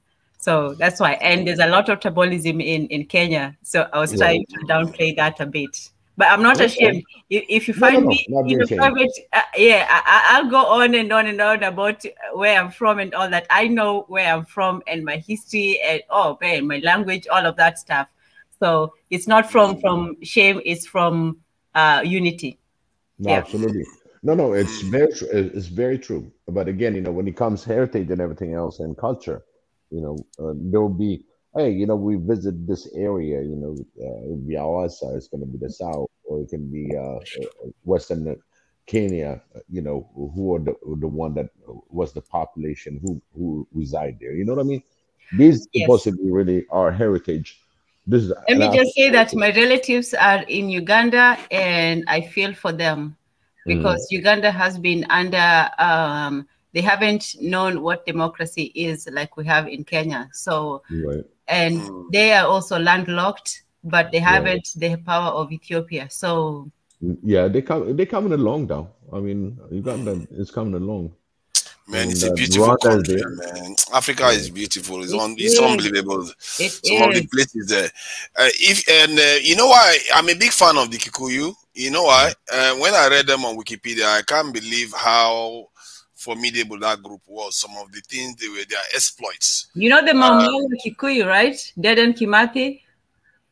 No, I didn't know this thing, the precise designation, but I know that is the Kikuyu tribe. But I know we have to close out. But the Mau Mau, they were the tribe that were responsible for fighting physically. The war against the white people, and they fought even their own. So I won't get into that. But there's one person you have to remember from the Mau Mau is Dedan Kimathi. He fought and died for his freedom and the people. Yeah. I heard about him. Yes. Yes, he's like the Steve Biko.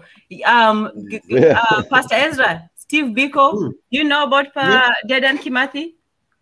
Yeah. A little bit, not much about him, but I've heard about him. Well, his life and Steve Biko are they are very parallel. They have many similarities. So Steve Biko and Dedan Kimathi, if you know the two, yeah. Wow. Ezra, I'm really surprised you're South Africa. Did you escape Nigeria and just go and claim South African citizenship or something? You look like a Nigerian. He's like he doesn't look South African. He's closer to East Africa. Stop it. He's closer to East Africa. No, seriously. I'm saying he's from the Baluya tribe. If you want to know what tribe Ezra is from, he's from the Baluya tribe. The Luya tribe. Look it up. Yes. He could have he could have snuck out of one village from Nigeria. And, No. He has amnesia. He comes from the Baluya. Unbelievable. Because when I look at him now, like, guy doesn't look, that's why I never thought he was South African at all for 1 second. I know he doesn't, because for me, South Africa is like Sarafina and Trevor Noah, those kinds of people. He doesn't look South African to me. Yeah. Not at all. You are one of those Bantus that go to South Africa. It's like you look at the Xhosa women, like no. I will stick to my Bantu looks. I'm not changing it. I'm not interested. Wow. I'm just an African. I'm a true African then. If you literally can walk from South Africa to this in Gambia and they won't know where you are from. That's good, and I'm gonna travel a lot, so it'll help me, no one will notice who I am. Half of people will call you Kenyan, half of them will call you Nigerian. And the Kenyan half will be right.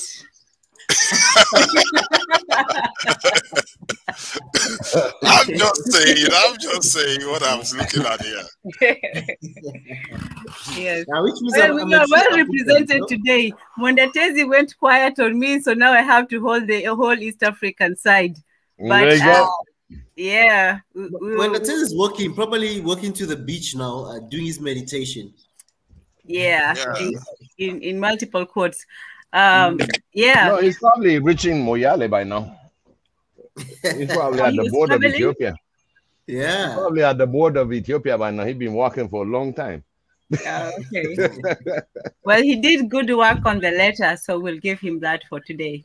Even though, before we go off, so now we have a proper Nigerian on the forum. Tell us what your thoughts are about Dangote and that refinery. I think Dangote has done a good job for himself as a businessman, and I don't think he did it necessarily for Nigeria. He did it because he knows he's going to make money from it, and You know, he did say clearly that he's going to charge the rate that's going to make him money, even if it's international price. So I think it's a good thing for Nigeria, definitely, to have that refinery there, because clearly the Nigerian refinery is not working. That said, you can ask yourself, could it be that some people prefer it that way? That's the Nigerian refinery not to function so that Dangote refinery can take off. In other words, taking the money that should be in the public purse into private purse. You know, whenever people privatize things, you need to ask yourself, they are taking something that should belong to the nation, they're taking it into a private purse. This is what it is. Okay. Wow. But I love Mr. Dangote for that bravery. As much as, yes, it's a business at the end of the day. He has investors as well. He has also make money.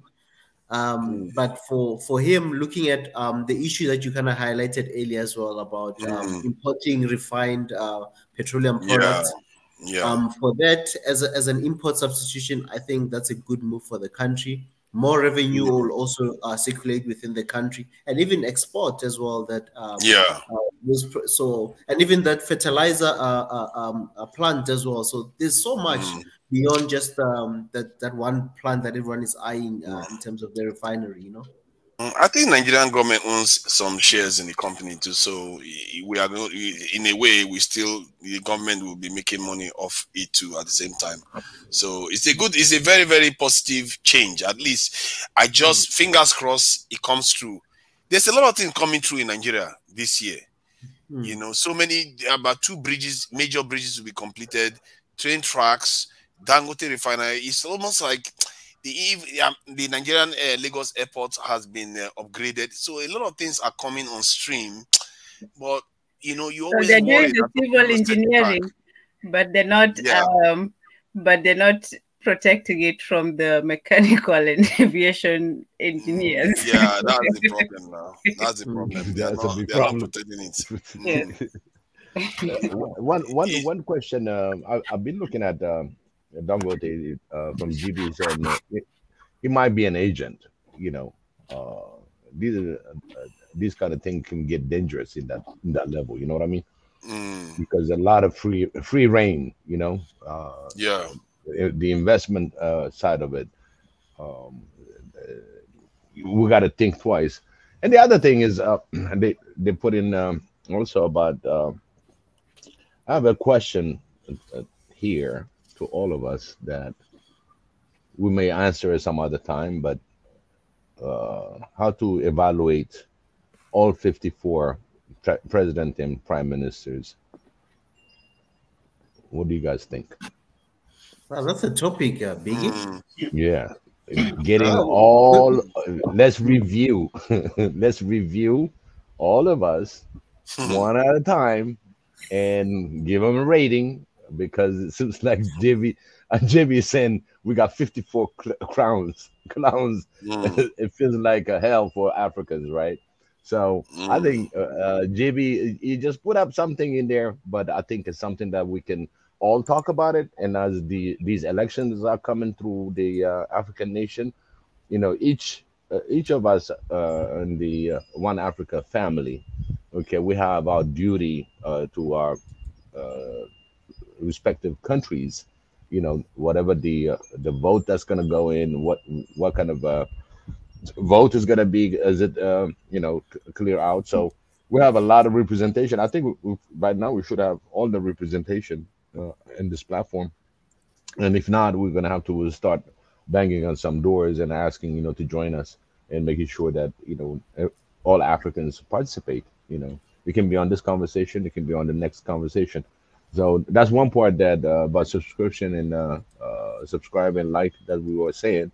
But I've been out for the last almost 3 weeks now, and it's a hard time for me. But at the same time, we got to keep on moving forward, and I see a lot of things that's going on within the last 3 weeks. I cannot put my hands on it, but this world is changing a lot faster than 3 weeks ago. a lot of things are getting really tight. You know, I don't know if you guys experience your gas hack, you know, your energy bills. If you look at your gas at the pump, the bread that's going scarce, you know, I mean, this 3 weeks, a lot of things went down. And hopefully this thing will settle, but I don't see it settled yet. It won't for the next. It took about 35 days to come down to this point, and the whole globe, especially the continent, our African continent, is hurting. And I think we need to put certain things together, because there are countries, really nations, that are really hurting, and put some kind of fundings and stuff like that, because the government cannot afford it. They don't have the money, and at the same time, we have children that are starving. You know, and now everybody's like going to Ukraine model. You know, it's something that wants to rub the thing, but we need to really take care of our own African brothers. But hold on, though. Hold on. You see, something occurred to me recently about the African continent. Are they starving, though? Because when I look at the Southern Africa, no, seriously. Are we about to close off and you're about to open a new thing? No. Yeah. You know, when he says they are starving, you know, I see YouTube videos like when they go to like Southern Africa, these guys, they don't even bother eating meat because they feel like it's beneath them. They don't care about water. They just eat meat like in Zimbabwe. And they just eat meat. I was like, you guys are not starved. Nigeria are exploiting every chance they get to eat anything. Look, Tudaja, Pastor Ezra doesn't look like he's starving, but he really needs to go get some rest. Oh, absolutely. Right. No. What I'm saying is the starving part. Now you want food. You know, he's not gonna hang up. Even though South Africa doesn't have any food, he doesn't look like he's starving. No, they don't look like they're starving. Those guys, they have a lot of food. Look at him. They have a lot of food. They don't even care for fish because they have so much meat to eat. They don't even eat fish. What kind of Africans are these? They have and they don't eat fish. Let me tell you, right? Let me tell you something, right? Yes. Regarding the southern part of more the south, you know, like Namibia, Botswana, South Africa, Zimbabwe, Mozambique, Eswatini, and Lesotho, is because we eat a lot of beef, obviously goat meat, beef as in lamb. We eat chicken. Inland. Most of the people who are living inland, like where I am, like Joburg and stuff, Johannesburg and those places, Pretoria, we eat a lot of beef or even chicken, those type of meat.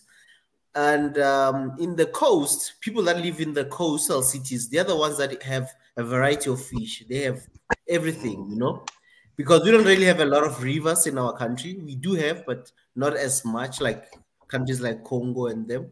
But in terms of the people that live in the coast, they're the ones who have the best fish because they have variety of fish. So for us, seafood, there's seafood restaurants, yes, but you won't really get the freshest fish like the guys that are living the coast, because they can get fish that's coming from the water straight there. We have to eat mostly the frozen fish, you know. That took maybe 2 days from the coast to us here. So hence we eat a lot of cattle, because even our tribes, we used to have a lot of cattle. That was the sign of your wealth. Land and cattle was the form of your wealth. So if you had more cattle, that means you were a wealthy person. So if you live in the coast, that's people in the coast, they're the ones that eat a lot of fish than beef. So it's just a give and take where you live in the country. Forgive me, because when I asked in South Africa, and that's what it was like. Oh, I said because he said South Africans don't swim. I said, but you guys are covered with water all around you. He said, no, we don't use it. We don't need it. I said, but you don't fish. He said, we don't fish. He said, that's what he was telling me. We don't fish. We have cows and goats and everything else. I'm like, how is that? You mean you have so much cows and you don't care about fishing? Like, Nigerians are fishing everything they can. Like, that is ridiculous. How do you guys are spoiled? I was like, you guys seem like you are spoiled today. You have so much resources. And to be fair, this YouTuber that went to Zimbabwe, I was like, Jesus, so much meat, not one fish. Meat everywhere. They are eating cow, eating all kinds of things, and they have abundance. It's almost like, I was like, how do these people live like this? You know, yeah, man. In Nigeria, when the guy went to Nigeria, God, they are eating snails, they are eating everything, bush rat, name it. Oh, they're the worst. West Africans just eat anything. They're like the people of Africa. Yeah, see, West Africans are struggling to survive. You guys are like have so much abundance. We only eat certain things, not everything. Because you have the luxury now. Yes. Don't worry. Even Kenyans, right? Even Kenyans eat a lot of beef than seafood. I think it's mostly the on the coast who eat goats. We eat goats. Seafood. We eat sheep to some extent, but not so much. Yeah, but mostly we eat. Yeah, we eat a lot of rabbits. Rabbits, not so much. Oh. That's a luxury. We also have it, but it's very few places where you'll find people selling. But I did eat it. It tastes like chicken, which surprised me very much. You know how many times people have said that? Yeah, it does, though. Everything. When you go to Nigeria, you get a feeling that these people are trying to eke a living out of every niche. Everything they are trying to eat. But why? You don't have enough farmland? I guess it's somewhat. They have land. I think the president recently admitted that 2% of Nigerian farmland, arable farmland, is actually being used. It's like 2%. He said, "I said you have been in office for how many years? It occurred to you now." Wow. That's shameful. That's a shame on behalf of the whole entire continent. No, you wonder why I'm paranoid. Another thing to Niger. Sorry to cut you there about Nigeria. Is as men, right? Like a man, we can when we eat, sometimes we don't need to be putting all this rice and all this other stuff. We can just eat meat only, different meats here. Like you put and just eat meat. There's no ugali, none of those things. Because you just eat the meat, different variety, chicken, whatever. And you eat. The way Israel put his hand wide on the screen, I know. It looks like a goat in there. There's a goat on the table, you know. I'm telling you, man. I saw those people eating. I was like, I wish I had this meat. It just, like fresh meat, like they are killing it right now, cooking it and eating. Oh man, come on, man. When I look at them, these people, if you look at Africans, you know, yeah, they live in poverty, but look at them physically, man. They don't look too bad. That's why I say, are they really that hungry? Don't they have food everywhere hanging around? Like in Nigeria. But to Niger, why is it that most of them, let me just say that the black Africans don't look malnourished, but yet it's the skinniest ones of them that are doing the fighting. Like when you look at Somalis, hey, those people, like how are they able to ward off, to actually put up a fight against a whole superpower, and then they're running in the seas, and they're skinny as hell. Like what the hell? And then you see this big Nigerian buff man, and you're like, Nigerian is being overrun by these people. Even let me just say the Fulanis, they're sort of like Somali types, like the skinny types, but you have these big buff Nigerians, and you have to put a voice,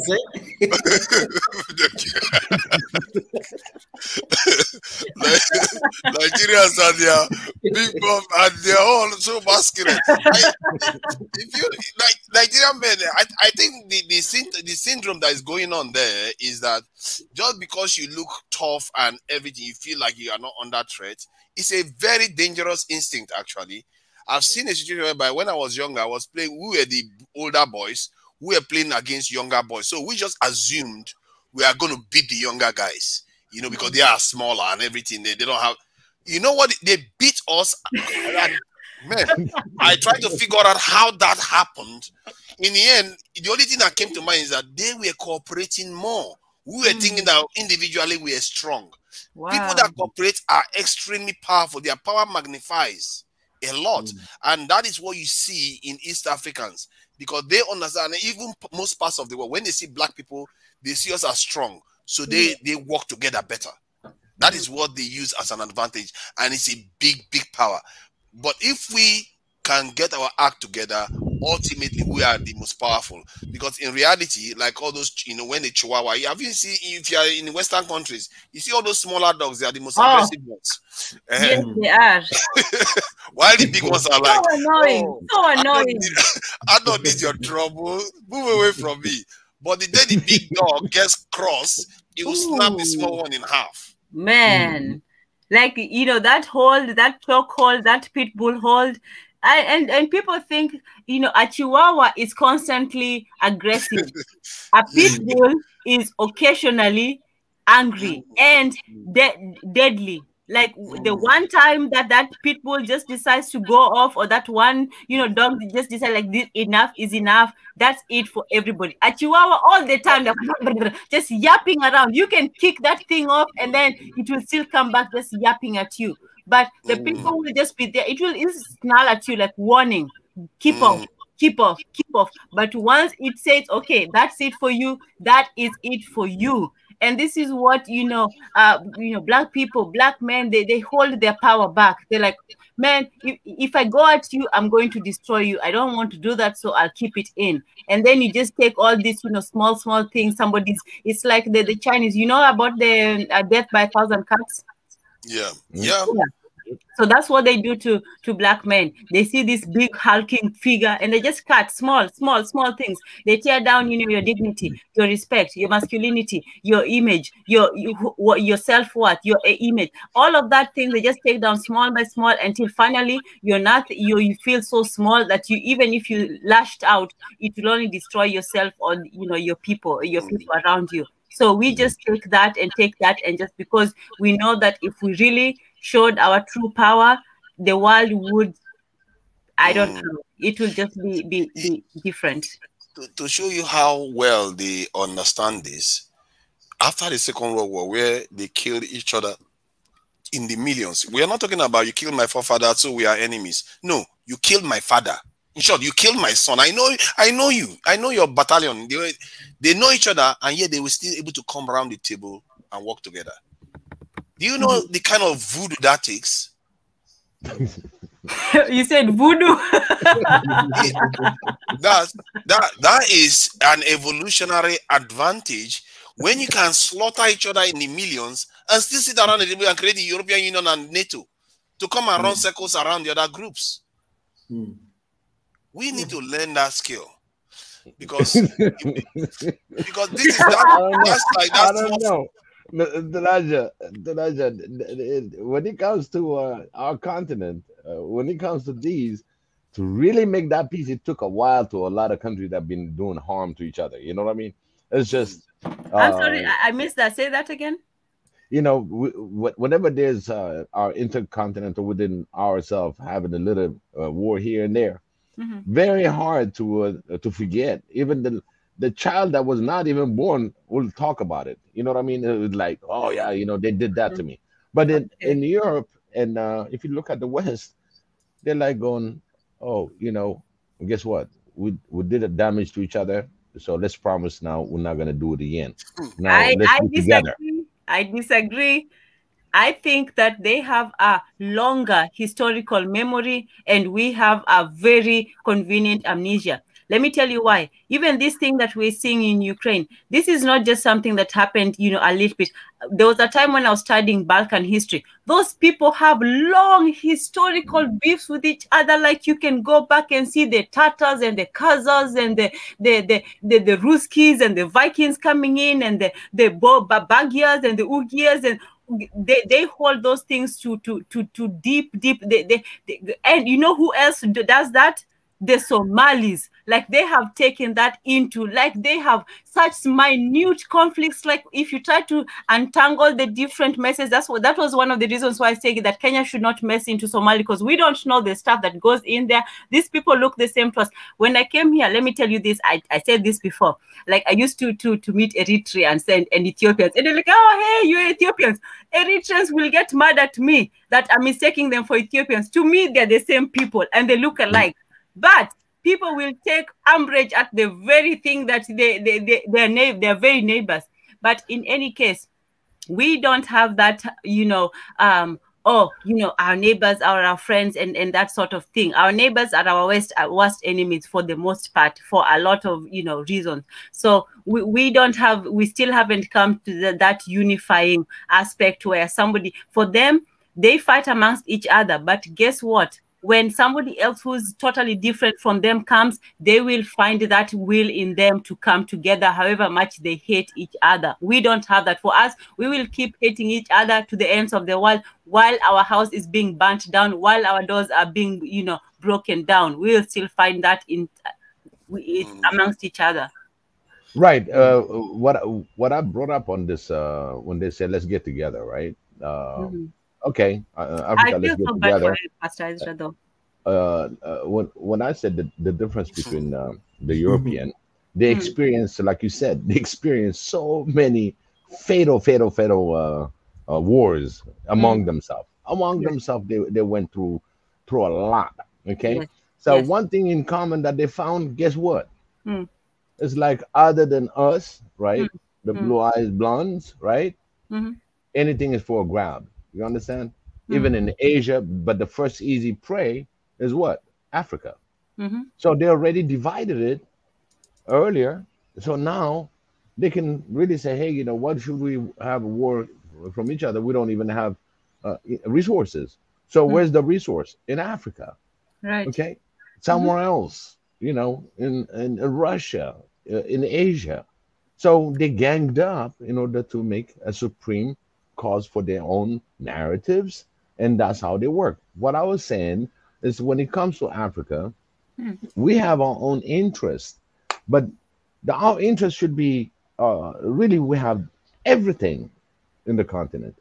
That's our problem, right? This is one thing. This is one thing we're not seeing each other clearly of the West influences on what. Let's say you want to go as an African company and you're going to be bidding for an African mining rights, okay, somewhere else. You better have a backup with them.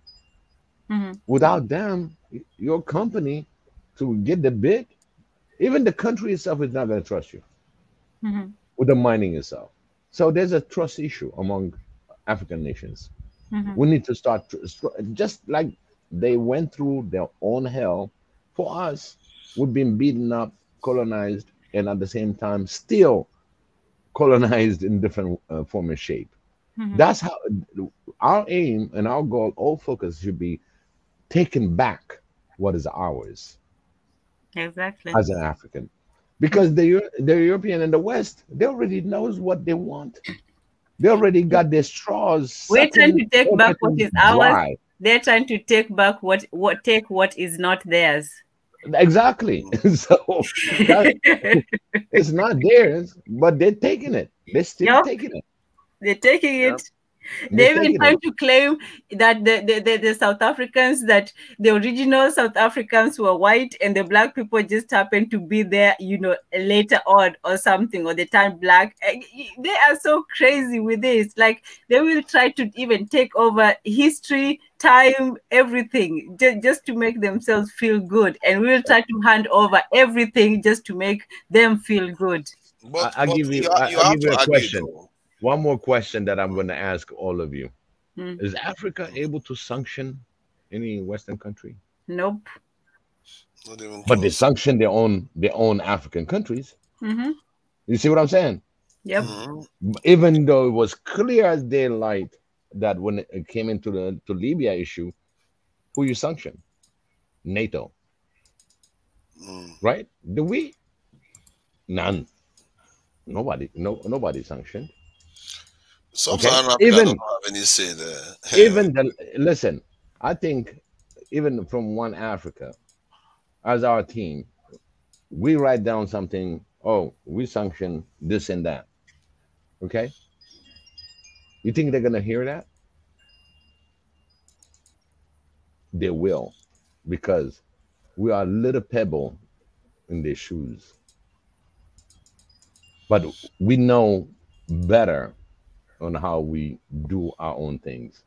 But again, this is the ability, the continent supposed to be able to unite at one. We got the African Union can do nothing about it, okay? Because everybody is tied in with their interests.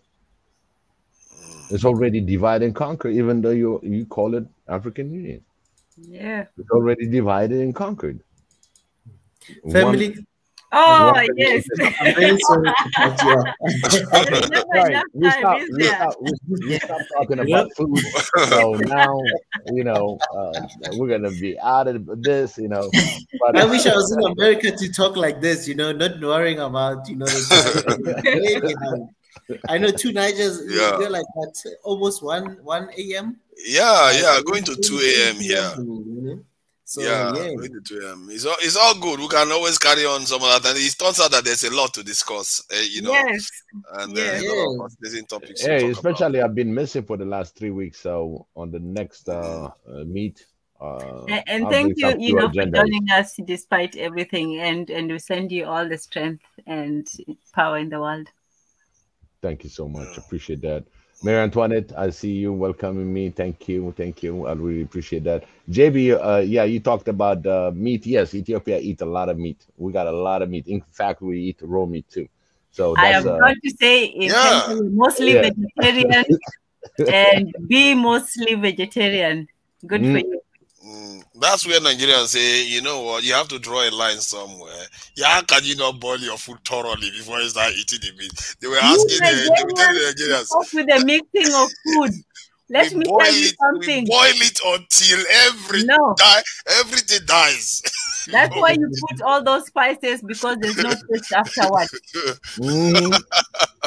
What can you say now? Nigerians, we do it all.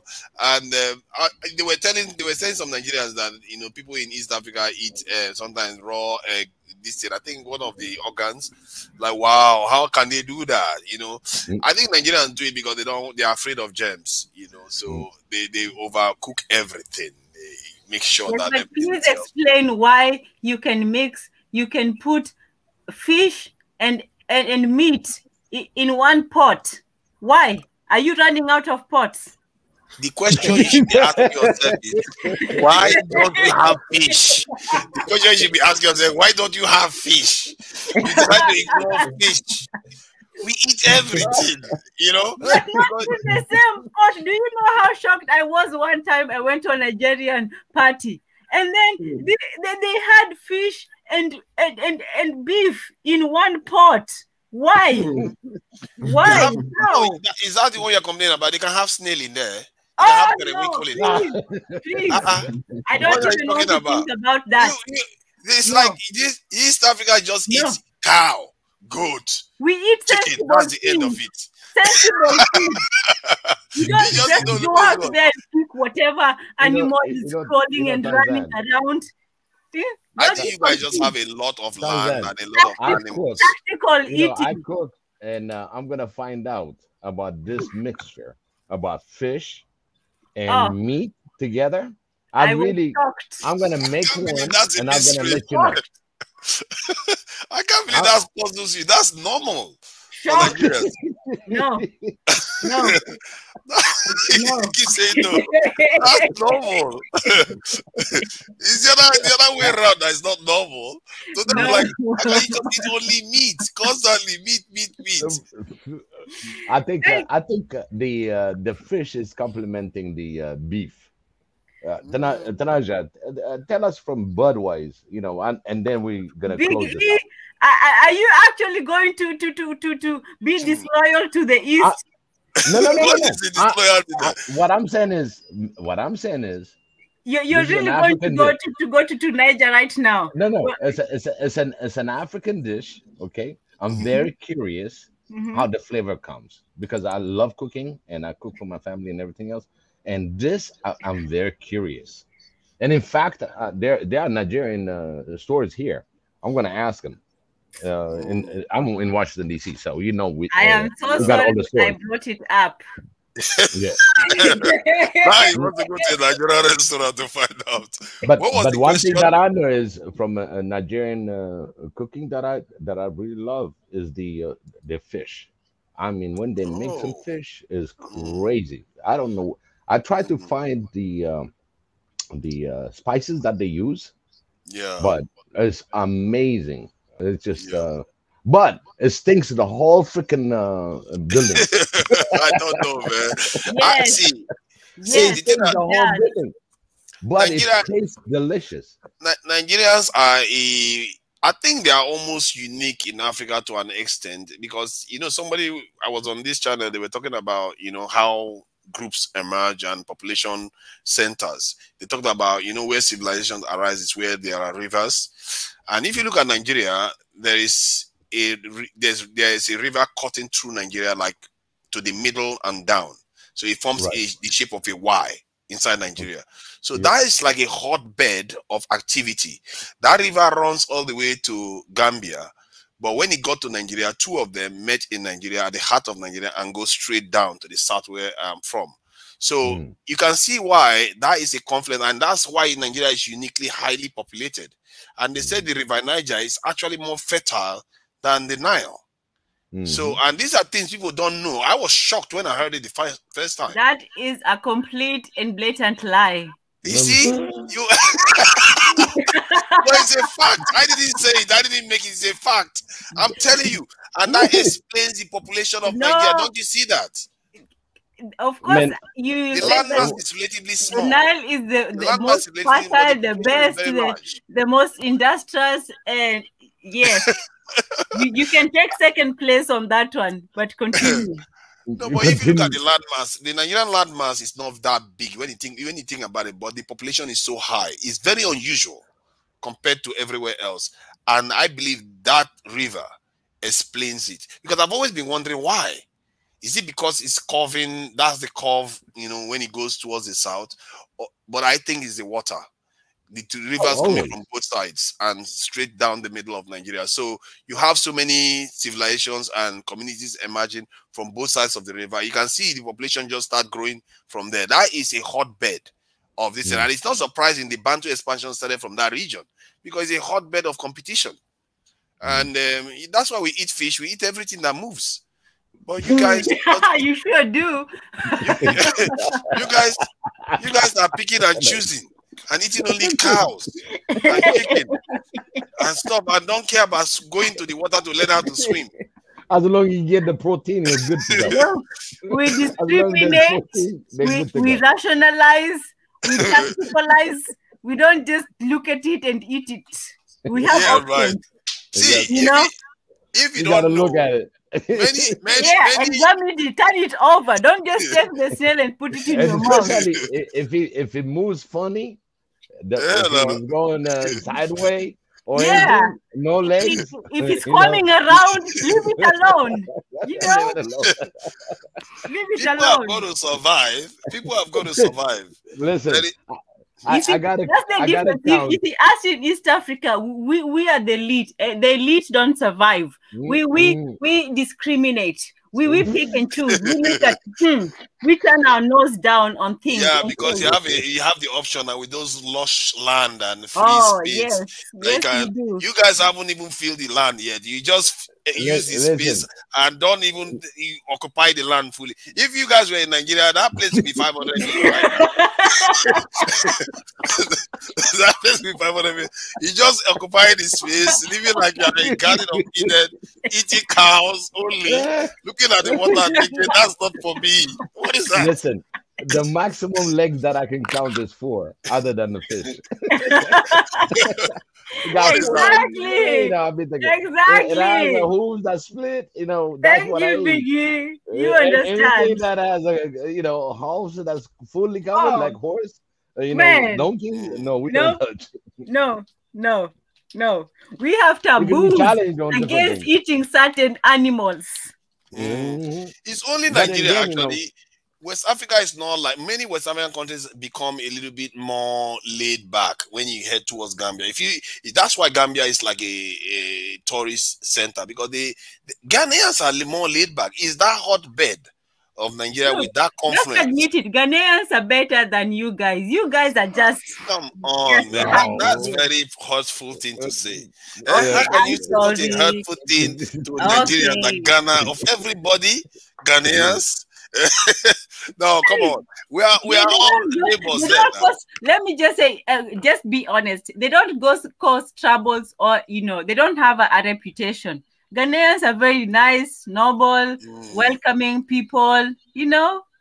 See, okay, let me make one solid argument that will come. Okay, I wouldn't say I will convince you, but you see, the thing about Nigeria is that we have a bad reputation. Yes. Some of them earned, but I don't think most of it is earned. The reason why I say that is, like, especially the fraud thing that people talk about.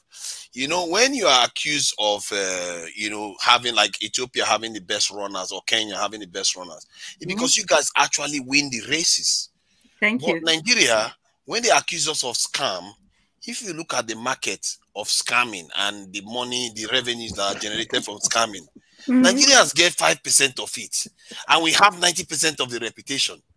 There is an imbalance there. You see what I mean? I think your marketing is good. That is not fair. You know what I say? We should either we earn the money, or we point the people that are actually making all the money from scam.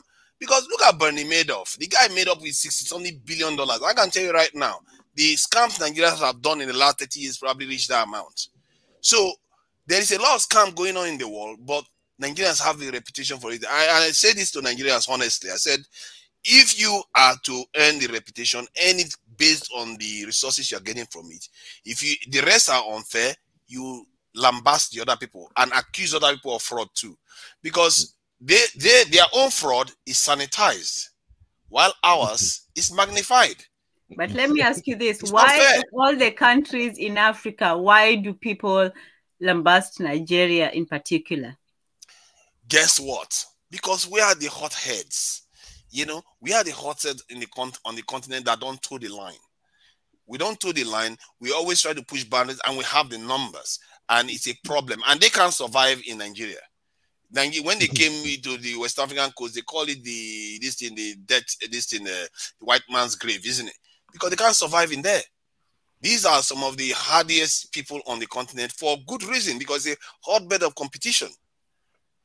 They don't like us. They do all those things to suppress us. And if you look at Nigeria, to be fair, Nigeria is one of the few countries in Africa where most of the institutions are controlled by black people on the continent. So why wouldn't they have issues with that? It has the population, it has the educated people, it has the numbers, it has the continent that they can't necessarily go there and feel comfortable there. So you can see why they pick or not. I feel that is part of it, because they understand that if they can weaken Nigeria, France for one will be a lot weaker in Africa. Because Nigeria is not too far from where France is to compete with France in West Africa. So, and it's not in France's interest for Nigeria to do well. And hence why you have some of all these. That's my suspicion, because if I was France, I would do the same thing. It's just basic calculation to get rid of a competition. Just an FYI, JB said, if you're talking about scam, welcome to London, where the magic happens. London. Exactly. the scams that happen in the West, the UK but how many government Nigerians are in London? You know what I'm talking about? Quite a lot. Oh, yeah, quite a lot. Quite a lot of Nigerians. Jerry, you got the answer now. Nigerian is a mayor in Siberia. What are you talking about? Nigerians are everywhere. You can't raise they are everywhere. He's a mayor in Siberia. And that's another thing people fail to remember. Nigerians in America are some of the most educated people and one of the highest performers. If you're going to get the credit for education, you also have to some extent, you do still have to take the discredit for the scammers, because Nigerians do have Yeah, they do have a sort of a niche in that market, not as big as, you know, the corrupt countries, because I know that, you know, Western countries are far more corrupt than any African country you can name, just in terms of numbers, history, just all of that. So I'm not saying that's not true, but that hot-headedness you say, that's also part of that whole scamming thing, right? And not just with the scamming of, you know, the regular ones. They also have the love scams that a lot of white women have fallen for, which you guys have spoiled things out here, because, you know, you go lie to these women, and then now every African is now, you know, suspected of come doing on. that. You know you all love us in Africa. You see how people talk. You know, you guys like to badmouth us, but you behind the scenes, you are busy loving Nigerians. Yeah, all this kind of talk is all this kind of talk people talk. If that's how they uphold it behind the scenes, it would have been okay. When you ask these women now, they'll say, "Oh, they don't like Nigerian men, but they go sweet mouth." Oh. But I'll go with them. Oh. I would prefer, you know. Because Nigerian people, I think, because I don't know, I think it's part of just that competition thing that they have in Nigeria. And as much as I can't believe, somebody told me recently that Nigerians, their divorce rate is less than 1%. I was like, what is that? I can't believe, even me as a Nigerian, I can't believe it. But I try to think about it. Yeah, that's a blatant lie, but yeah. You see that, but that is what it was. Guess what? It was the East European, East African that was giving me that information. He was telling me, I said, I can't believe that number. But when I thought about it myself, do I know any Nigerian that is married that got divorced? I don't know one. In Nigeria, the ones that got divorced are the ones that are in the UK. In Nigeria, I don't know one. I can't remember one that actually, because it's like the concept doesn't exist necessarily. You would think it's there, but it's not. It's really, really strange. And you can see why when they leave Nigeria and go elsewhere, those women, when they see the way they behave towards getting married, settling, and taking care of the home, even sometimes when the children are not theirs, you can see why they compete. They compete other people, other couples. Even in Nigeria, the Igbos compete every other group in Nigeria, because they treat their women as if the way they show their wealth is to spend it on the women and the children. How do you outcompete that? When it comes to women, how do you outcompete that kind of person? It's very annoying. So this is the kind of situation you have in Nigeria. They have that kind of culture. It's a very, even as a Nigerian, some of these things I miss it too. I don't understand how that is happening, because I actually disputed with the guy that it's a lie, it's impossible. Then he said, okay, think about it. Then I thought about it. All of us that were on the panel thought about it. We couldn't remember any couple that got divorced in Nigeria. The only people I know that got divorced are the ones that are in the UK. Right. And one other thing that I think they do is that instead of them to get divorced, that's also, let me say this, actually officially get divorced. But when they do Tanaja go to saying, the you know, UK, from his own personal experience, you don't know none, and it's just amazing. Well, let me say this about the Nigerians in the UK. If that happens in the UK, it seems to me like that whole flight that just makes them forget everything about Nigeria, because like the UK Nigerians are the most eugenized. How do you say eugenized? You know, I'll say this about American Nigerians. They do still try to be Nigerians as much as they can. They still have their organizations, they gather the events, and they still go back and marry their own. But the Nigerians in the UK, they just try to be the most UK people, English people they can be. Like, it's like they're vying for that Sir, Mr. Okonkwo, whoever. Oh my God! Can't stand you UK Nigerians. I understand the instinct you are expressing. Even when I see a Nigerian, if I go into an office here, I shiver, because I know that Nigerian is going to. They cannot wait to get the UK accent. I'm surprised you still have your Nigerian ones, because for me, mate, hey mate, who you doing, mate? Like, what the hell? And you came from Nigeria 5 years ago? Okay. I'm just as surprised at you. I thought I was speaking the Queen's English till 10 years when I was in the UK. Somebody told me I had the Nigerian accent. I was so shocked. I was like, what? I thought I was speaking the Queen's English. And since then, I resigned my faith that after 10 years, I still haven't lost my accent. You have to say mate. Mate. Oh God. That mate one is a low-level language, like Cockney now. If you want to speak English, you speak well, a lot of them do that where they come back and they talk to you. I'm from the UK. I'm from the UK. You need. Yeah.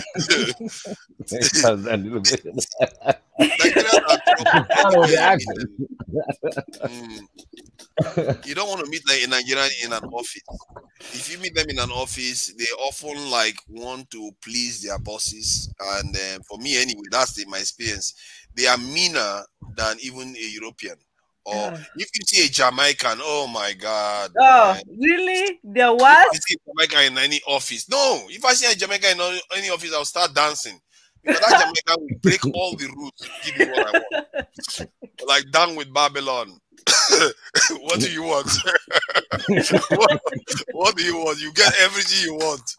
I'm telling you, even when you're at the airport, they will help you. They'll go bend over backward. I really like those guys, man. They are also on code.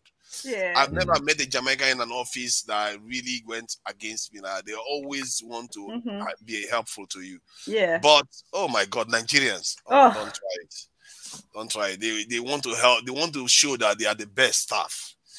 You know, they want to win staff of the year. Everything they want to outcompete everybody. But I find that more with the British Nigerians than the American ones for some reason. Like, yeah, the American ones who come over here, well, some of them, not all of them, but majority of them, they just keep it Nigerian all the way. They like their festivals. They keep to themselves. They help each other out. They talk in their language. They're not trying to change, you know, who they are. But the British ones have run across, oh man, I don't know what's going on over there. Maybe in the UK things are not so racialized or something. I don't know. Maybe everybody there is just trying to become one general identity or something.